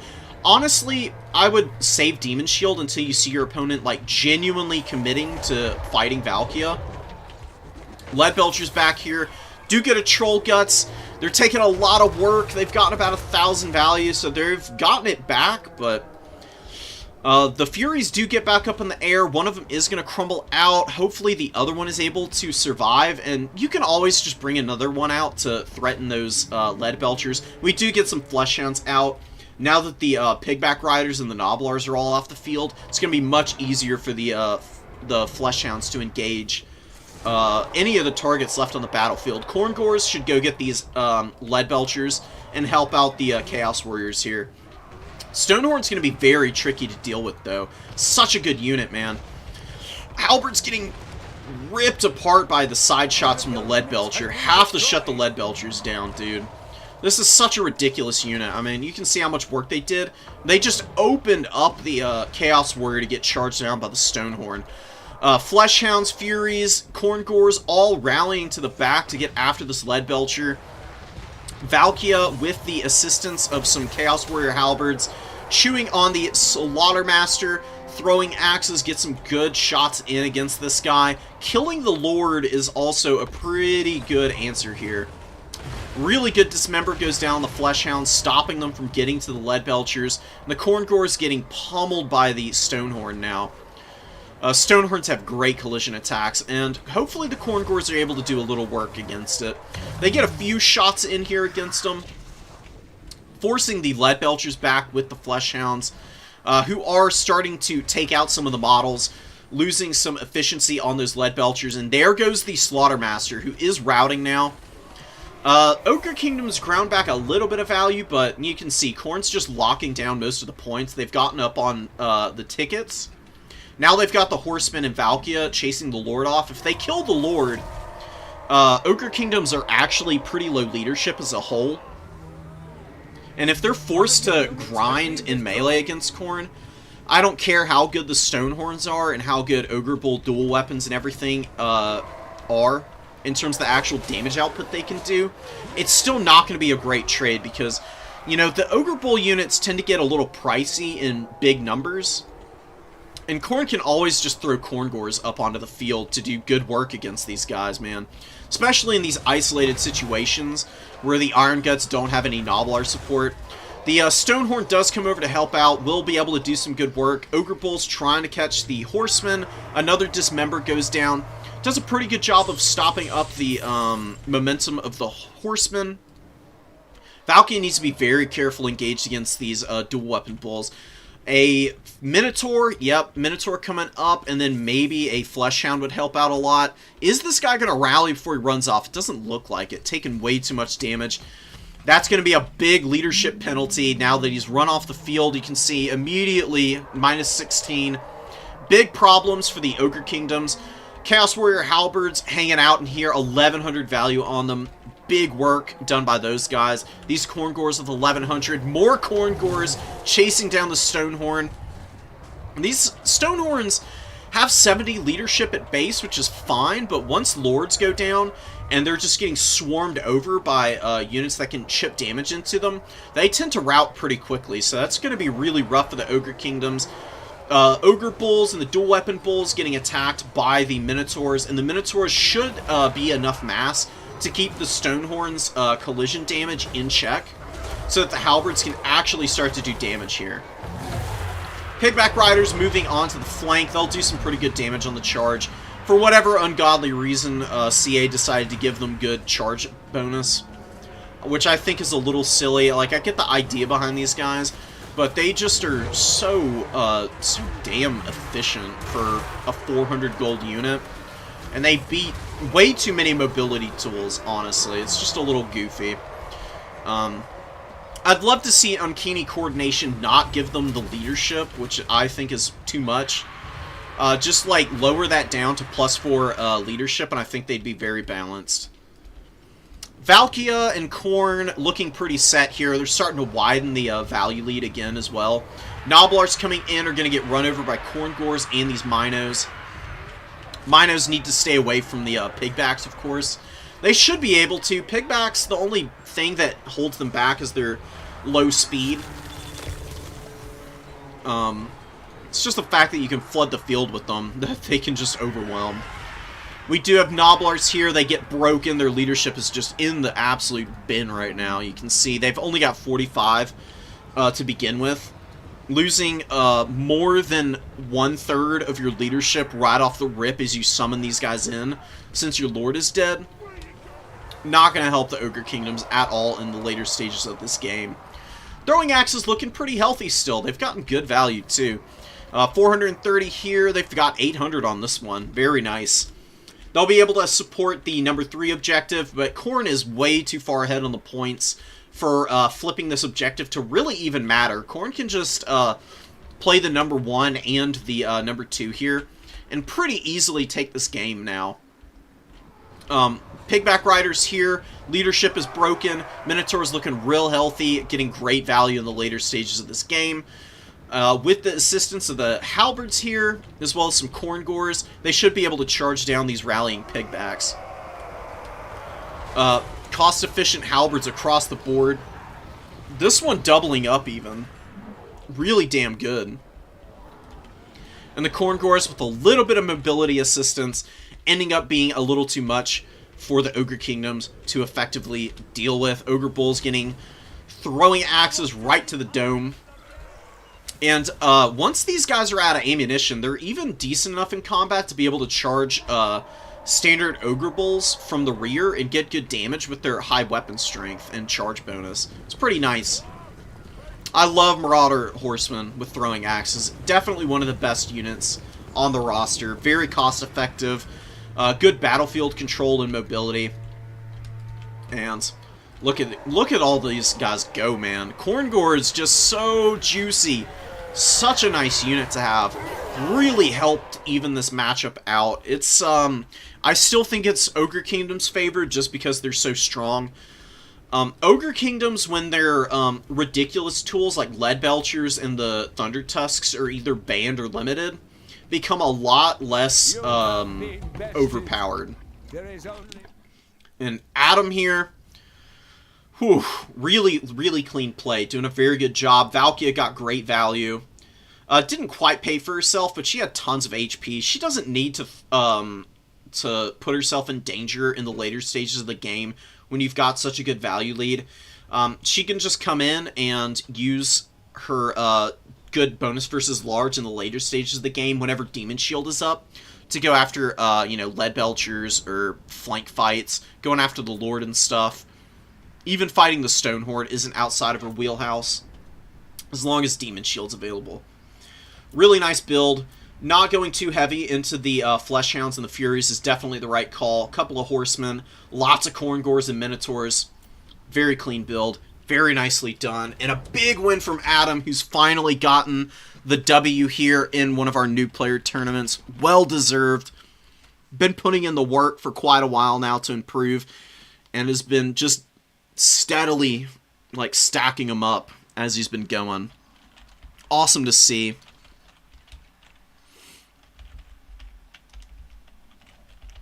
Let's give him some congratulations here.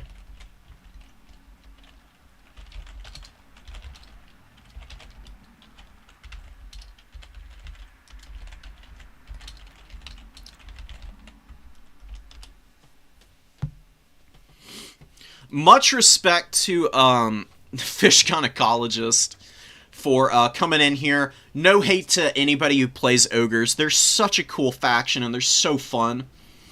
And this is a much more like reasonably balanced build than just bringing tons of lead belchers to just gun everything down.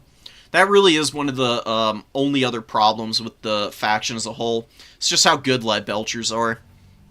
Limiting them to one, honestly, isn't a bad idea. And I might maybe host some tournaments where I unban them just so that people can play around with them. And limit the lead belcher numbers. Because I think that would be a pretty decent response. Limiting the pigback riders is kind of what's been done here in this tournament. There wasn't a limit on the lead belchers. I thought there was only one because that was the limit, but apparently that's just how Fish Gynecologist likes to play the game. Lots of Maneater great weapons. Oh, there's another lead belcher in reserve. That makes sense. That makes sense. I think some more Nobbler Trappers in this Ogre Kingdoms build would have been a really good answer. Just having lots of Nobblars tends to be pretty nice for dealing with most of the other factions in the game. Just because their little ninja stars do decent damage. Where are these little guys? Here they are. Like, they don't have a ton of AP, but they fire pretty quickly. And they can, if they use all their ammo, they'll immediately get back their 500 value pretty easily. And then they can always run into melee combat, provide a little bit of extra damage and buffering for the Ogre Bulls. Gynecologist, maybe not really knowing the ins and outs of the Ogres completely, like, fully. Committed the Ogre Bulls a little too recklessly in the front line, as well as the Maneater great weapons. You know, Ogre Kingdoms can overwhelm lots of factions, but Khorne is definitely one of the ones that they can't quite bully around so easily. You really need to stack up your Bulls and Maneaters on top of your Nobblars to get maximum value against the Blood God. Otherwise, you're committing units inefficiently. And Khorne just has the most cost-effective infantry in the game, by far. Easy peasy. Even weaker infantry units like the halberds and stuff. I talked about these guys in my tier list video about the infantry. I put them down in the lowest rung in terms of their performance, but I did give the caveat that if your opponent engages these guys and doesn't shoot them down, they will absolutely value trade for you. They are an excellent unit once they get engaged in combat. It's always the speed that's an issue for the Khorne halberds. It's just so bad. I mean, 28 foot speed and not having any shield, even against non-AP missiles, missile damage will really stack up on the Chaos Warriors of Khorne, and that's where the Nobbler Trappers can come in, because they can pepper these guys down and just be a really annoying source of damage that forces you into engagements at a bigger disadvantage than you really want as the as Khorne against the Ogre Kingdoms. So that would be my advice for Fish next time. Nobbler Trappers to pepper down Chaos Warrior halberds with a little bit, maybe bringing out the other lead belcher earlier, just to shoot down the heavily armored infantry.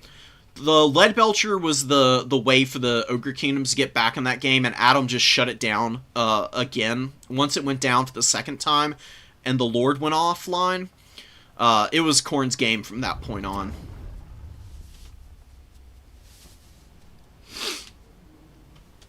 Thanks for being here too, Adam. I hope you enjoy this one.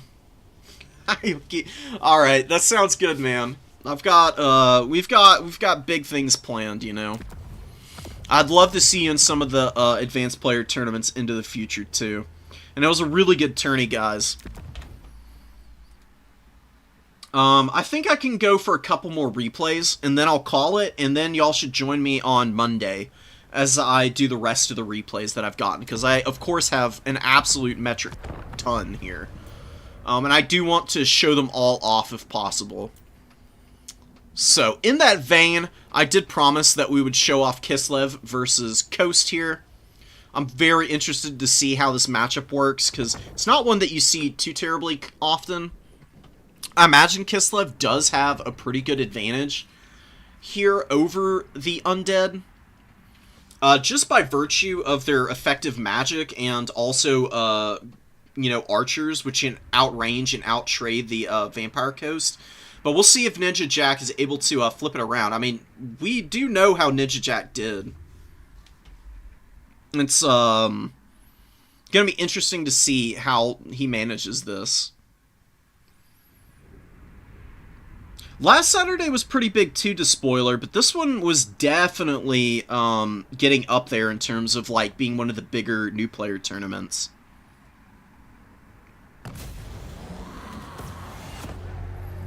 Legatus, if it was that close, then I'll tell you what I'm going to do. I'm not going to do it today. I'll do a separate video for you, and that can be the video that I put out tomorrow, and maybe I'll do a double feature where I do that game and then the Khorne and Slaanesh match that people were advising me to check out. And then that can be my video for tomorrow, which should be easy to do while I'm working on the other tier list video. And then y'all can both get some serious shine that way. And then I'll do the rest of the replays on Monday. Count Noctilus is going to be moving up to the number 2. We've got Triple Horse Archer, pretty common for Kislev. Horse Archers are so good. They've got such good range. They're very accurate. They've got decent weapon strength on their missiles too. I don't think shooting Noctilus is the way. Foot characters are kind of hard to hit with Horse Archers. Pummeling the animated Hulks here would honestly be your best bet, because these guys are really effective mass, but they have low armor and leadership. You can break these guys down pretty badly with some Horse Archer fire. No, everyone's gonna see this. Don't worry about it, Yep. Don't worry about it, man. It's all learning experience. Nobody is gonna be making fun of you for losing a game, I promise. None of this is easy and simple. I think I might be seeing where some of the issues for Kislev might be starting off. Diving artillery early game is a risky proposition, no matter how squishy artillery pieces might be. For exactly this reason, your opponent is banking up supplies early. They get 500 to start off, so that's immediately a Scurvy Dog that can come out of Vanguard. In stacking the Scurvy Dogs with the Sirens, these guys have Charmed and Magical attacks. They've got decent mass too, so it can be a little bit difficult to push out from them. I know it only says they have 90, but I've seen units really struggle to push through ethereal units, and I feel like it's a little bit deceptive. You've got a lot of Horse Archers back here. We've got gunnery mobs pushing out. Even if you kill the mortars, if you lose 2 or even 3 of your Horse Archers here, definitely not a trade worth having. The Horse Archers, the best thing you could have done, you don't even need to engage in melee against the mortars. Your bows have good enough range and missile damage. They can shoot the crews down pretty effectively. And you can just keep these guys running around, or keep them posted up on one side, draw a bunch of attention, and drag them into your own shooting, which is going to value trade much better than you just diving back here and hoping to God that the Horse Archers are able to get it done. Because if you didn't kill both of these mortars and you lost all these guys, you'd be feeling a little silly right now. But you shut down one of the mortars. This other one actually is alive, so it's going to rally here and still be able to fire in. It's going to do good work against the Kossars. Good situation for Kislev so far. They're getting some really good value trading, man, but a little bit of a mess over here. The Oath Brothers of Tor, they've done a pretty good job of breaking down some of the units out here. But Animated Hulks and Lamprey's Revenge are going to be very difficult for you to deal with. You're also sitting on top of the Deckhand Mob Halberds. Oath Brothers of Tor are a great anti-SE unit. They actually tend to struggle against the other Monstrous Infantry units in the game, I find. I'm not 100% sure why. On paper, they would seem like the perfect kind of unit for dealing with Monstrous Infantry. good weapon strength and stats, magic attacks. But they tend to be a little bit better blobbing up around an SC and chipping them down. Mortar gets some good damage on the Kossars because it actually hits some shots. They're very inexpensive, so if they actually are able to take all of these Kossars offline, it's going to be a big win for the Vampire Coast. Some shots coming in, looking like they're going to land pretty square. Gotta be very careful about blobbing up your archers if there's mortars around. Mortars are really inaccurate firing against a single target. So if you get like good spacing on your archers, the mortars are a lot less effective, and it's very, very difficult to actually trade effectively with mortars that way, because they fire so slow. 20 seconds is a long time.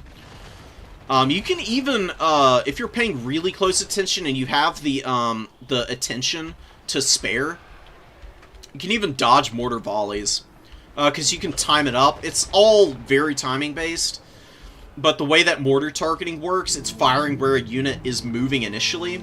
So if you see a mortar fire, the hang time on the mortar shots is so long, you can move your infantry out of the way and avoid the actual damage from it. It's pretty hilarious if you pull it off. It is pretty micro-intensive, and I wouldn't really recommend it. But if you're one of those people who just feels like you've got the god-tier micro to actually pull it off, it can definitely help do some very significant damage against your opponent.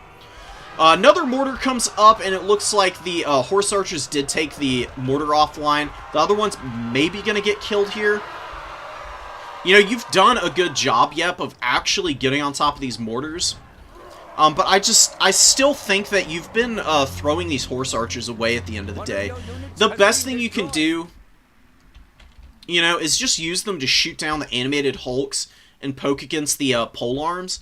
Then in the later stages of the game, when these guys run out of ammo, that's when you can dive the mortars. Because the mortars will have a ton of ammo and be a lot more vulnerable, because your opponent's going to, you know, be forced to push up all their infantry that they've been losing to your horse archer fire onto the objectives, which leaves the mortars open at the later stages of the game, and then you can use them to dive, and then it's not as big of a deal if you lose them, because you've gotten good value out of them from their bow fire, and then any extra value you get is just gravy. That's my piece of advice, because you're doing pretty well on the points, but you're not really holding them, and you're not winning super decisively here, because the Vampire Coast, they just keep trotting up loads of garbage to overwhelm the Kossars and the Oath Brothers and other stuff that you're bringing out. Things in the Woods are decent in this matchup, but I think you don't really want that many of them. They're good against the crabs, and that's about it. Winged Lancers are better. Winged Lancers have great shock damage against crappy infantry. And thanks to the Glorious Charge, they debuff leadership on zombies who have low leadership values to begin with.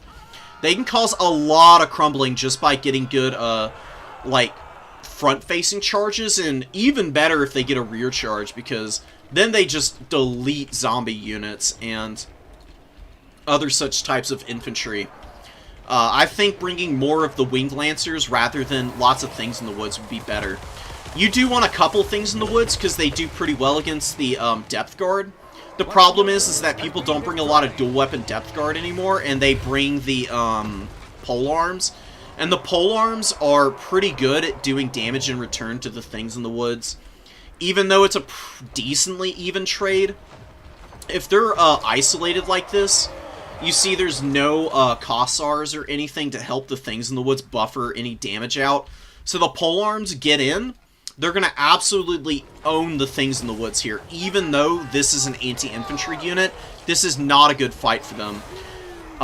They've got too few models, and their weapon strength is okay, but you can see here, it's almost even with the Depth Guard, who've got 48, and a crazy high bonus versus infantry. One polearm will probably be able to fend off both of the Things in the Woods here with just like an invo and a little bit of help from Noctilus. And you can see both of those guys going down. Value trading looks really favorable for you. You did push the undead off of the middle objective, which is really nice. I'm kind of curious how this battle ends up swinging against you, because I'm pretty sure Ninja Jack was undefeated this tournament. But the polearms, you can see, they put a beat down on all of these expensive things. Griffin Legion are a good unit. I like them coming out here. They can hammer home against all of the gunnery mobs and such. More depth guard with polearms. This is a little risky for these Kosovoite dervishes. If this were an isolated gunnery mob, perfect, great dive, but the depth guard are here.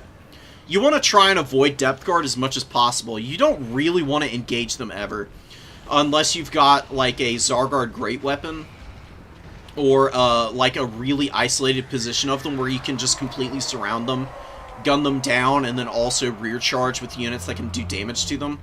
Otherwise, it's a little bit risky to engage them, because they're a dedicated anti-large unit, but their AP values and melee attack are high enough that they cleave through infantry pretty effectively. They're honestly an anti-everything unit that can be a little difficult to deal with if you're not experienced playing against them. You just need to take advantage of their low speed to effectively counter them. Had a good value lead, but the Depth Guard and the Sirens are coming in. They're starting to put some pretty good pressure in. Really nice Ice Maiden's Kiss. Very good against the Sirens. Such a good spell, man. The Frostworm is an alright choice, but I honestly think going cheaper and keeping her off of the worm is a better call. Against the Vampire Coast, at least. Because you can keep her in the woods to avoid shooting. She's a pretty small target on horseback, too. As long as you don't let her get caught out in the open field, she can just do all of the same things she's already doing. In terms of, like, damage by dropping Ice Maiden's Kiss the entire game and staying safe. And I think that would be a little bit more cost-effective. You just don't really want to leave your lords on Kislev to be locked and engaged in combat against undead troops. And there's a lot of mass that Vampire Coast can bring out that could lock down this Frostworm that it'll do good damage against, but end up being pretty bad trades because it takes so long to kill them. And all that time, your Lord, whose healing accessibility is a little limited, can really stack up and put you in a really bad position in later stages of a match. Griffin Legion and the Oath Brothers. Oath Brothers have done some really good work. Your micro with them was excellent. And I honestly do think that you can bring them in the future and still do really well with them, even in this matchup where I think they might be a little bit less efficient than in some others. They still do good damage. They have magical attacks, so in a pinch they can charge down Sirens and stuff, which Griffin Legion and Winged Lancers are going to be a lot less effective at.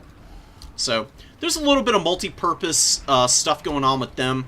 Griffin Legion disengaging from this fight and charging down polearms, which is always a bad idea. Which is a little unfortunate, but you gotta live and learn. Target identification on the battlefield is one of the biggest strengths of higher level players, and is something that everybody's gotta learn eventually. The Griffin Legion would have been much better at hammering down these deckhand mobs and chasing down the Scurvy Dogs, which you can see the Winged Lancers doing pretty ably. The high armor, good charge bonus, means they flatten both of these units, and then they can disengage without taking too much damage from any prolonged contact. The Griffin Legion over there would be able to ice those guys out. Then you can use the Armored Kossars here to shoot at the Animated Hulks and the polearms. Get a lot more value that way. And you're starting to fall behind against the undead. You can never afford to fall behind against undead. Playing conservatively and outvaluing them in areas where they're weak is always the ticket to victory. And against the Vampire Coast, they're a great shooting faction. Funnily enough, though, any faction with cheap bows is almost always going to outtrade them, because their gunline units have no armor. So the Horse Archers and Kossars, they easily outrange the pistol mobs. if your opponent brings a bunch of handguns, you can still value trade pretty effectively because you've got about the same range, and your units are much cheaper with much quicker fire speed. 11 seconds as opposed to the 13 that handgun, zombie deckhand handgun has. So your way to fire is going to be a lot more impactful than theirs is.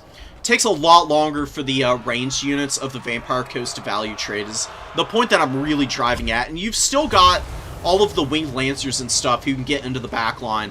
And I'm serious, a Winged Lancer, if they get a clean engage on a gunnery mob or something, like one good charge on them, they will half the health of that unit immediately, which is so brutal. You just have to put yourself in an advantage state early and force the Vampire Coast to be the ones coming to you. Like, your early dives and everything, they weren't bad, but they weren't as cost-efficient as they needed to be. Like, you're doing the right thing now. Like, the Horse Archers staying at the edge of these fights, and they're chipping down the HP on the deckhand mobs. You can see the damage that they're starting to take from the bow fire here. Getting rid of all of the chaff for the Vampire Coast is a lot easier than against vampire counts, and is a much better use of your time with the skirmishers, because these guys don't have as much passive healing, and Mornghuls and the animated Hulks have really low armor and are very dependent on chaff units to buffer out damage in melee. Otherwise, Mornghuls, when they get engaged against a armored Kossar, or God forbid they'd have to attack a Kossar with spears, the decent melee attack and weapon strength on these guys is going to start to shine through against the the wacky inflatable arm guys, you know. They can only do so much by themselves. Vampire Coasts are a combined arms faction based on their squishiness in all of their units. Undead tend to struggle if you can start to break down their battle lines and isolate them. If they're, like, just blobbed up together and they've got all of the right units stacked with one another, they're usually going to do perfectly fine. The Night Terrors do engage the Armored Kossars here. Or not the Armored Kossars, the Kossar Spears here. They get a ton of damage on them. I'm not sure if the Kossars were braced or not. I'm a little surprised they're doing this well in this fight, honestly. But, you know, they are the ROR variant, and they've got much better stats than a standard Morngul. So I guess I shouldn't be too surprised. The Hunger is also pretty good at mitigating some of the damage. Deckhand mobs, just tons of stuff pushing up over here, and Kislev's just too thin now. Like, really wobbling on the leadership, as well as just not having enough infantry out that can value trade. And then the Horse Archers and the Winged Lancers forced to maneuver around, and they're getting some good rear charges, but you can see Scurvy Dogs and then Mass are coming in, and they're going to be able to just, like, move up and push all of these guys off of the points, because they can't stay engaged and fight infantry as well as the Dogs and the Hulks. And they're really starting to fall behind. It would also help to focus in on attacking the weakest objective. Like, you know, your opponent's got tons of stuff over here. When you see undead who have really slow infantry bring out blobs of polearms and deckhand mobs, use your superior speed to just come over here, and you can isolate all the stuff on the number 1 a lot quicker. Then your opponent's got to, like, drag their slow infantry across the field, or they have to start summoning out some stuff to respond that's quicker to try and get up on this point, or they give up the objective and you can cap it away. And then they, like, focus up on the other ones, and then you can, like, push from a strength of power, or a position of strength, I should say, and start to value trade a lot more efficiently. Like, you're still doing a pretty decent job of scrapping and staying close in terms of the value. It's just that undead have so much better cheap cap weight. So they just walk up and they just lock you out, you know? This is the death knell of factions playing into the Vampire Coast. You've got all this nice mobility in the world, but your opponent's just got tons of garbage on the points that you have to engage, and then they bring up all of the actual DPS units, who then just smack into your stuff, like lower their leadership, terrify them, like you can see with these horse archers here, as the Morngul's come in, who do have terror. They're very good at frightening off stuff, especially when your lord is dead. You know, that Ice Witch on the Frostworm was doing really well. But you just don't want to engage with her all that much. You know, Noctilus isn't really a snipeable target. Especially not with the Frostworm. Like, Noctilus is much easier to kill, believe it or not, with Greatsword Infantry than with your own SEs. He's very squishy to sword units jumping on top of him and surrounding him, because he's pretty slow, and he's got not enough mass to be able to push out of those engagements. Then your opponent's going to have to use something to try and buffer for him, and then you can start to really like lock down on those kind of fights and force your opponent's squishy units into positions where you can just concave fire them into oblivion with your units, like the Armored Kossars and the Kossar Bows. Kossovite Dervishes, I do like having a couple of them, but they tend to be a little bit ineffective against factions where the units don't rout or have really high leadership. And just more Winged Lancers. So you've got the right amount of things in the woods for this matchup. You know, you use them to, like, rear charge polearms when you get an opportunity. They're pretty good against Scurvy Dogs also. And if your opponent goes with the Solastro Crabs, things in the woods can surround. They've got really good mass. If they surround one of the Rotting Leviathans, their melee attack and decent weapon strength actually shines through really well in those fights, and they can chip those down too. So, you got a couple. I liked the Winged Lancers. I would honestly max out on Winged Lancers here. I don't think you need the Griffin Legion, but they're not bad either. You just have to engage with the Winged Lancers as sparingly as possible. You use these guys to push back Scurvy Dogs and hammer down isolated zombies, and they will get you an obscene amount of value if you just focused on doing that. And it's a lot easier against the Vampire Coast than you would imagine. You know, Vampire Coast, they want you to come to them. Like I said, if you can force them to have to be the ones to disengage and move their units around, you are absolutely going to farm the hell out of them, because they cannot maneuver. Way too slow, way too squishy to do it. And that's how you beat them more often than not. There's very few factions that can just go toe-to-toe and out-trade the Vampire Coast. Khorne is one of them. Some of the other demon factions are all right at it. But Kislev, not really the faction that you want to do it with. You want to use your missiles to maximum effect and superior mobility to beat them. Split pushing is the way to go against the Vampire Coast, especially on maps like Proving Grounds, where you've got the 3 objectives in the middle. If it's a home objective map where there's a back point, Vampire Coast are much better against gunline factions like Kislev there, and then you're in a much trickier position. But using the mobility on Proving Grounds is definitely the ticket to victory against these guys.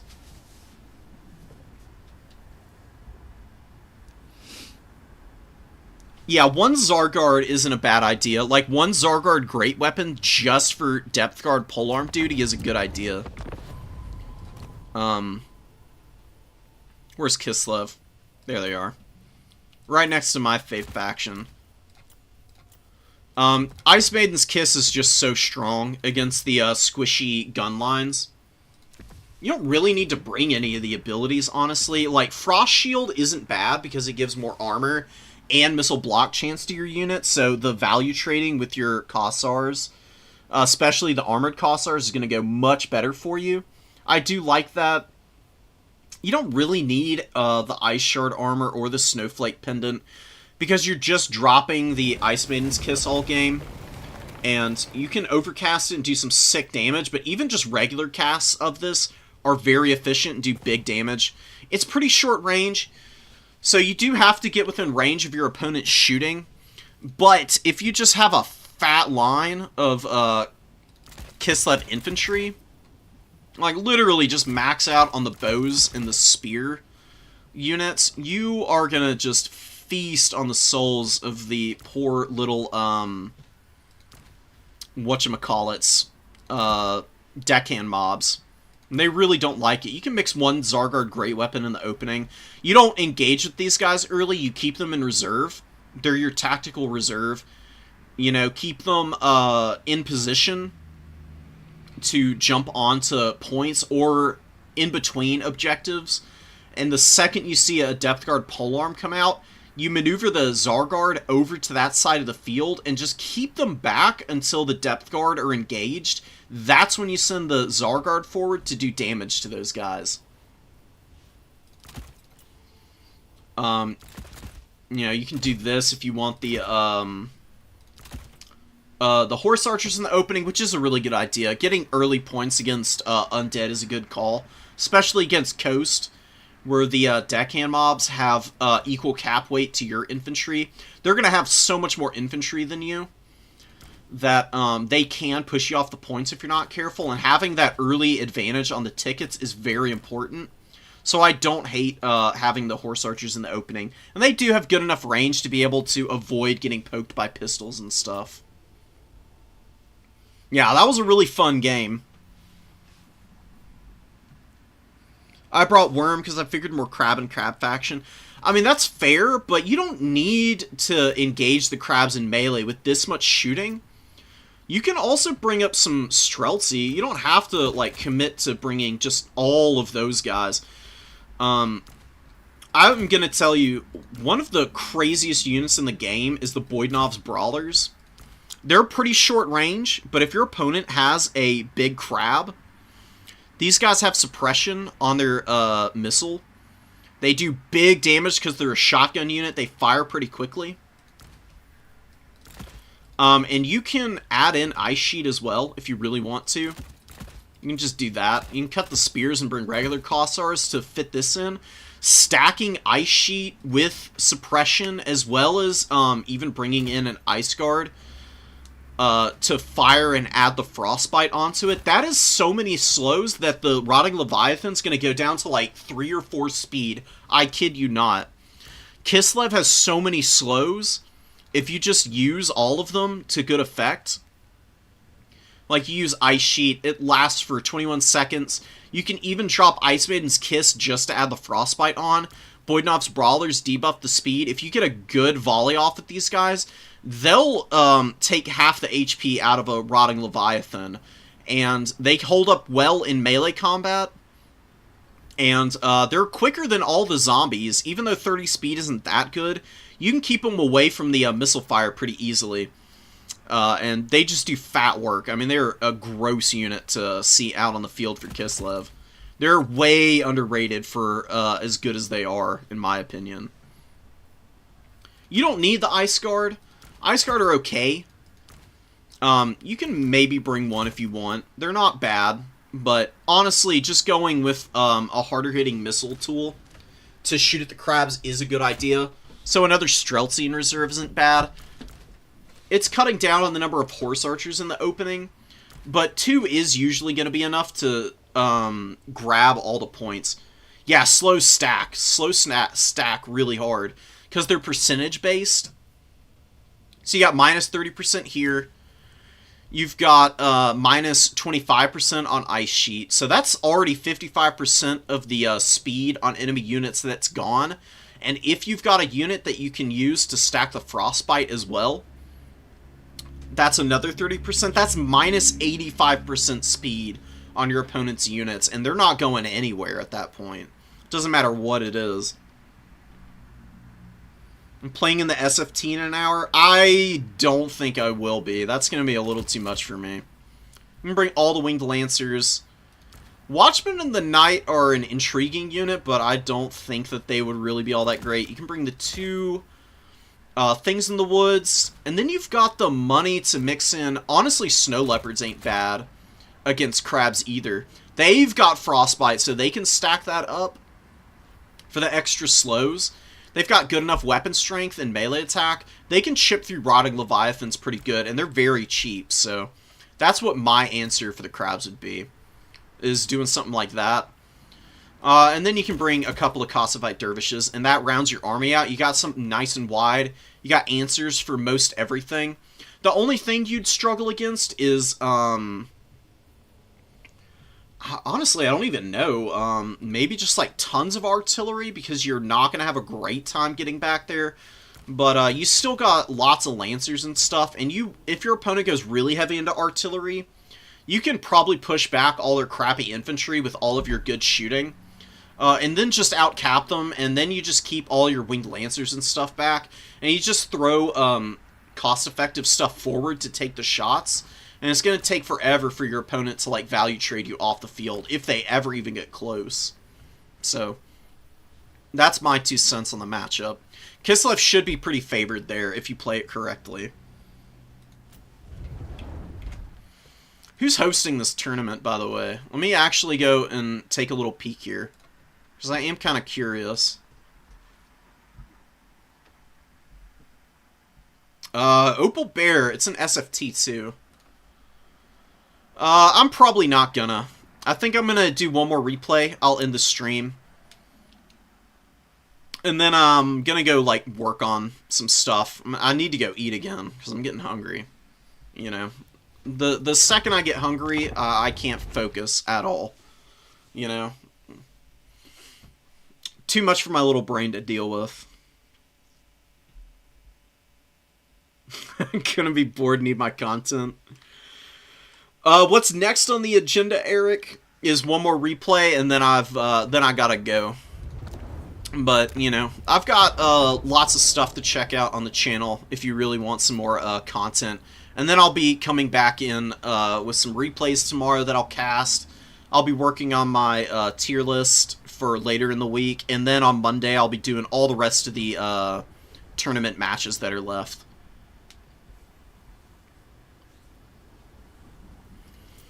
Slaanesh versus Lizard. You know what? We can end it off with Slaanesh Lizardmen, because this is a fun matchup.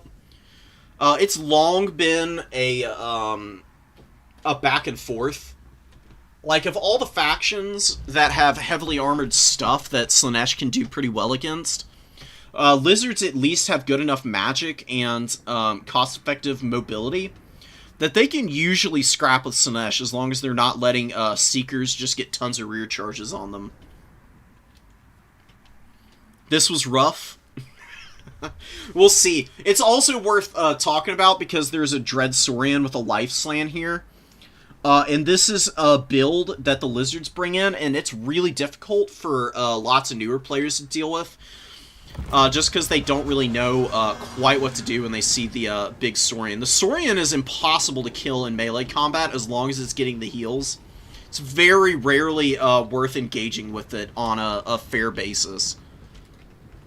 You've also got pretty good horsemen. The Javelin horsemen are pretty good at pressuring the Saurian as long as they aren't getting shot by skirmishers, even though they're not as good as the throwing axes of Nurgle or Khorne, just because they don't have as good of AP.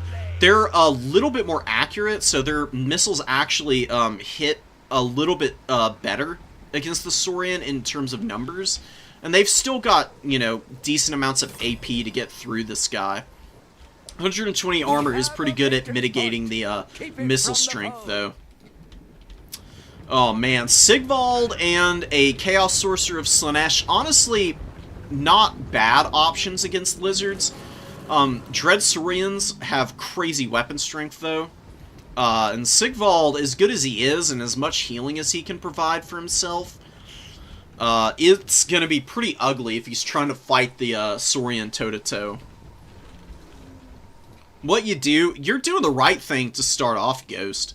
Just cap the points. Like, you don't need to engage the Lizards at all. You see them bringing out Salamander Hunting Pack and some Coldwind Spear Riders. They're gearing up to start pressuring you. They're not overcommitting yet. Leggett is just waiting a little bit to bring out some of the like response units. It's a very small army. Slaanesh is very good at punishing overextends, so Leggett is wanting you to come to him. And your horsemen are not going to value trade well against Skink Skirmishers. They have just as good missile damage, and they fire a little bit faster than your guys. They've got a lot more ammo, too. And they're way cheaper. They're 425 as opposed to yours at 700, I think. No, they're not 700. They're 650 or 625 or something like that. But that's still a pretty negative trade for you. Just staying back and letting the lizards try and push the objective is a good call. You've got all your infantry over here. You can start peeling some of those warriors and marauders over to the number 1. Because that's going to force Slaanesh, or not Slaanesh, but force the lizards to commit a lot more onto this objective to try and push you off. And then if they try to come to your back point, you're so much faster than them, and your home point's easy to defend with this vanguard here. Like if the Dread Saurian and cohorts and Saurus try to push your home objective, even if you've only got like a couple of marauders to hold this down, as long as you've got Sigvald there and you've got the magic, you can bring out Seekers. You can Pavane onto the Dread Saurian, rampage it, get the Seekers on top, do a ton of damage to it, or even better, your opponent's Slan is stuck in the open field, and then the Seekers come out. If they surround a Slan, they will absolutely rip this guy to pieces, and I think it take probably 8 seconds tops to kill a Slan Mage Priest with a Seeker. They're super squishy. Monstrous infantry like Thanes are really good against these guys. Fighting them with SCs is always a good option. But I swear by Seekers as Slaanesh at killing these Slan. And here you go. You get the Horsemen, and they just run into the Skirmishers, and then the Salamander Hunting Pack punish you. You don't have the cap weight to hold this either. If you had the Marauders and everything over, they could buffer off the Skink Skirmishers. They can eat missile fire because they've got shields, especially the Warriors. Like, the Slaanesh Warriors are custom built for persevering through Skink Skirmisher fire. And the only thing that would be able to threaten them is the Saurian, and then the Saurian has to commit over here. You can use your Marauders to push the back point just to threaten, and then your opponent's starting to get a little stressed with their micro.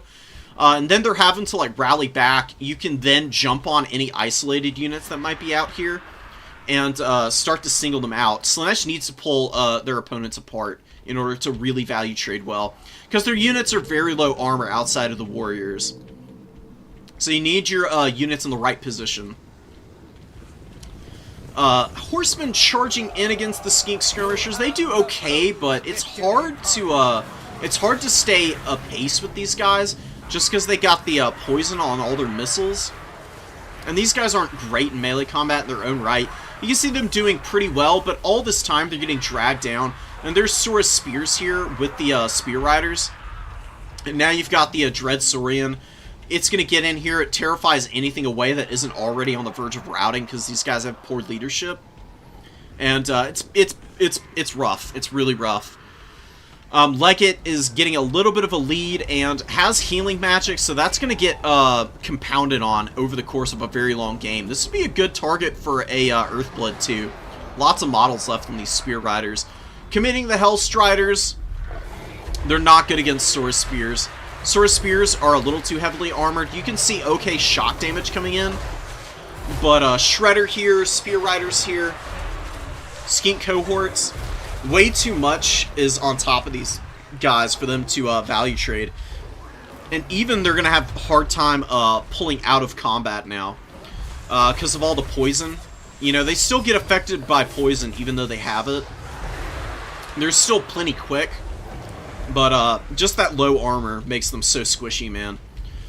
I like this sort of Scar Veteran on the Carnosaur. Carnosaurs are pretty goated right now. They're way better than a lot of people acknowledge.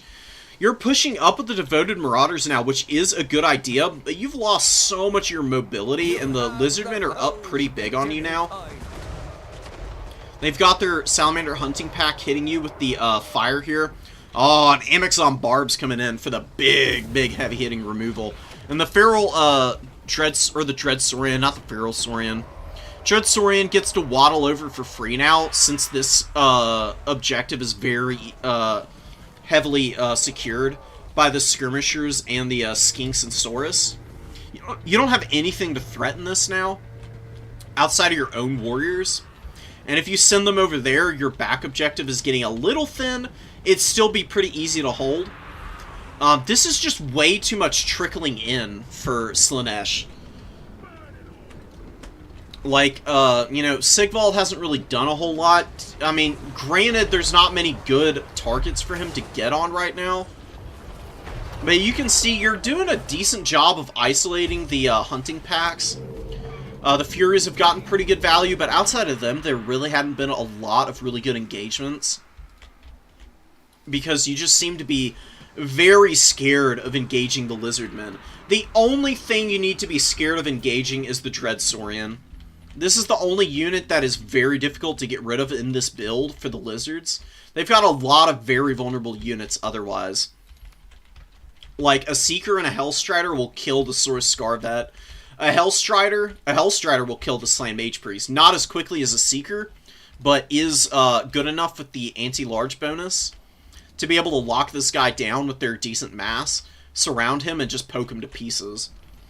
You just need to keep the Feral Saurian occupied by stuff, like committing Hellstriders and mass onto this guy just to lock him down for time is the best thing you can do. Like, those units are going to die, but you just want to keep the attention occupied and keep it from just farming value on your infantry, which it's going to do now. Its weapon strength is absolutely buffoonish at 750, and it'll beat the hell out of Sigvald. I mean, Sigvald's a great duelist, but he doesn't do a lot of damage in return. And the Saurian, it's going to be able to just beat the crap out of him. We'll see how long it takes it, but it shouldn't take too terribly long to start chipping damage into Sigvald. He's got good melee defense and everything, but especially if it's actually cycle charging, its charge bonus isn't amazing, but it should still be enough to be able to circumvent the melee defense on this guy. Sigvald tends to struggle against big SDs, but you can just keep him on the home point all game and he'd be fine. Warriors are doing pretty nicely against these Saurus Spears and the Skinks. Having another unit up over on the number 1 to trade would also be really good. The Marauders are just too lonely over here. You know, like, they capped the objective away for a little bit, giving you a nice ticket lead. But, you know, you're just bleeding value out, and the value is going to get more and more unfavorable for you as the Dread Saurian and the Earthbloods and all the healing is coming in and mitigating any of the damage that you may or may not have already gotten done. Very good play from Legatus, bringing the Spear Riders forward now that the Throwing Horsemen are back out on the field trying to chip down the Saurus. A little slow on responding to pulling the Marauder Horsemen away as well. I'm telling you, like, you can, you don't need to worry about your Horseman micro nearly as much if you just have infantry units near them, because it gives your opponent pause. They have to, like, maneuver around them. If you just had, like, one Marauder in a blocking position here, it would be really nice to play around, so that the Saurus Spears get tangled up in them, rather than just getting to walk onto your Horsemen. Which can happen if you're busy, like, microing all the other positions around the field, because you got a lot of stuff very scattered around. I cannot imagine this was a very easy game to micro. You got all these Seekers back here. They're just, like, fully unengaged. They would be very good out here on the flank, charging down the Skink Skirmishers and the Coldwind Spear Riders. Seekers are amazing at charging down the Skirmishers. The thing that Hellstriders can't deal with is the fact that their shields and low armor and low melee attack and defense just isn't enough to be able to chip these guys down quickly, but Seekers have much better stats, and they've got a little bit of physical resistance as well as causing fear.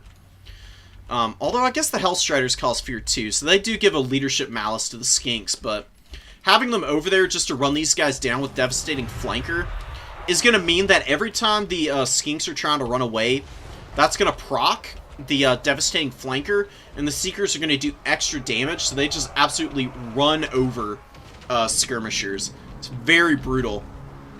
Seekers are anti-everything. Just have to use them correctly. Saurian is pretty uncontested back here and really munching through all of your Warriors now. Warriors need to be away from the Saurian as much as possible. I mean, it's got good speed. It's always going to be able to find opportunities to jump on the warriors. But out there on the number 1 would be a better spot, because this is a lot more open. Like, over here, even though the point is a little bit away from the mausoleum, this mausoleum is a little obtrusive. Makes it a little hard to get around an entire flank, making it hard for your devastating flanker to be procced effectively. If you've got the Saurian having to fight stuff out here on the number 1, and your Seekers are just, like, able to swarm all over into the back line, going whichever way they please, they can easily get better opportunities for flank charges. Rather than over here, where they're, like, forced to fully move out onto one side, rather than trying to push up through the trees and around the flank here, you can stick something in the trees as the opponent. If you're trying to pressure the number 2, putting a unit that's cheap in the trees just to keep your opponent from being able to flank this side of the field easily can really benefit you a lot. And you can see just a full break on all the infantry here. I mean, they're just getting run down by the Red-Crested Skinks, Saurus Spears. Dread Saurian has just farmed tons of value. It really hasn't done nearly as much as it has in other matchups I've seen against Slaanesh. You've done a good job of not, like, fully engaging against it, but all of those kills are on your infantry, which is all your cap weight. And you just haven't been aggressive enough to, like, isolate the other units on the field. Like, you've capped this objective back here. You've got the Seekers moving up onto the number 3. Star Chamber Guardians are coming out. You don't see these too often, but I think they're good against the Mono Gods. And now, yeah, you see, like, the Seekers just don't have good enough cap weight to be able to get it before all of the Skinks and Kroxigors and the Saurian rally back. Saurus Scarvet, too. You do a good job of getting back up on the number 2 to try and take it. Hanging on to the number 1 should be easy enough. Not a lot of units out here for the Lizards. You're doing a good job of chasing stuff away, too. And just holding on to this with Sigvald and one of these Forsaken with the Marauder Horsemen of Slaanesh and Hellstriders and other stuff to respond whenever your opponent moves up over there. It's going to be really nice for you. Seekers catch stuff in the open field. They finally get a good surround on something. We'll see if they can start doing some big damage to the Scarvet. Just fully committing to trying to snipe this guy out is a pretty good response. You can see how much damage they take out of these SEs, dude. They're so good against single entities. I mean, they just pile their attacks in like nobody's business, and this guy's melting pretty badly without any support. Sacred Kroxigors do come in and start to push you away. Disengaging there is the right call, I guess. The thing that you want to do, you get a good engage with the Seekers, start chipping HP off of the SE. Sacred Kroxigors are moving in. You can throw your Forsaken into the Sacred Kroxigors. It's not a good fight for the Forsaken, but the Sacred Kroxigors, they don't super want to be fighting infantry. They really do come out and are really the main response tool for punishing Seekers and trying to peel them off of the SEs that are very vulnerable to them. So the more opportunities you get to like drag Sacred Kroxigor HP down by engaging with infantry, the better it is for you. I don't think these Forsaken are bad. They're quite strong against Skinks. Against Star Chamber Guardians and Red-Crested Skinks, they're terrible. They're going to get massively out-traded. Even if they put good damage in return, it's just not easy for them. Pavane goes down. You don't want to use Pavane on infantry because they're so slow.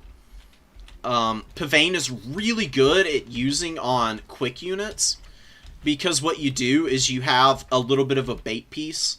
Like, say you got a Hellstrider right here. You use Pavane on the Saurus Scarvet, and then you just retreat with the Hellstriders. And the Saurus Scarvet, wanting to attack the closest thing to it, it's going to chase those Hellstriders into the open field. That's where the Seekers can jump on them. You can use the Horsemen to throw at them as well. and then your opponent's like panicking. They're trying to respond. They're trying to get stuff up there to try and keep it alive because they don't want to lose. You don't want to lose your expensive SEs as Lizardmen. They're very important and they're really nice to have, just to protect the Slan. Because like I said, Slan are just squishy as hell. These guys fold up to a stiff breeze with the right kind of units. Good jump here with the Hellstriders. So your value trading is great. And it's been pretty nice. I mean, you're staying very close with this game, but the problem is that you just can't, like, stick against the Saurian at all. I mean, it's farmed almost 500 kills on all your infantry, and you've barely even put a dent into it. I mean, I don't even know if there's been a regrowth put onto this guy.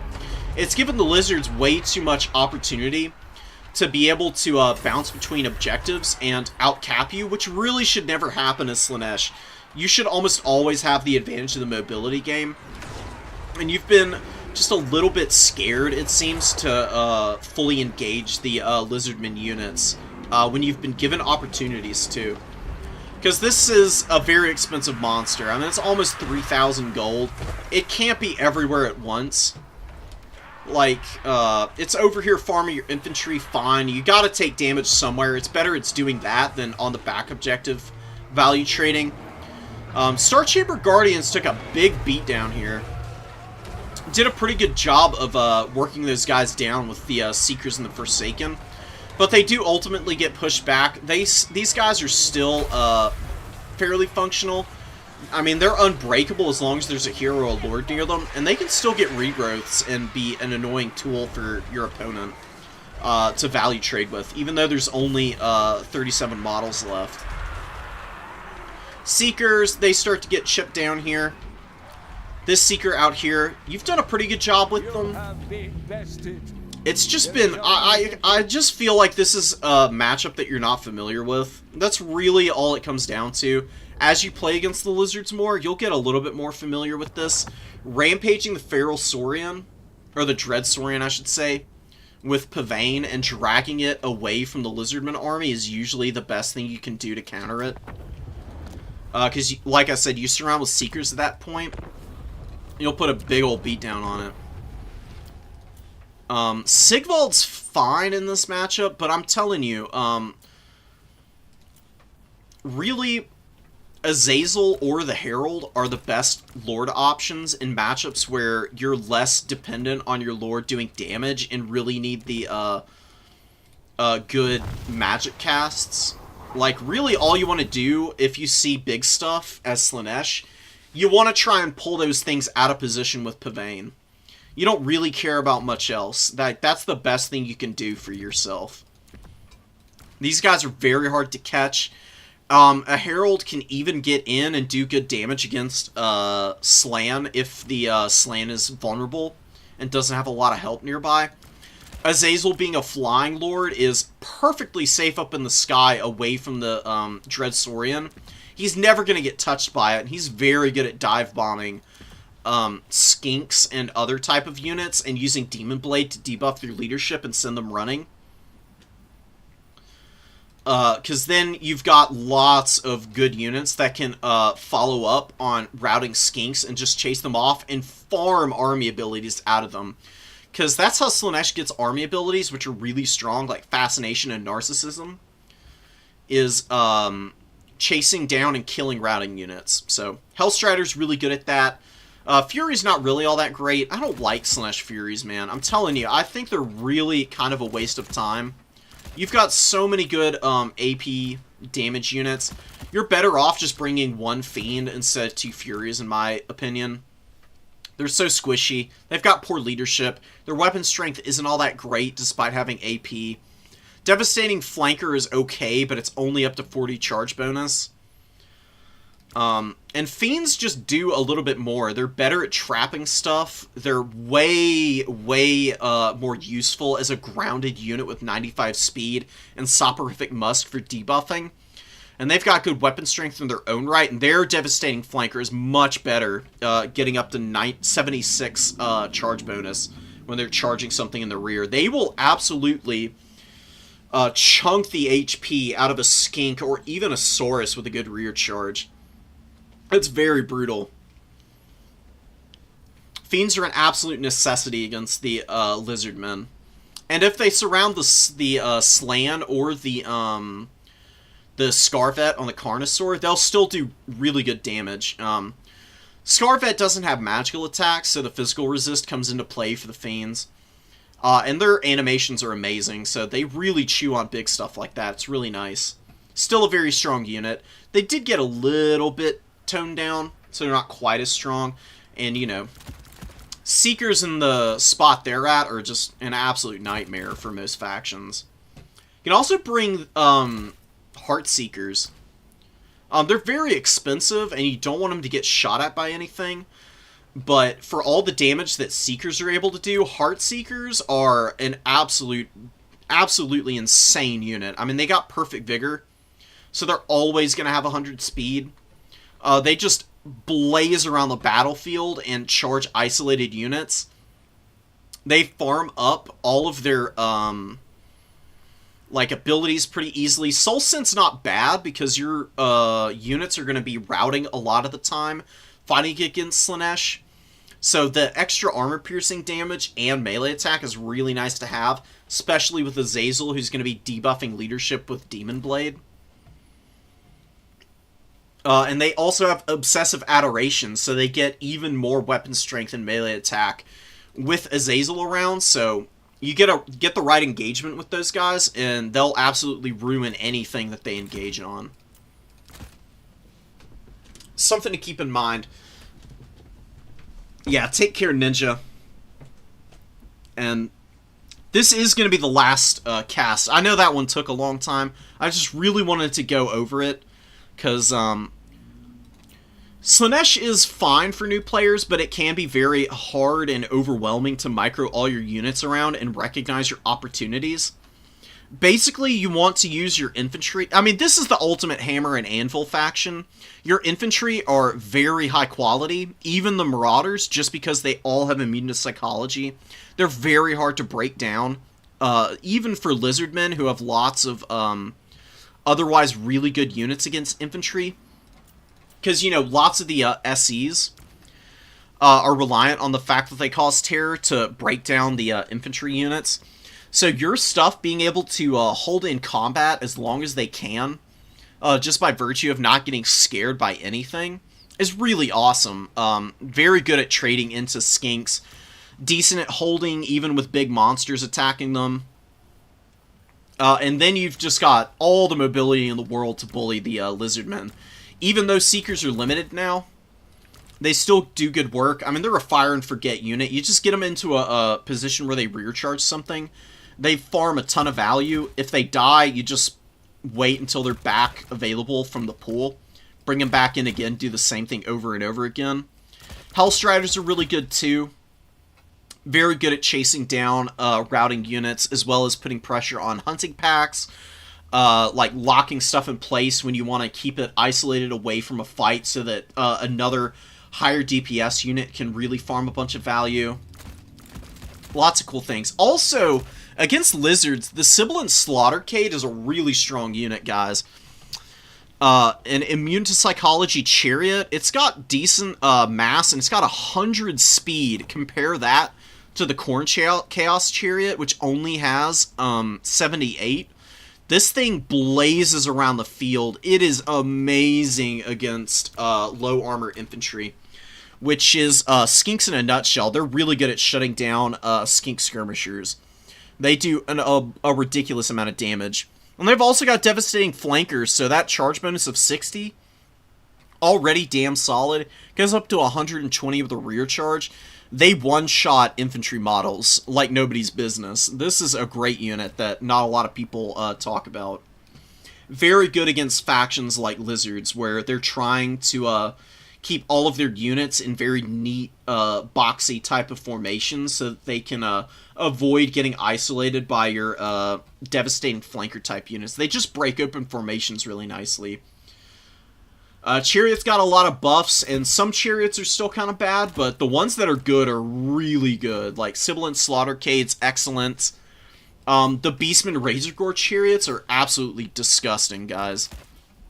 This is the best Chariot in the game.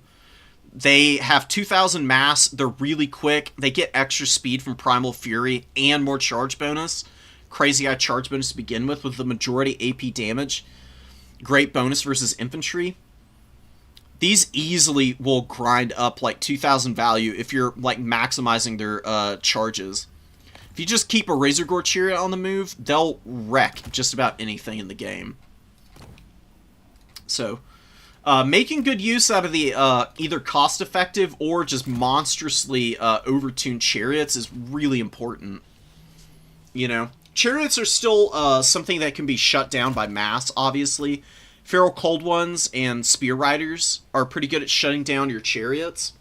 But if you can keep them away and get them on top of red-crested skinks or skink cohorts with javelins or skink skirmishers, it's pretty easy to get 1,000 value out of the Sibilant Slaughtercade. It's also got Soul Hunter, so it gets damage resistance, more charge bonus, and a lot of leadership. If you get it fully charged up, it's unbreakable, basically. Which is pretty cool. Pretty cool stuff. So that's my overly long breakdown and explanation of that matchup. I'm going to go eat food and chill out. I hope you guys enjoyed this tourney stream. On Monday, I'll be doing all the other replays that I got from this tournament. Come check that out then. I'll be doing a lot more coaching, of course. And I'll see you around. GG's, guys. Peace out and take care, guys.